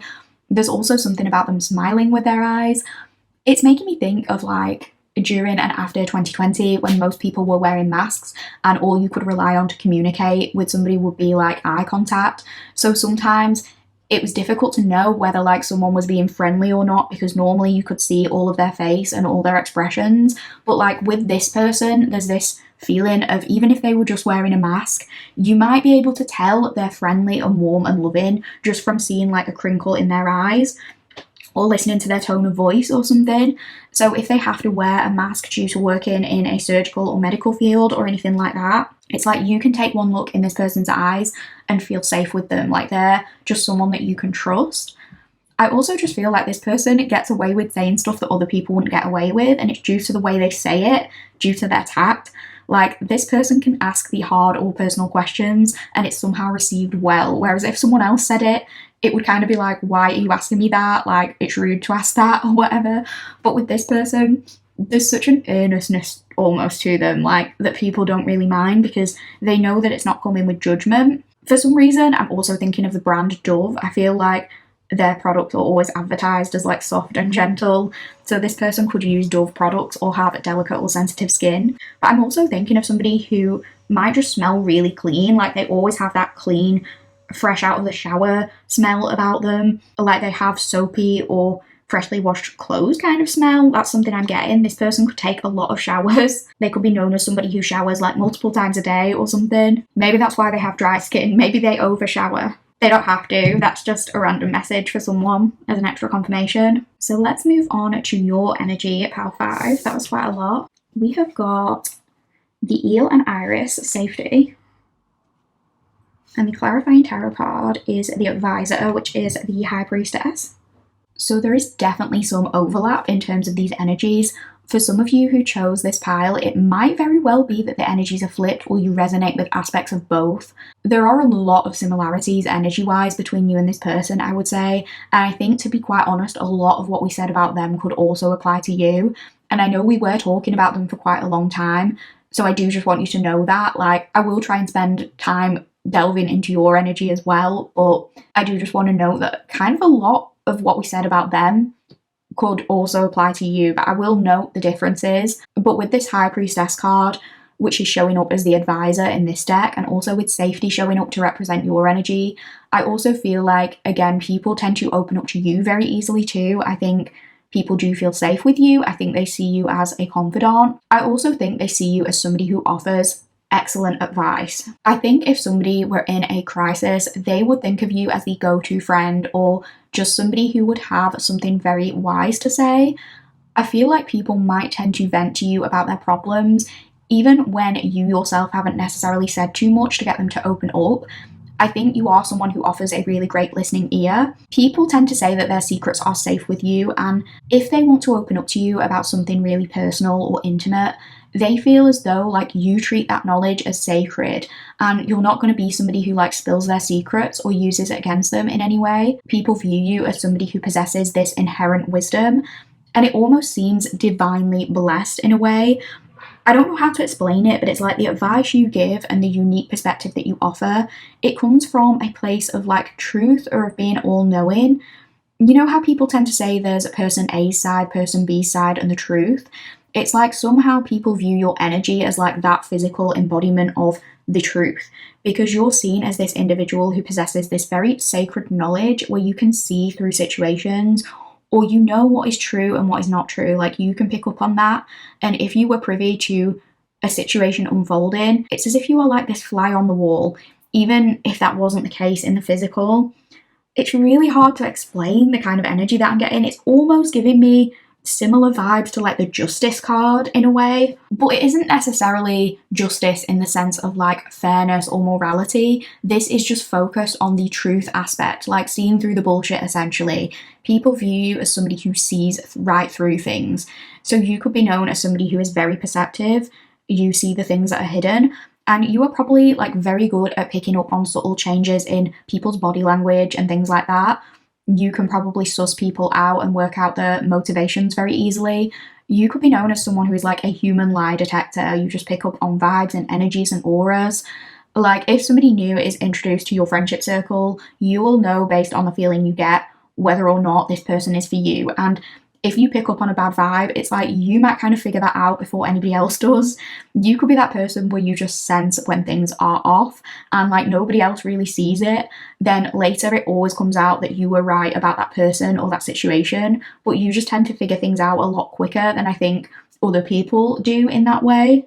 And it can work the opposite way around too. It isn't just with negative things. It's like, I think you can pick up when someone has a genuinely good heart, even if they're sometimes perceived by others in a different way. Like, if somebody's kind of acting out a little bit, it's like you can see right through that. And if others are saying about this person like, oh, they're so angry, they're so this, it's like you can see like, no, this person, there is a good heart underneath that, but this person is hurting. Like, you can see that the way that other people aren't able to. You have a very good radar for, yeah, just picking up on things that other people don't always notice. I feel there's something with you, it's like this message of you don't miss a trick, like you notice microscopic expressions and shifts in the energy and things like that. So this could actually be kind of frustrating for you at times because you're so sure, you're like, oh, I can tell this person doesn't like me because I saw that change in their expression, I know what it means. And, you know, people might tell you you're being paranoid or you're reading too much into it. But the thing is, like, you're not trying to read too much into it. It's just this information comes to you without you having to try. Like, you can read these things like a book, and you are very rarely wrong about your instincts, and it always tends to come out eventually. But it might be frustrating at first when you know the truth of something and other people don't listen to you and you end up being right. You know, for some of you, this could be wrapped up in a certain element of hypervigilance or like a trauma response. Some of you may feel like you have to be on guard for a perceived threat to keep yourself safe. Some of you could be working on healing some nervous system dysregulation or dysfunction linked to this sense of hypervigilance. I'm also getting something randomly, like very randomly, about flexibility. Some of you could be working on becoming more flexible again, or you're doing like these particular stretches every day to work on your flexibility. I'm also thinking of yoga and Pilates too. Some of you could be hypermobile. Maybe your joints tend to slip out of place. I'm not diagnosing anyone here. It's just confirmation. Like, if you already know this about yourself, I'm getting what is it called? Is it like EDS or something? Is linked to hypermobility. I'm also seeing pomegranates very randomly too. Something about pomegranates. Some of you could have a link to the goddess Aphrodite. Yeah, I think obviously you and this person, as I said, you do have a lot of similarities. However, I think the main difference is like you might be somebody who is harder to read than they are. They might be a little more like someone who kind of wears their heart on their sleeve, and you yourself might be more reserved. Like, you read others easily, but they aren't quite able to read you in the same way. You could be seen as someone who is quite secretive, or you're this enigma, you're this mystery. You might be seen as somebody who's difficult to get to know. It could be that you're someone who keeps your own secrets and personal things very close to your chest. I won't be surprised if you were someone who tends to listen more than you talk. It's funny, like, you can give people the best advice and they're convinced it must come from like some kind of personal experience and wisdom, and some of it might do, but they never really know that much about your life to know that for a fact. Sometimes people reveal so much to you, and then later down the line they'll be like, wait, like, I don't know anything about you. You could know their entire life story, but they know so little about you. And I definitely think you have a very kind of mystical, magical appeal to you. You definitely give this energy of people saying to you, like, how do you know that? Or how did you find that out? But it's like you never reveal your secrets or your sources. You have a very magnetic, again, magical, really magical kind of aura. Some of you could be a little bit witchy. That doesn't have to be the case. I think a lot of people are drawn to you though. A lot of people want to get to know you, but not everyone can. There's something highly spiritual about you. I won't be surprised if you are very tapped in to spirituality or higher consciousness or your subconscious, whichever way you prefer to look at it. You could experience having a lot of premonitions, especially in your dreams. And I think that's what I meant about like truth. It's like you're tapped into some element of divine truth that exists on a higher plane, almost like you have access to something like the Akashic records. It's like, even if you weren't there, it's almost this sense of like you have information on the past, present and future, and everything that's happened is happening and will happen. I don't know how to explain it. I'm not saying like you have to have a conscious awareness of knowing absolutely everything or that you claim to know everything, but you're definitely someone where like you get these downloads, they find their way to you, you don't really know where they've come from, and you end up being right, and like nobody knows where you got that information from, but you just end up being correct. It's like it's come from somewhere and maybe even you aren't sure where some of the time. I won't be surprised if you have a lot of Pisces placements or Neptune placements or 12th house placements, or maybe just water placements generally. There's something that's very tapped into the undercurrent. I keep hearing the undercurrent of what's going on. A lot of you could really like to be by water. I'm getting something about like moon rituals or cleansing under the moon or something. It could be that you've had to create safety in your interpersonal relationships because people do tend to open up to you in this very confessional way, like the way almost that they would open up to a higher power in prayer, or the way that they might write their deepest secrets in a journal that nobody's ever going to get to see. And so being able to have someone who you can share those innermost thoughts with and feel safe with, for them, it can be very addictive. But for you, it could sometimes be draining, like when you're hearing about some, less pleasant things, or you're hearing everyone's problems all the time. You don't want to have to like have the weight of the world on your shoulders, so you might have had to create boundaries and learn not to have your heart on your sleeve so that you can keep your own emotions safe and, you know, make sure that they don't intertwine too much with other people and their energy. Going back to the premonition thing, I can definitely imagine you having some freaky stories about things you've said that have come true. These are stories that might still be talked about in your family or your friendship circles, as in like, oh, remember that time Pal 5 phoned you at 5 a.m. because they had a dream that somebody had passed on, and they actually had, or something like that. I can imagine you being someone who is definitely more likely to have experienced paranormal phenomenon, especially when you were a child. You might have had like an imaginary friend who was actually a spirit guide or something. You seem to be a vessel for that kind of thing, and that's very powerful. Like, a lot of the gifts you have are quite rare. Some of these could be ancestral gifts, things you've inherited. There is absolutely something about spiritual gifts though, and spiritual can be whatever way you define it. I can just imagine that you tend to feel a lot more in terms of energies than other people do. So yeah, you might have to be more protective. If you're doing any kind of spiritual work, you might find yourself having to cleanse more or be more careful about it.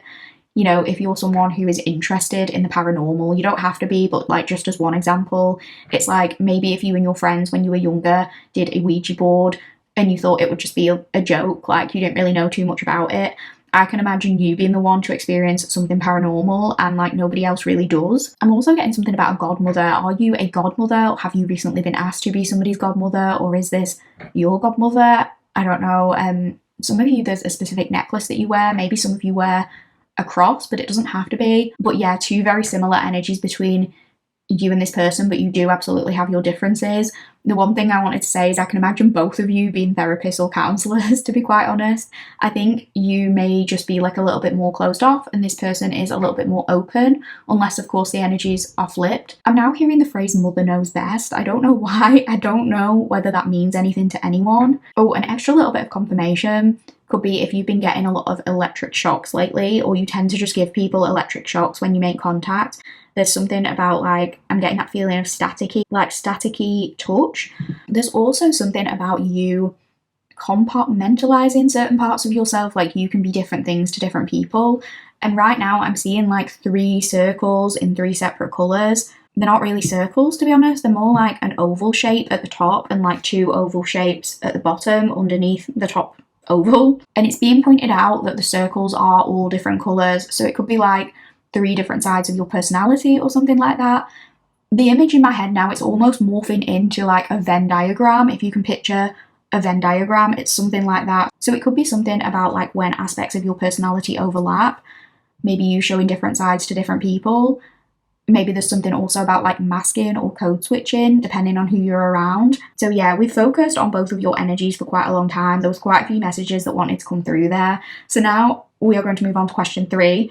So what do you notice and like about this person? What sets them apart? What is one of their standout features? So we have got fertility, watermelon, and the clarifying tarot card is the Knight of Wands, the front runner. So I think one thing that stands out to you about this person is that they embody all of the positive traits that you might associate with the Knight of Wands without embodying the things that people, particularly people looking for a relationship, might consider less desirable. Like we even said, this person is liked by a lot of people. This person is charming. They are popular. They are charismatic in their community, but it is absolutely not in like an overconfident, arrogant way.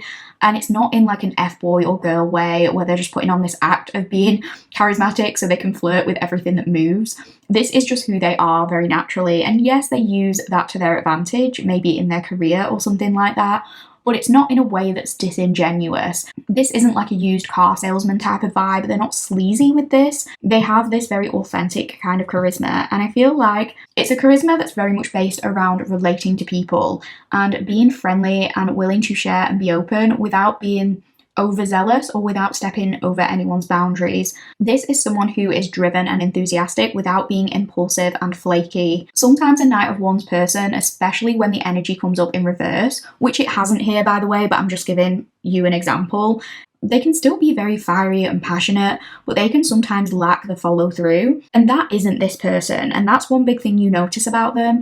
It's like when they are driven and motivated towards something, they're not just talking the talk. They're going to be able to back up the things that they're saying with action. And I also feel like because we did get strength during this person's energy, that's the thing, this person can endure. They have a lot of endurance and they're in things for the long haul. This isn't somebody who gets like an intense passion but then it burns out quickly and they move on to the next. This is the person who sees things through to the very end. So, you know, once they're serious about something, once they have a vision in mind, they really commit to it and they go all the way with it. I don't think they're somebody who changes their mind all of the time. Like, once they're working towards something, each milestone they achieve just makes them want to try harder. It only motivates them more.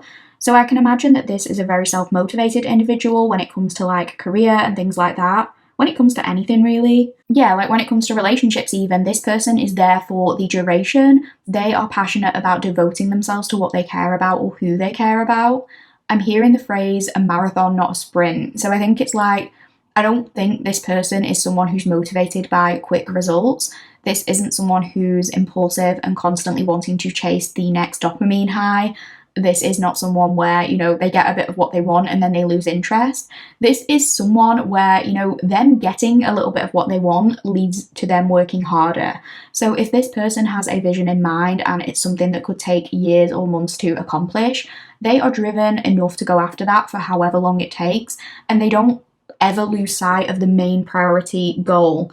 They keep that bigger vision in mind at all times and they continually remind themselves what's important to them, and they're not likely to get distracted by other things around them. They're not tempted by other things because they're focused on like crossing this finishing line.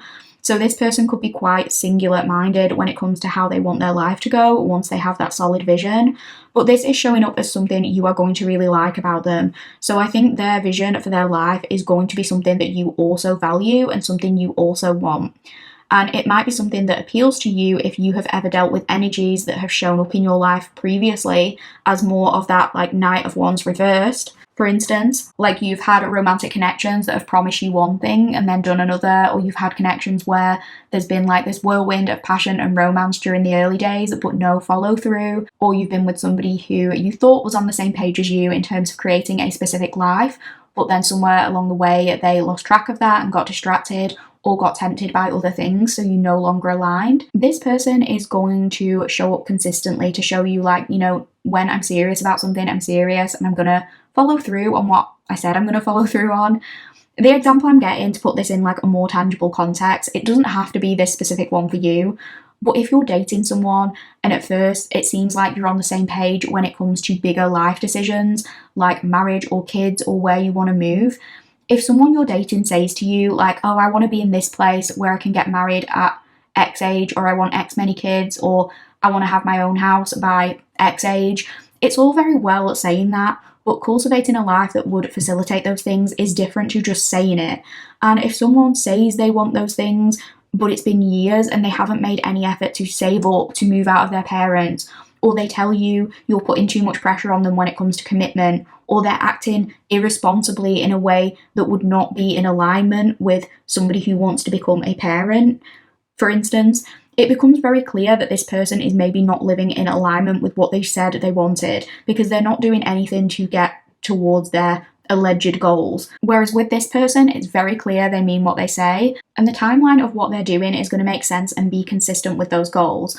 Like if they've said they want to afford their own place, you're going to notice that they are actually saving up, like they said. They're not spending money frivolously or going out all the time. And by the way, I know that saving money in this economy feels near impossible, so I'm not saying that they can afford their own place immediately, and I'm not like shitting on anyone who can't do that. But my point here is that they're trying, like they're not saying one thing and doing another. Like I think there's a difference between somebody who wants to move out of their parents and they're doing everything they can to like save money, but it's impossible, versus someone who you notice is like going out all the time, spending money on really frivolous things, so their words do not match their actions. Like there's a big difference between that. And I feel like this person, their behavior, it allows them to be like leaps and bounds ahead of other people who have tried to shoot their shot, because I think you do have a lot of people interested in you. I don't think that's a surprise to you, Pal 5, but I think one thing that stands out about this person, it sounds obvious, but it's literally like they do stand out from other people.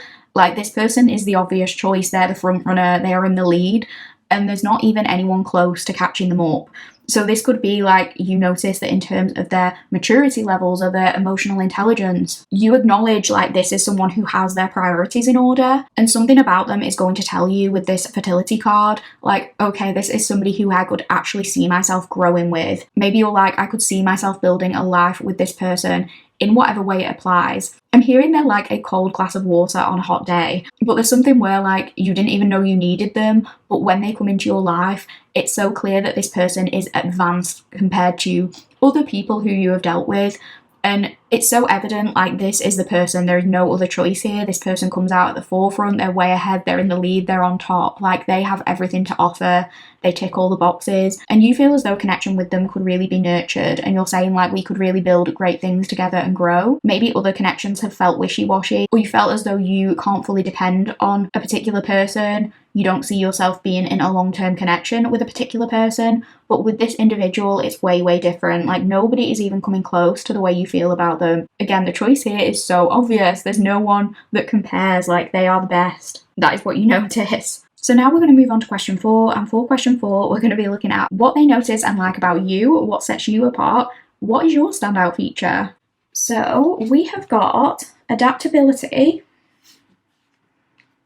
and we've got the contestant, which is the Fool. Okay, I think we mentioned something about maybe Pisces rising or Neptune or 12th house energy when we did your energy check, but there's a very dreamy, otherworldly quality to your beauty that I think stands out to this person. I think eye contact is going to be a big thing for them, and as we said, people tend to notice that dove person smiles with their eyes, but there's something about your eyes being a standout feature also. You don't have to be a Pisces rising or anything like that, by the way, but I know typically the eyes of Pisces rising people are sometimes described as bigger or sometimes like a little bit further apart. So those are along the lines I'm thinking of. But essentially, I think it's very easy for people to get lost in your eyes or kind of mesmerized by your eyes because they are full of feeling, or maybe they're full of wonder. Maybe people often compliment you on the color of your eyes. Maybe some of you have, what is it called when they're like 2 different colors? Is it heterochromia or something like that? That might be a confirmation for somebody. It is interesting. I think this person notices that there's an innocence to you. I'm thinking of somebody who might have like ingenue or gamine kind of essence. If you're familiar with that typing system, your features might be consistent with that kind of look, although that does not have to apply. And you have a youthful glow about you, or a youthful spirit regardless of your biological age. There's something very fresh-faced and vibrant about you, and there's this purity to it. But I think the interesting thing is you kind of have like the best of both worlds, because we were talking about how you have like this mysterious and secretive side, and that almost comes across to me as like scorpionic, plutonic in a way. It's very sensual, it's very alluring, it's a sort of siren-like energy. But then you also have this very playful innocence about you, and I think this person finds it interesting that you can flip between those two energies seemingly easily. Like, on the one hand, they might look into your eyes and it feels like this open book full of possibility and adventure, but those are just brief glimpses or brief flashes, because sometimes, on the other hand, they might look at you and you're like unreadable and this mystery, and they have no idea what you're thinking, but they want to find out, like, you're this enigma. So you could have these moments where your eyes have a bit of a glow, like it seems as though you're up to mischief or you're about to cause mayhem. And I think this person notices this side of you. I think this person finds it interesting how powerful you are and how it seems like you are this all-knowing high priestess energy. But then at the same time, you kind of have these funny, playful moments. And I'm hearing the phrase, I'm just a girl. Like, you have these moments where you're like, I'm just a girl. You don't have to be a woman to identify with that. I'm using it more as like a placeholder for somebody who is carefree and somebody who's not so serious and who is just open to enjoying the fun things. I know some people really don't like the I'm just a girl phrase because some people find it infantilizing. I can understand that perspective, although I do think it depends on context. I am personally not trying to use it to indicate that girls are inferior or incompetent. I actually see it more as like a clapback at that idea. But more than anything, I tend to view it as like being silly or being in touch with your inner child and finding this solace in girlhood, no matter your age. I see it more as like doing things that remind you what it's like to be a girl again, before you had to worry about like a corporate job or paying rent or performative femininity, doing things that would make the girl in you happy. Like the whole girl dinner thing, for instance, I think that got twisted into something it wasn't ever meant to be. I don't think it was ever meant to be about like being restrictive or, you know, making a comment on small portion sizes.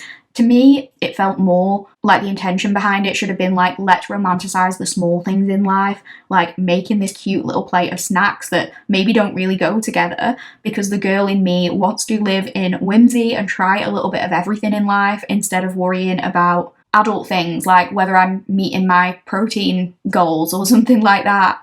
To me, it's not about being naive or foolish, it's more about forgetting the adult world for a time and living in childlike joy. For instance, like I'll use my grandma as an example. She is in her 90s.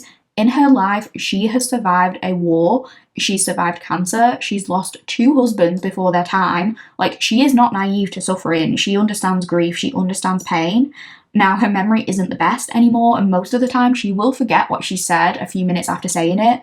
But when it comes to these stories about her childhood and things that her and her friends got up to when they were young, it's like she remembers every detail and her eyes light up telling those stories, and she ends up just giggling like a schoolgirl, like she's right back there living that memory. And I think it's so beautiful to watch her relive that joy. And in those moments, I look at this woman in her 90s, and I think, you're just a girl. Like, we're all just girls sometimes, and it's okay to be silly despite the bad things that go on in the world. Girlhood transcends biological age, is what I'm trying to say. Like, I see it in her, I see it in myself as a grown woman, I see it in my 6-year-old niece.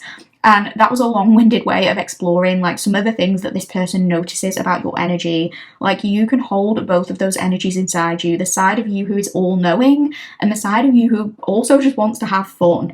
But I think they particularly like when they see that fun and playful and mischievous, fae-like, curious, whimsical side come out. Some of you could also be like Gemini risings or have Gemini placements. This adaptability card even, it just gives me very Pisces, mermaid, mutable kind of vibes. So I just feel like that's relevant for somebody, although it doesn't have to be for everyone. I feel like something this person really appreciates about you is that you are down for an adventure. And the interesting thing is, Pal 5, I feel like it would be easy for someone like you to not be open when it comes to a lot of things, because again, you are very spiritually tapped in without trying. You have these psychic kind of vibes, and you're very much someone who just seems to know how things are going to play out before they do.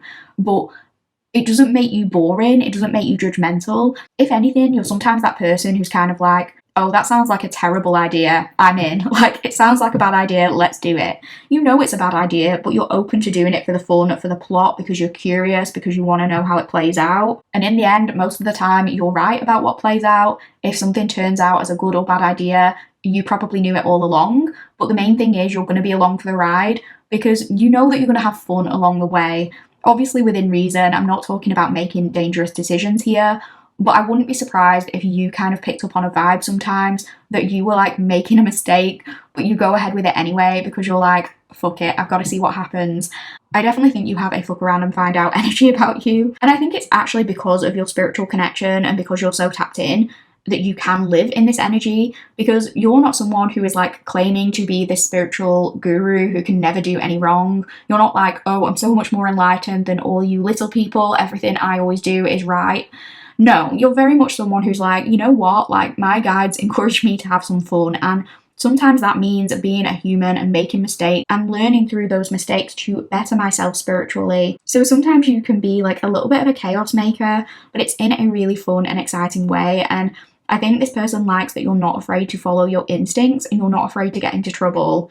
Not bad trouble, just more like mischievous, playful trouble, cheeky trouble. I think this person definitely notices that it's always going to be a good time with you and you're always going to be like down to try out a new experience. You are definitely a free spirit and someone who has learned or is learning to surrender and go with the flow more. I feel like you might not have always been this way. Maybe for some of you, your free spiritedness has come out more as you've got older, and you've learned to like harness some of this divine knowing that you possess and use it in a healthy way, not in a way to hold you back, but almost as reassurance of like, you know, even if I do something silly, I know that I always have my guides, I know that I always have this connection, but like I know things are always going to work out okay and I will land on my feet. And knowing that, it kind of enables you to take certain risks and follow your instinct when it's needed.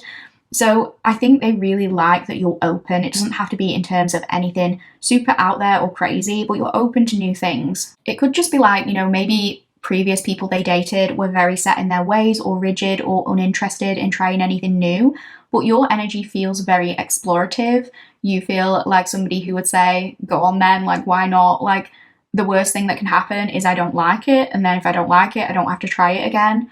So this could be like new foods, new places, new hobbies, just general experimentation. You have a very experimental energy. This person loves that you're willing to try different things. I also feel like one thing this person really appreciates is that you know how to be adaptable in certain settings, particularly social settings, and this might be something that they notice more when the two of you are together, because I'm getting the example of like this person loving that you're able to immediately vibe with their friends and family. I feel like this person's loved ones, like their friends, their family, even if it's chosen family, those people are really important to them. So I think it's crucial that their significant other is able to play well with those energies, and they're going to feel like you do. I'm just getting this image of like, even if you're someone who is a bit shy and you don't love socializing, even if you're more reserved, I get this image of you like breaking the ice quickly, and it gets these people opening up to you quickly. Maybe you crack a joke at the family function, and even if you say it quietly because you're not sure how it will land, it's like you have the table in hysterics. I think you read the room very well and know how to adapt your energy. And this person's family member who hears you cracking that joke is immediately like, oh my god, Power 5 is going to fit in so well with us.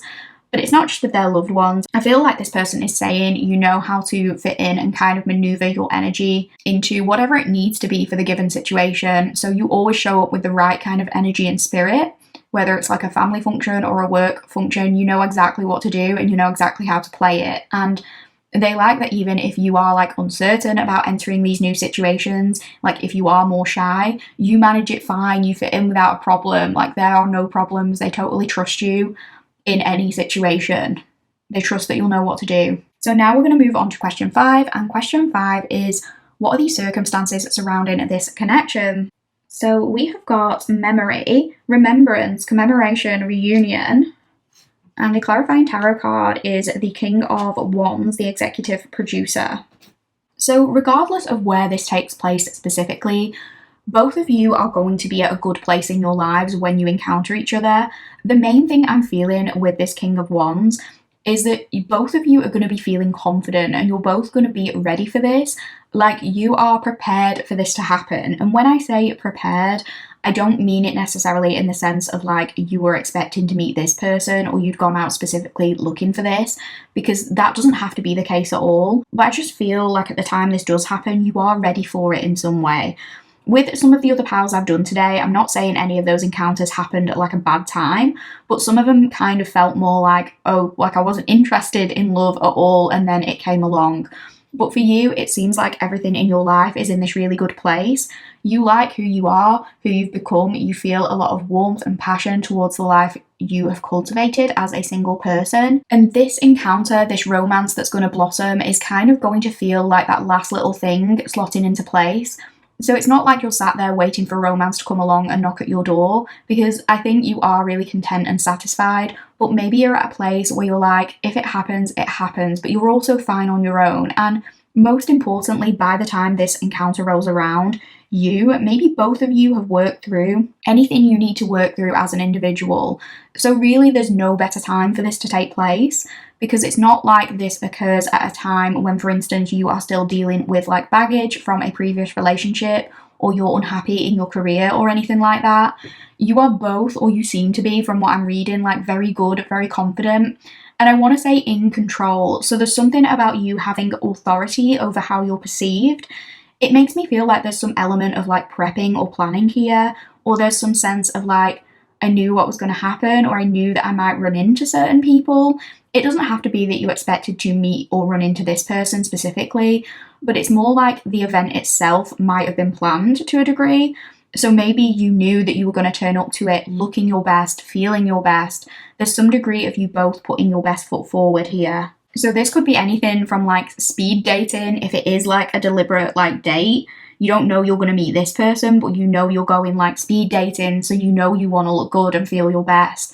But equally, it doesn't have to be anything like that. It could be that this is a social event of any kind, and even if you're not a social person, it feels like you were able to plan or prep for this event in the sense of like getting yourself into a social mood before the event so you can be your most charming, charismatic self, doing your affirmations in the mirror, getting dressed up so you feel your very best before it, because you knew what to expect and you knew that you would have to socialize. There's something about you being on fire here. I'm hearing the phrase on fire specifically, like you being very conversational or you leading conversations, or maybe that's something this person is doing. For some of you, it could be work-related even. King of Wands makes me think of leadership energy, so it could be like giving a presentation at a work conference. There's something about you being on your A game though, due to some form of planning that you've done. So maybe you're just coming across as really confident and articulate and you capture the attention of the room, like when you're delivering this presentation because you've prepped for it. Or this could be a more casual social thing. Maybe it's planning and prepping the perfect outfit so you know you're gonna look like hot shit. But either way, your presence is known, you are commanding the attention of the room, and it's just clear that you are at your best in some way. Like you're looking really well, you're looking really healthy, you're coming across as very sure of yourself, you're lighting the room up. This could be both of you, this could be what you think of this person.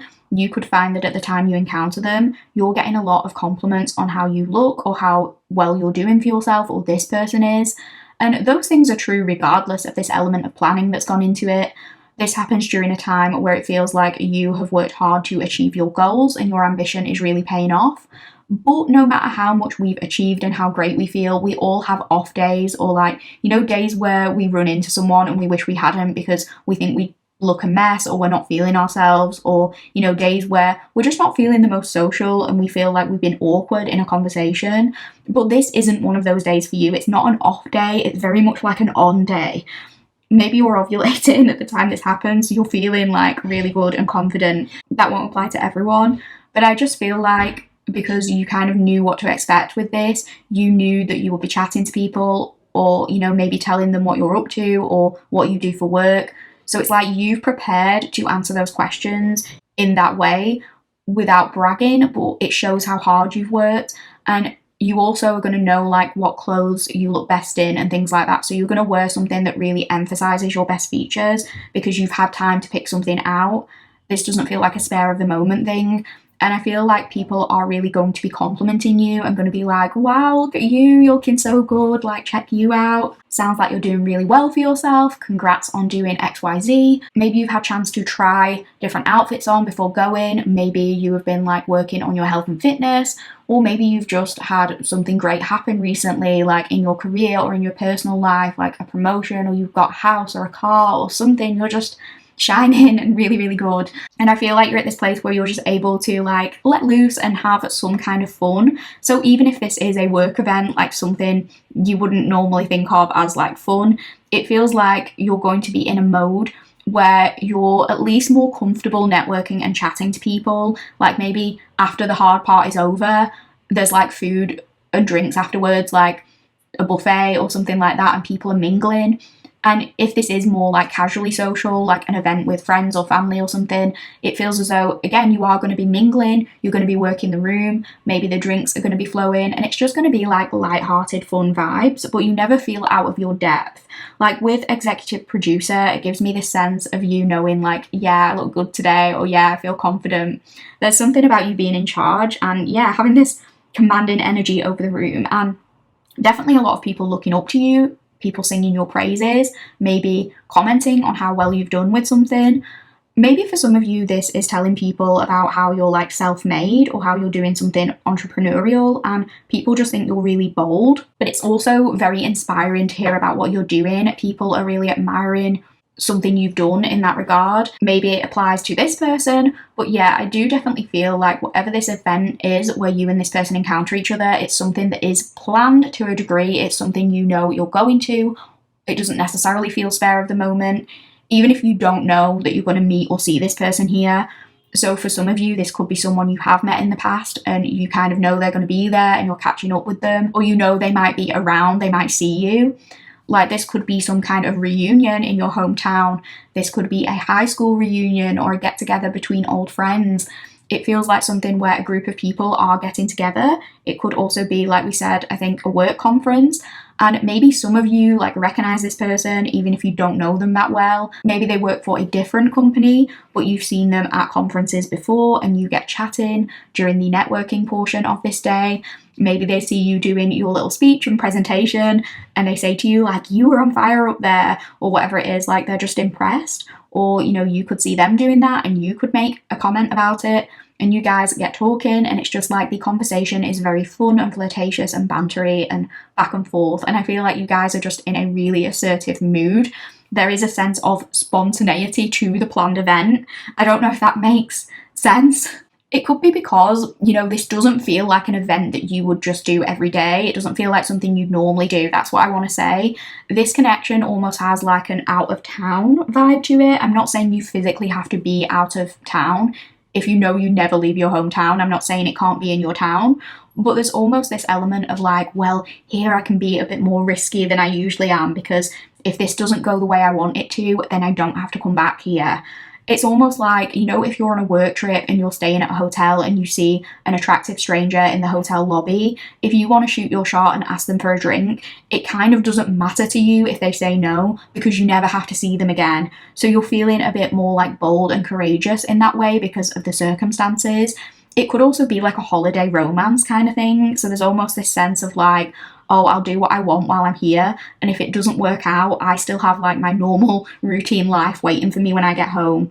So if this is even like a reunion with friends in your hometown, you're kind of saying like, well, I only go back to my hometown once or twice a year. So I'll just have the most fun while I'm here and do what I want to do. With commemoration, it could be like a wedding anniversary or oddly, like I know this isn't the nicest example, but even a funeral or something like that. And I know that sounds weird in the context of like, I'm going to show up and have fun because I know funerals aren't fun for anyone. But sometimes, depending on the context, I know there's a lot of nuance to this, but like after the ceremony, people have little events where you have food and drink and you share memories and like commemorate the person's life.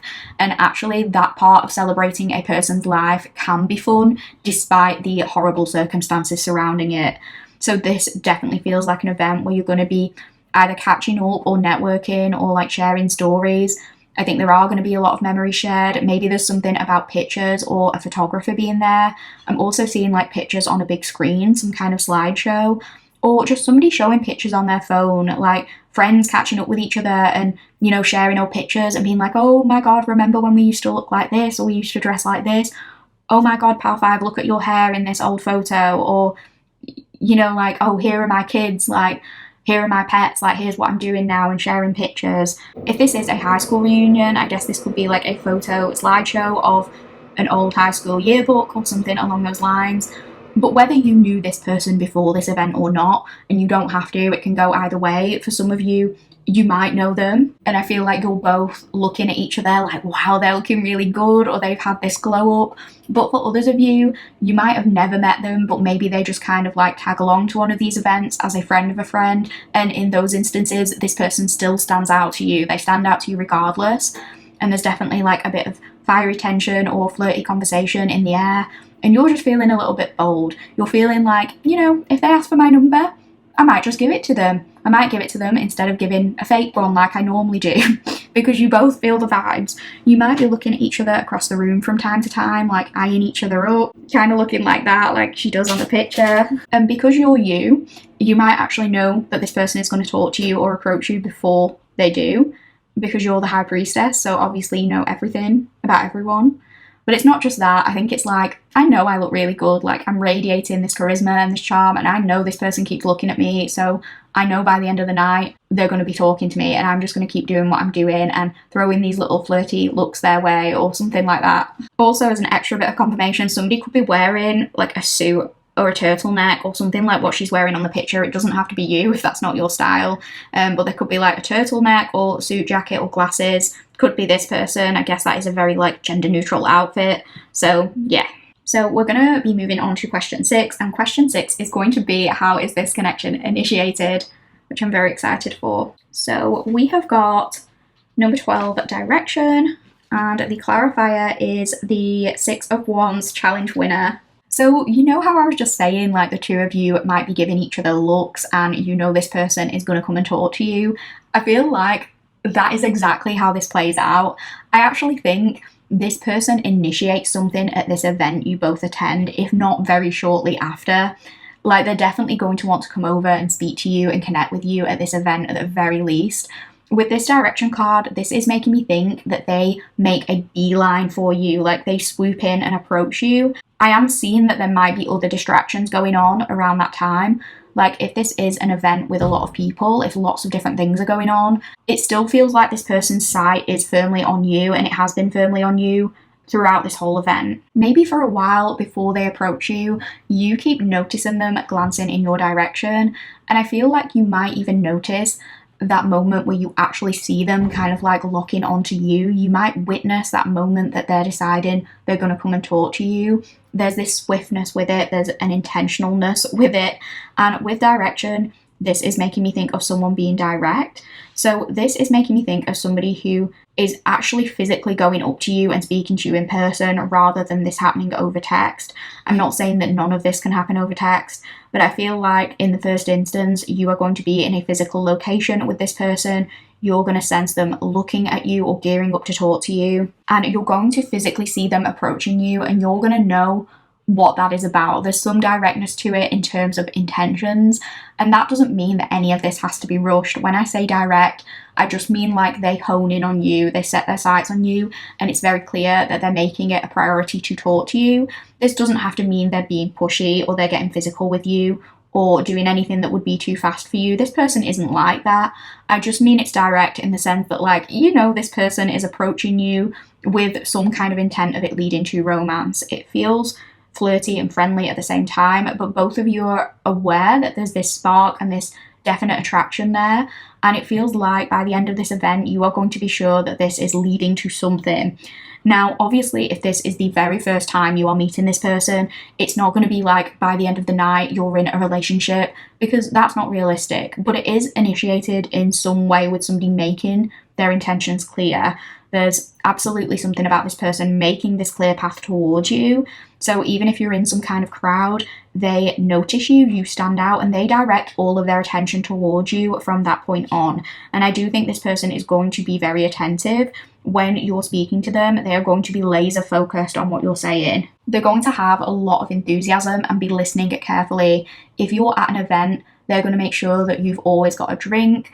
I'm hearing something about them being chivalrous. They might ask you like how you're getting home because they want to make sure that you get home okay. It is not in a sleazy way. They're not asking you to come with them, unless you want to, of course. But this is just saying they're going to be treating you very well and making sure you are good at all times and giving you a lot of attention, and also maybe a lot of compliments and praise. You could both be complimenting each other if you know each other a little bit better. Like if this is that example of a high school reunion or something, you could both be saying to each other like, wow, you're looking amazing, and things like that. There's a lot of warmth and buzzy feelings in your conversations. It definitely feels like you are giving validation to each other, not because anyone needs it, but just because you're genuinely pleased for each other. And that's why I say some of you might know of this person, because it feels like both of you are in this energy where you're saying, you know, look at how well you're doing now, look at the person you've grown into. But it doesn't have to be. It could just be that you've seen each other around, or it could just be, if this is the very first time you're meeting, when you're introduced to each other and you're chatting about what you do, both of you are very engaged and very proud of one another. Like, it's very clear you've both worked hard to get where you are, and you're both genuinely impressed by each other. The reason I say a lot of you might know of each other or you used to be friends is just because there is such a warmth and a friendliness here. But I guess some people are just warm and friendly people, and people who hit it off right away, and both of you are in a very good energy when you encounter each other. You're feeling like your best selves, so both of you might be like a lot more friendly than normal generally, and a lot more open. So I guess it could be as simple as two strangers really just vibing with each other. But there's something where, like, if you did know this person before or you were ever friendly with them in the past, there's almost this element of you being a little bit mushy with each other. Obviously that won't apply if you just meet them this night, but you know, especially if drinks are flowing, there could be a little bit of reminiscing about memories, and maybe you're both saying like how much you missed each other, or that you have these really fond memories of one another, and it kind of makes both of you smile, and you're like, oh, this person noticed me, or this person thinks about me when I'm not around, like, or they've thought about me over the years or something along those lines. I definitely think that both of you, when you're together, you are a really, really attractive couple, I have to say it. So even if you're just sitting together and talking, it just feels like people notice you. I also feel like if this is at an event with friends or family, like people who know you, people might kind of point out that you're talking and be like, oh, look at those two. But it's not in any kind of mean-spirited way. It's sort of like, oh, they seem like they're getting on really well, good for them. And if this other person initiates with you, I feel like people are saying that they're proud of this person for being confident and like going and shooting their shot. Like I said from the beginning, your person is very well liked. So it's not like anyone is looking at them flirting with you and being like, oh no, there they go again, like chatting someone up. It's very positive. It's people looking at you, and without you knowing, these people are saying like, oh, they would make such a cute couple. And you might find out about that afterwards, like if this is your friends or family or theirs, they could say to you later like, oh, we saw you talking to this Dove person. We were just saying you'd make a really great couple. Even before anything gets fully started, it feels as though people are singing this person's praises and yours. Like if you're asking about this person, your family and friends are saying, no, they're great, like they're such a sweet person, you should go for it.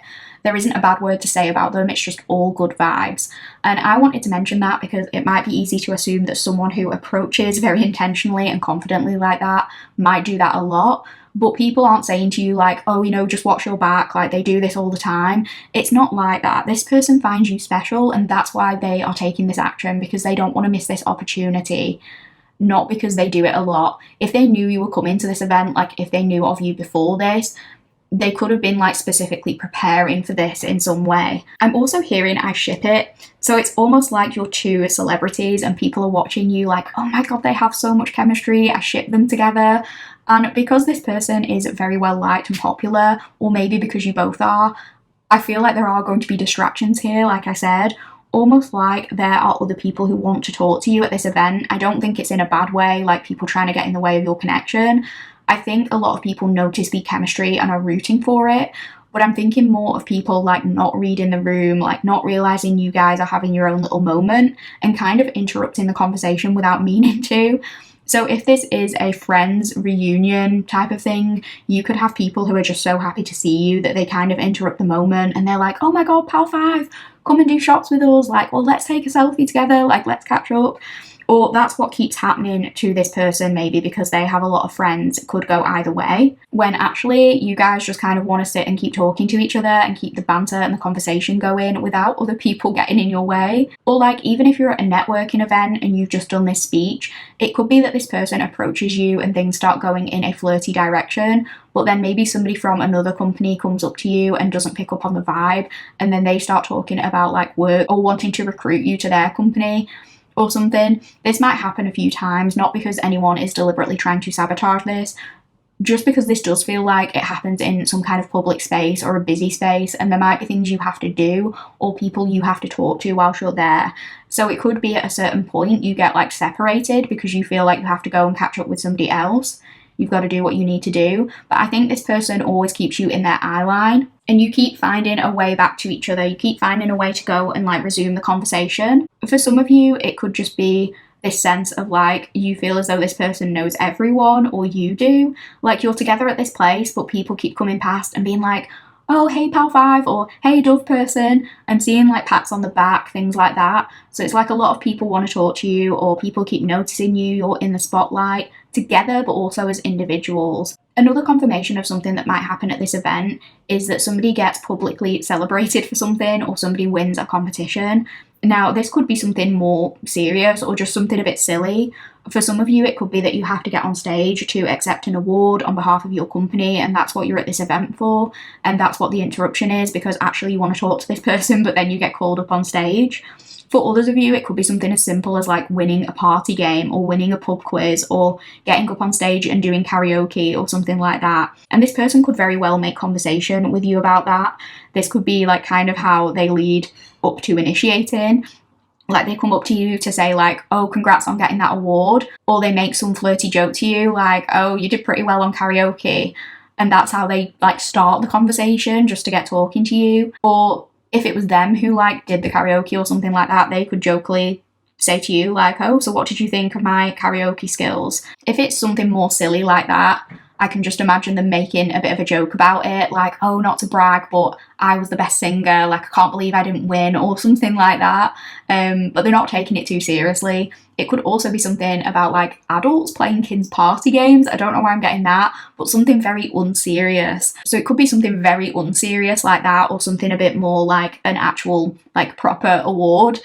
But either you or them might be being congratulated for something at this event, whether it's people passing them in a jokey way and being like, oh, you were great at karaoke, even if they weren't, or whether it's a genuine compliment, like, oh, I've heard you've done XYZ recently, like, well done, good for you. Like, people are celebrating them or you, and there's a lot of pride in the air, not in a toxic way, but just like both of you living your best lives. Like, you're saying, I'm happy to be here, I'm having fun. I think this person is very happy just to be seen with you and getting the opportunity to talk to you.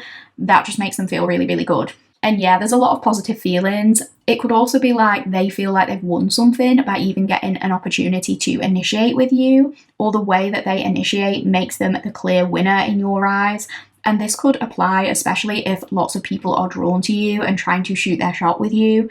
It could go back to what we said about them being in the lead out of everyone. Like, even if lots of people want you, this is really the only person you'd consider giving a chance to. And that makes them feel like the winner. That makes them feel like they're on top of the world. You know, if we use that example of this being a high school reunion, it could be that lots of people are trying to get that chance to talk to you. But if it's between this person and the person who broke your heart when you were 15, who's now pining after you, and some other guy who used to bully you and is now trying to flirt with you because you've had a glow up, or, you know, some person who's in your friendship circle complaining about being friend zoned and trying to guilt trip you into going out with them, this dove person is going to stand out in a positive way, like leagues above the rest. If those people try anything with you, you're going to shut it down because you don't want anything to do with them. But with this dove person, you're just like, okay, yeah, I'll give them a chance. You are feeling it with this person, and so it makes them feel like the winner. So let's move on to question 7, and question 7 is, what is the overarching theme of this connection? So we have got self-discovery. In opening ourselves up to new experiences, you may find unexpected joy, reminding us that life is full of surprises. And the clarifying tarot card is the Two of Cups. Cheers. With this Two of Cups saying cheers, I keep getting this message about you and this person living the good life together. I think it's because it's flutes. I'm picturing champagne flutes. I feel like this is you guys saying, we're toasting to us, we're toasting to our life, we're toasting to the love and the connection that we found in each other. And it's a connection that allows you to blossom as individuals with self-discovery. Now, when I say the good life, that doesn't have to refer to material abundance. It can mean whatever you want it to mean. If you are a person who is ambitious and you want certain luxuries in your life and you've worked hard to get them, this can be about you and this person sharing a comfortable lifestyle and enjoying those lavish experiences and those luxuries that you've worked hard for. This could be a relationship where you're both able to indulge in the finer things together because you've worked hard to achieve the things you have. So this could very well involve, you know, being able to travel frequently, go on vacation, going on nice trips, dining out at fine dining restaurants, not being afraid to order the expensive champagne when it's a celebration, having your dream home or your dream vehicle. It can be those things, but it doesn't have to be. This Two of Cups simply indicates that you are on the same page about what you want from your life. You are a united front. You align in terms of shared values. You are dedicated to going after the same things and you make those things happen. And this relationship is very much a celebration of that. It feels like you are able to achieve such great things together, and it comes from this shared vision. So if what you both want, as just one example, is a family or a certain number of kids, I'm picturing you cultivating this beautiful life where you are both doing the things you need to do to create a safe home and a safe relationship to bring children into the world, and you're both on the same page when it comes to parenting and discipline. And I'm seeing you celebrate so many milestones and anniversaries together and clinking glasses and looking at photographs of your grown-up children in the future. Like, you know, I'm just so proud of what we've accomplished here. I'm proud of this beautiful family that we've raised. It doesn't have to be finances or family. It could be something completely different. Like maybe you guys, this is about a creative project that you built together, something you're both really passionate about. But the point is, you guys have this mindset of like, if we can dream it, we can do it. And it's a mutual collaboration. It doesn't feel like one person is leaning on the other too much, or one person is always giving and not getting the same in return. This feels like a shared distribution of responsibilities, and you both understand your role and what it takes to be a partnership. And again, you're not all talk and no action. Like, you both work towards the things you want, and you're both on the same wavelength in terms of how to make it work. I think you both as individuals are content and happy and successful in your own right. So when you come together, it's not like one person is dragging the other person down. If you've ever felt in partnerships before that the distribution of responsibilities was unequal or unfair, or that you were having to, like, in some cases, almost parent a partner, or it was always you picking up the slack, this isn't like that. This connection means that everyone does their bit, and also you're both incredibly supportive and proud of each other as individuals. You guys are always in harmony, and you always know how to work together as a team. And I know that's something that sounds like it should always be the case in a relationship, but unfortunately it isn't always. Like, I often hear stories about, as just one example, couples who decide together that they want to become parents, and they both said, like, yeah, I've always wanted a child, I want to be a parent, but when it comes down to it, one parent isn't stepping up to help the other, and one parent is trying to live their life separate of their co-parent and child, as if the child doesn't exist and they can just do their own thing without considering their family that they asked for and they said they wanted.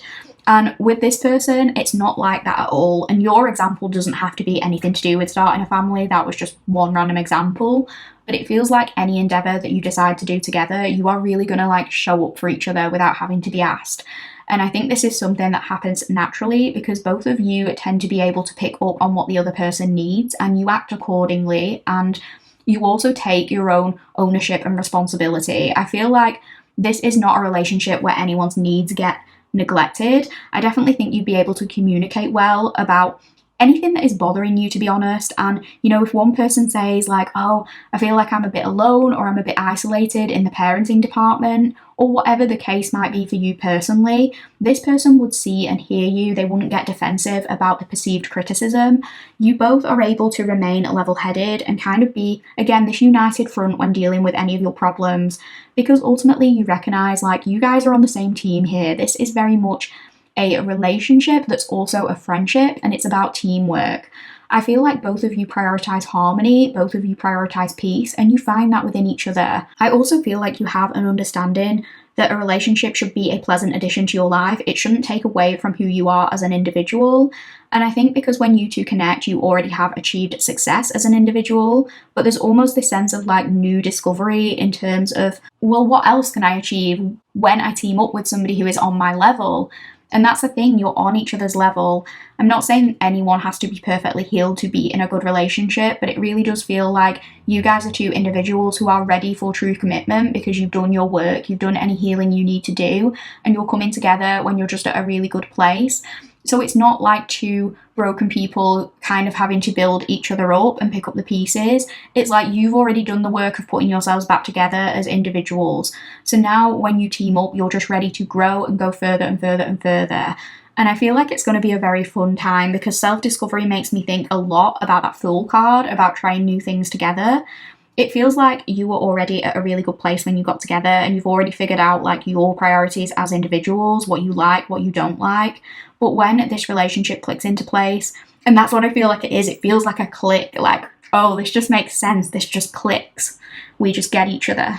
Me and this person being together is just what works, but it's also about discovering more about yourself and how you operate within the context of an intimate relationship. And it's about figuring out more about yourself when you get to explore who you are with the addition of another person. So this is like, you know, I know what I like, but what do I like when another person is added into the equation? And you're discovering all of that with this person. You're trying things that maybe you didn't or you couldn't try alone, and you're very open to new experiences and giving things a go. And just clinking glasses and saying, like, to all, like, it's a celebration, and definitely a sharing of some very interesting, fun and lavish, potentially, experiences, because both of you are very committed to this shared and mutual vision. So now we're going to be moving on to question number 8, and question number 8 will be, what will this connection teach you? What can you learn from each other? So we have got dating, And we've got the villain, which is the devil. With dating, I think the first thing you're going to learn from each other is that dating doesn't have to stop just because you're in a long-term relationship. Dating doesn't stop just because you're married. I think this is very much about catering to each other's love languages. You're going to learn about love languages and learning the different ways that each of you prefer to be dated over time. This is very much a relationship where you will learn to prioritize keeping the spark and the romance alive in order to have the healthiest and most thriving relationship.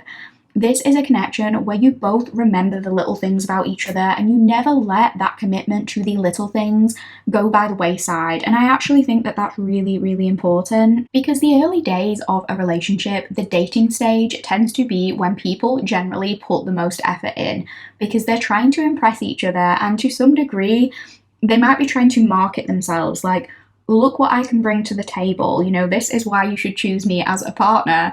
And of course, some people take this way too far by being over the top and love bombing, and that kind of thing is always going to die out fairly quickly because it's not sustainable. But for a lot of people, this might just look like cute little romantic gestures, like buying someone flowers or just doing cute things for them to let them know, like, I see you, I'm listening to you, and I want to put in the effort. And sometimes when that relationship settles into something more comfortable and day-to-day life gets in the way, the ups and downs that come with marriage or living together, a partnership generally, start to set in, that's when people often become complacent, and it's easy to forget those little things. And in the process, it's very easy to neglect your partner and neglect the idea of like doing little things for each other just to make the other person happy. And sometimes it's not a conscious thing. It's not always a case of like someone saying, oh, I'm not going to do these little things anymore because I want to be mean, like I don't care about this person. It's just something that happens when navigating everyday life. Sometimes doing the little things just becomes less and less of a priority because you guys have other priorities. But I do feel like one thing that you and this person are going to learn is that it's so important to make each other a priority regardless of what's going on, so that you're always connecting and so that you're not drifting apart.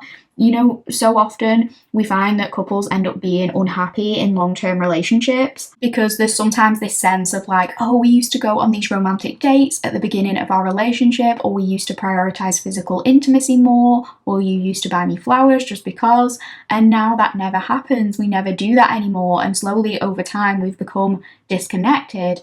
And of course, some natural level of evolution is expected in a relationship. Like if you're with someone for a long time, of course, you're going to go through times where like you can't go on as many dates, or physical intimacy has to be cut down a little bit because, maybe you're going through a hard time financially, or you're busy raising kids, or whatever the case may be.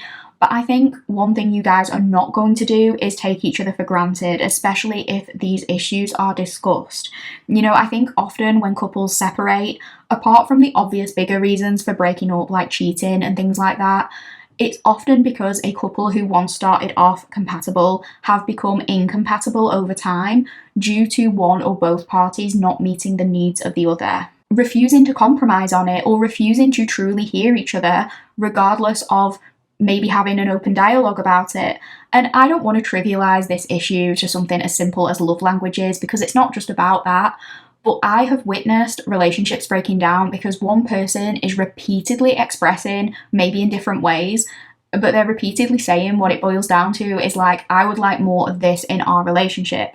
And the other person answering in different ways, but what it boils down to is, well, the thing that you'd like more of is less important to me, and I think it's fine the way it is, and nothing needs to change. And it doesn't matter what this is, whether it's communication or romance, whether it's date nights or physical touch or more spontaneity, but the thing is less important to one person, and so they're refusing to hear the other person out truly because to them everything is fine, like they could go without this thing. And it's almost like, well, this doesn't bother me, so why should it bother my partner?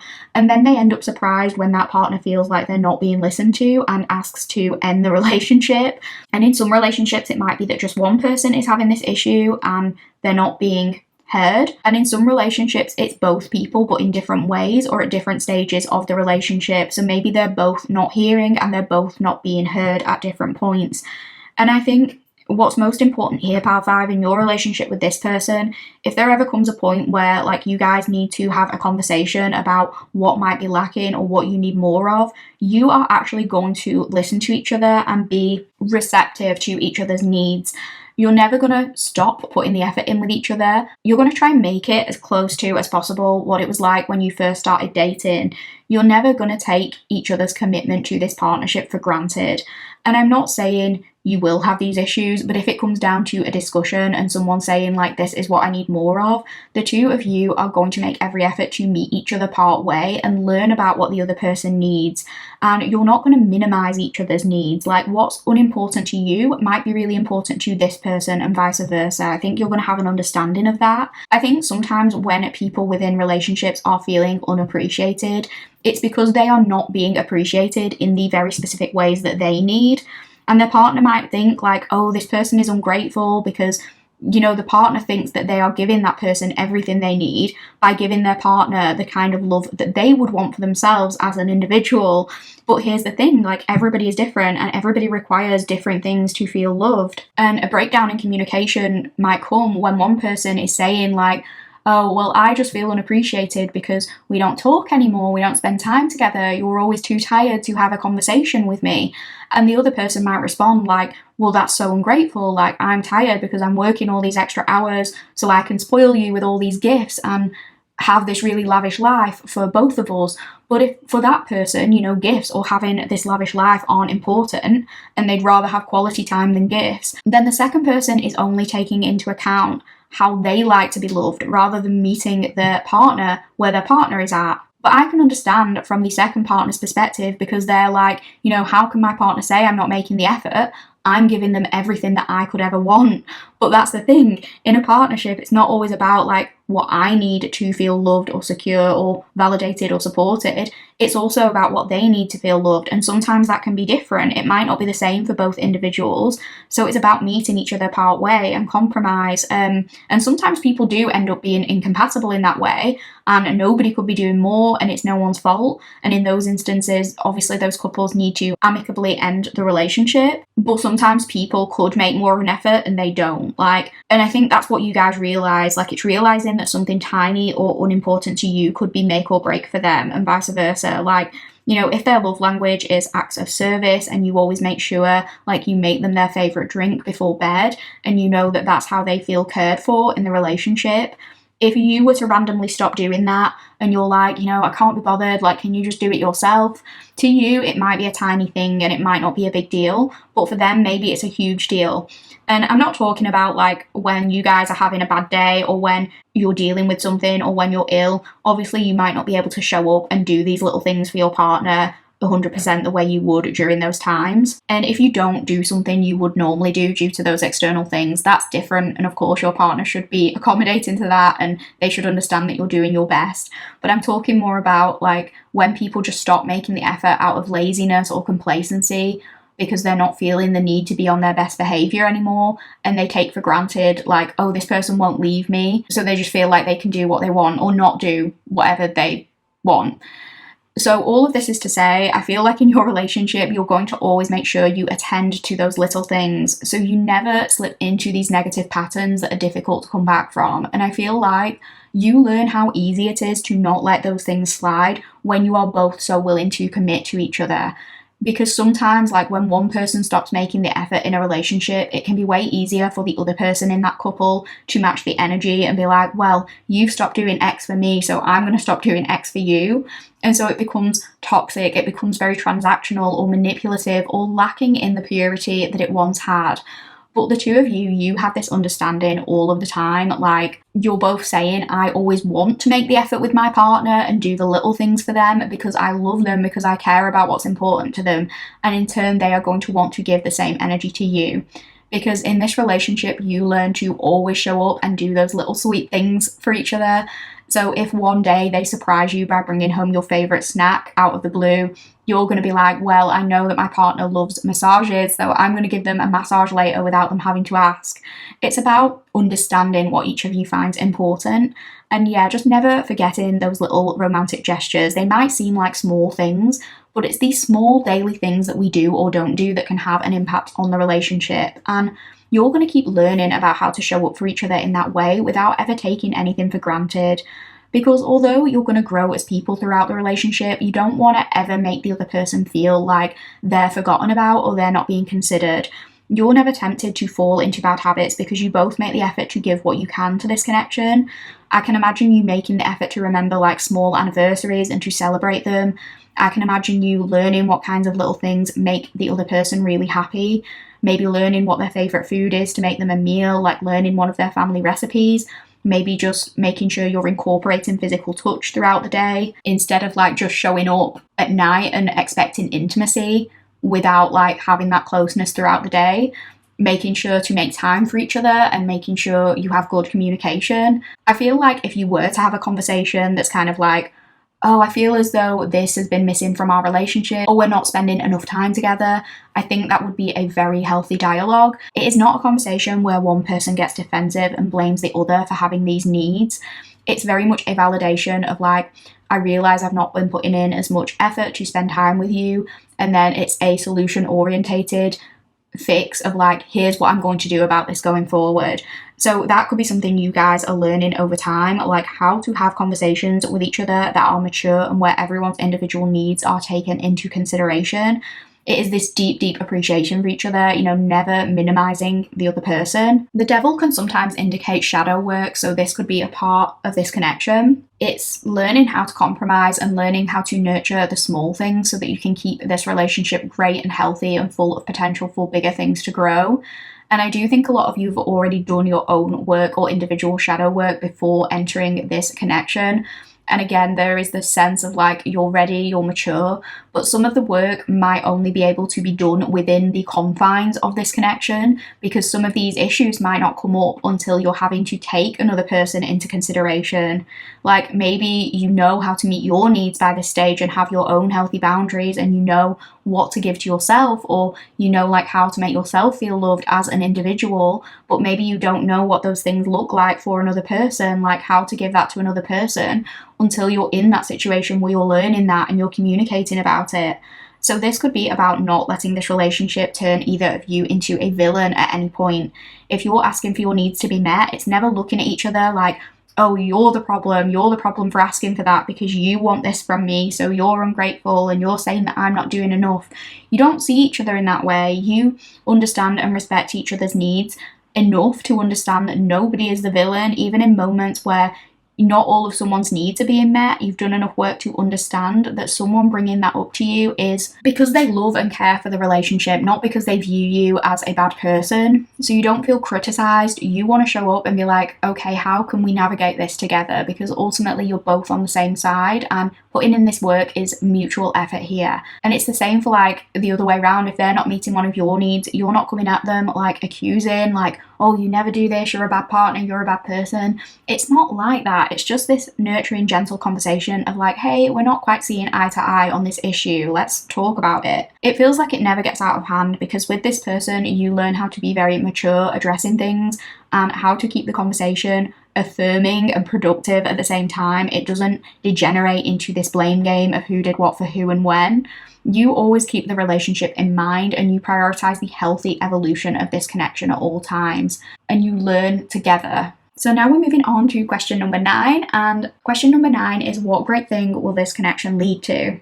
So we have got open, say yes, expand through the extremes, trust life, and the clarifier is the producer plant.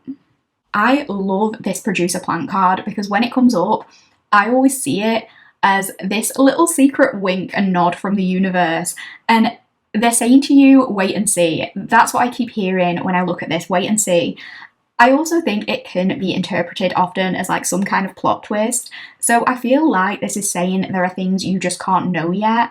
And I think we're not getting too many details because it's almost as though with this open card, they want you to come to certain conclusions on your own, but you have to be open to certain experiences. And I really do feel like this connection is going to open you up in a way that allows these experiences to come to you. But the thing is, I think your guides, the universe, it's like they're saying here, you have to want this and you have to say yes to this and you have to decide to be open on your own terms. So they don't want to say to you like, oh yeah, this person is going to come into your life and they're going to offer you this, and you have to say yes to it because it's going to lead to great things. They want you to make that decision for yourself through trust and because your intuition tells you it's what's for the best. So it feels like I'm being asked not to say much because ultimately if we're asking like what great thing will this lead to, all I keep getting is you'll see and be open. And it seems like there is vagueness for a reason. I think it's some kind of acknowledgement that at the moment it is beyond your comprehension. Like the things that you will open yourself up to through this connection and through trusting what's for you might be things you've never even had the chance to consider before. I also feel like this is saying you and this person could do anything, like absolutely anything is open to you if you want it. So maybe there's not going to be a set in stone path in terms of what great things you are meant to do and accomplish together, because both of you, when you have a vision in mind and you commit to that, the possibilities are really endless. They don't have to be contained to just one thing. And maybe it's multiple things. I feel like the universe doesn't want to come out and say like, oh, you could have this business empire or you could have this happy family together. Because for some of you, maybe it's both. And I feel like the universe is kind of saying, when you get together, you can just do anything you set your mind to. Because you've already accomplished so much as individuals, imagine what you can do together when you're open to the possibility and when you're open to expanding. I feel like they're saying whatever you do and whatever you set your heart on, it will grow and it will bloom. Something will become bigger than expected. So if you do share a passion project together, this could become a huge success, something that is going to grow or create a legacy. Or it could be that you end up having a huge family. Like maybe you've always said you want one kid together, but actually as this connection progresses, you decide you want more, you want a bigger family, you want to keep going, keep growing. Whatever example applies for you within the context of your connection, there's definitely something about new possibilities opening up along the way, and you never have to be contained to just this one thing. That's the great thing about this. You are never being pigeonholed here. They're essentially saying it's up to you. Like whatever you set your mind and heart on, it can be yours and you can be open to lots of different possibilities. It doesn't just have to be the one thing, but it depends on what you want to prioritize. I think in part, it's like the universe is trusting you to make that decision because they somehow know, because you're both people with big hearts and you show a lot of commitment and dedication to whatever you do. The universe kind of feels like it's saying, well, these individuals can just do what they want because whatever they put into the world, it's going to be great.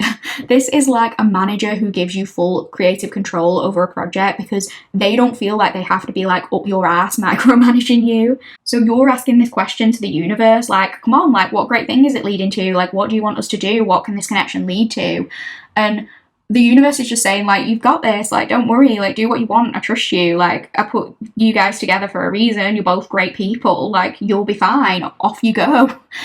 And, like, the universe doesn't need to be telling you, you need to be doing this and this and this specifically, they're just saying, just run with it, just have creative control over this project that is your life. It's almost this shrug of, like, do what you want, like, I trust you, you're fine.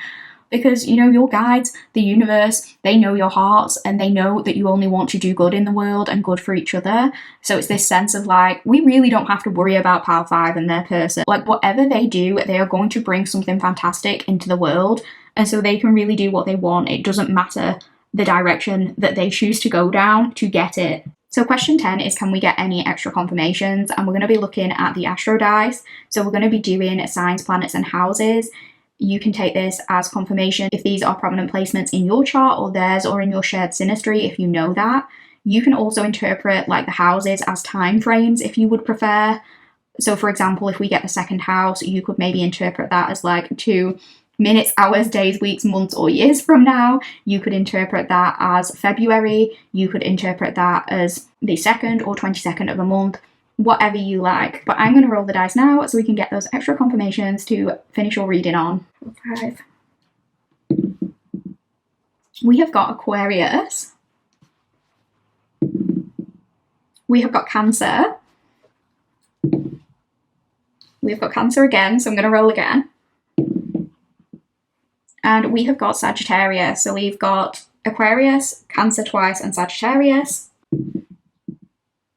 We have got Pluto. We have got Mercury. We have got Uranus. And houses, we have got the 11th house, we've got the 5th house, and we've got the 4th house. So that is what I'm getting for your reading, Pal 5. I really hope you enjoyed this reading today. If you did like the reading, please don't forget to like the video. Please don't forget to comment. Let me know what resonated for you if you get the chance. I love hearing from you guys, and that is the best and easiest way to support me and support this channel. And just let me know that you like the readings and you wouldn't mind seeing more of them. Oh, please sub if you haven't done so already. That is another amazing way to support me. With all of that said, I really appreciate you being here today. Thank you so much for spending this time with me. Thank you so much for listening. Take care, and I'll see you in the next one, Pal 5.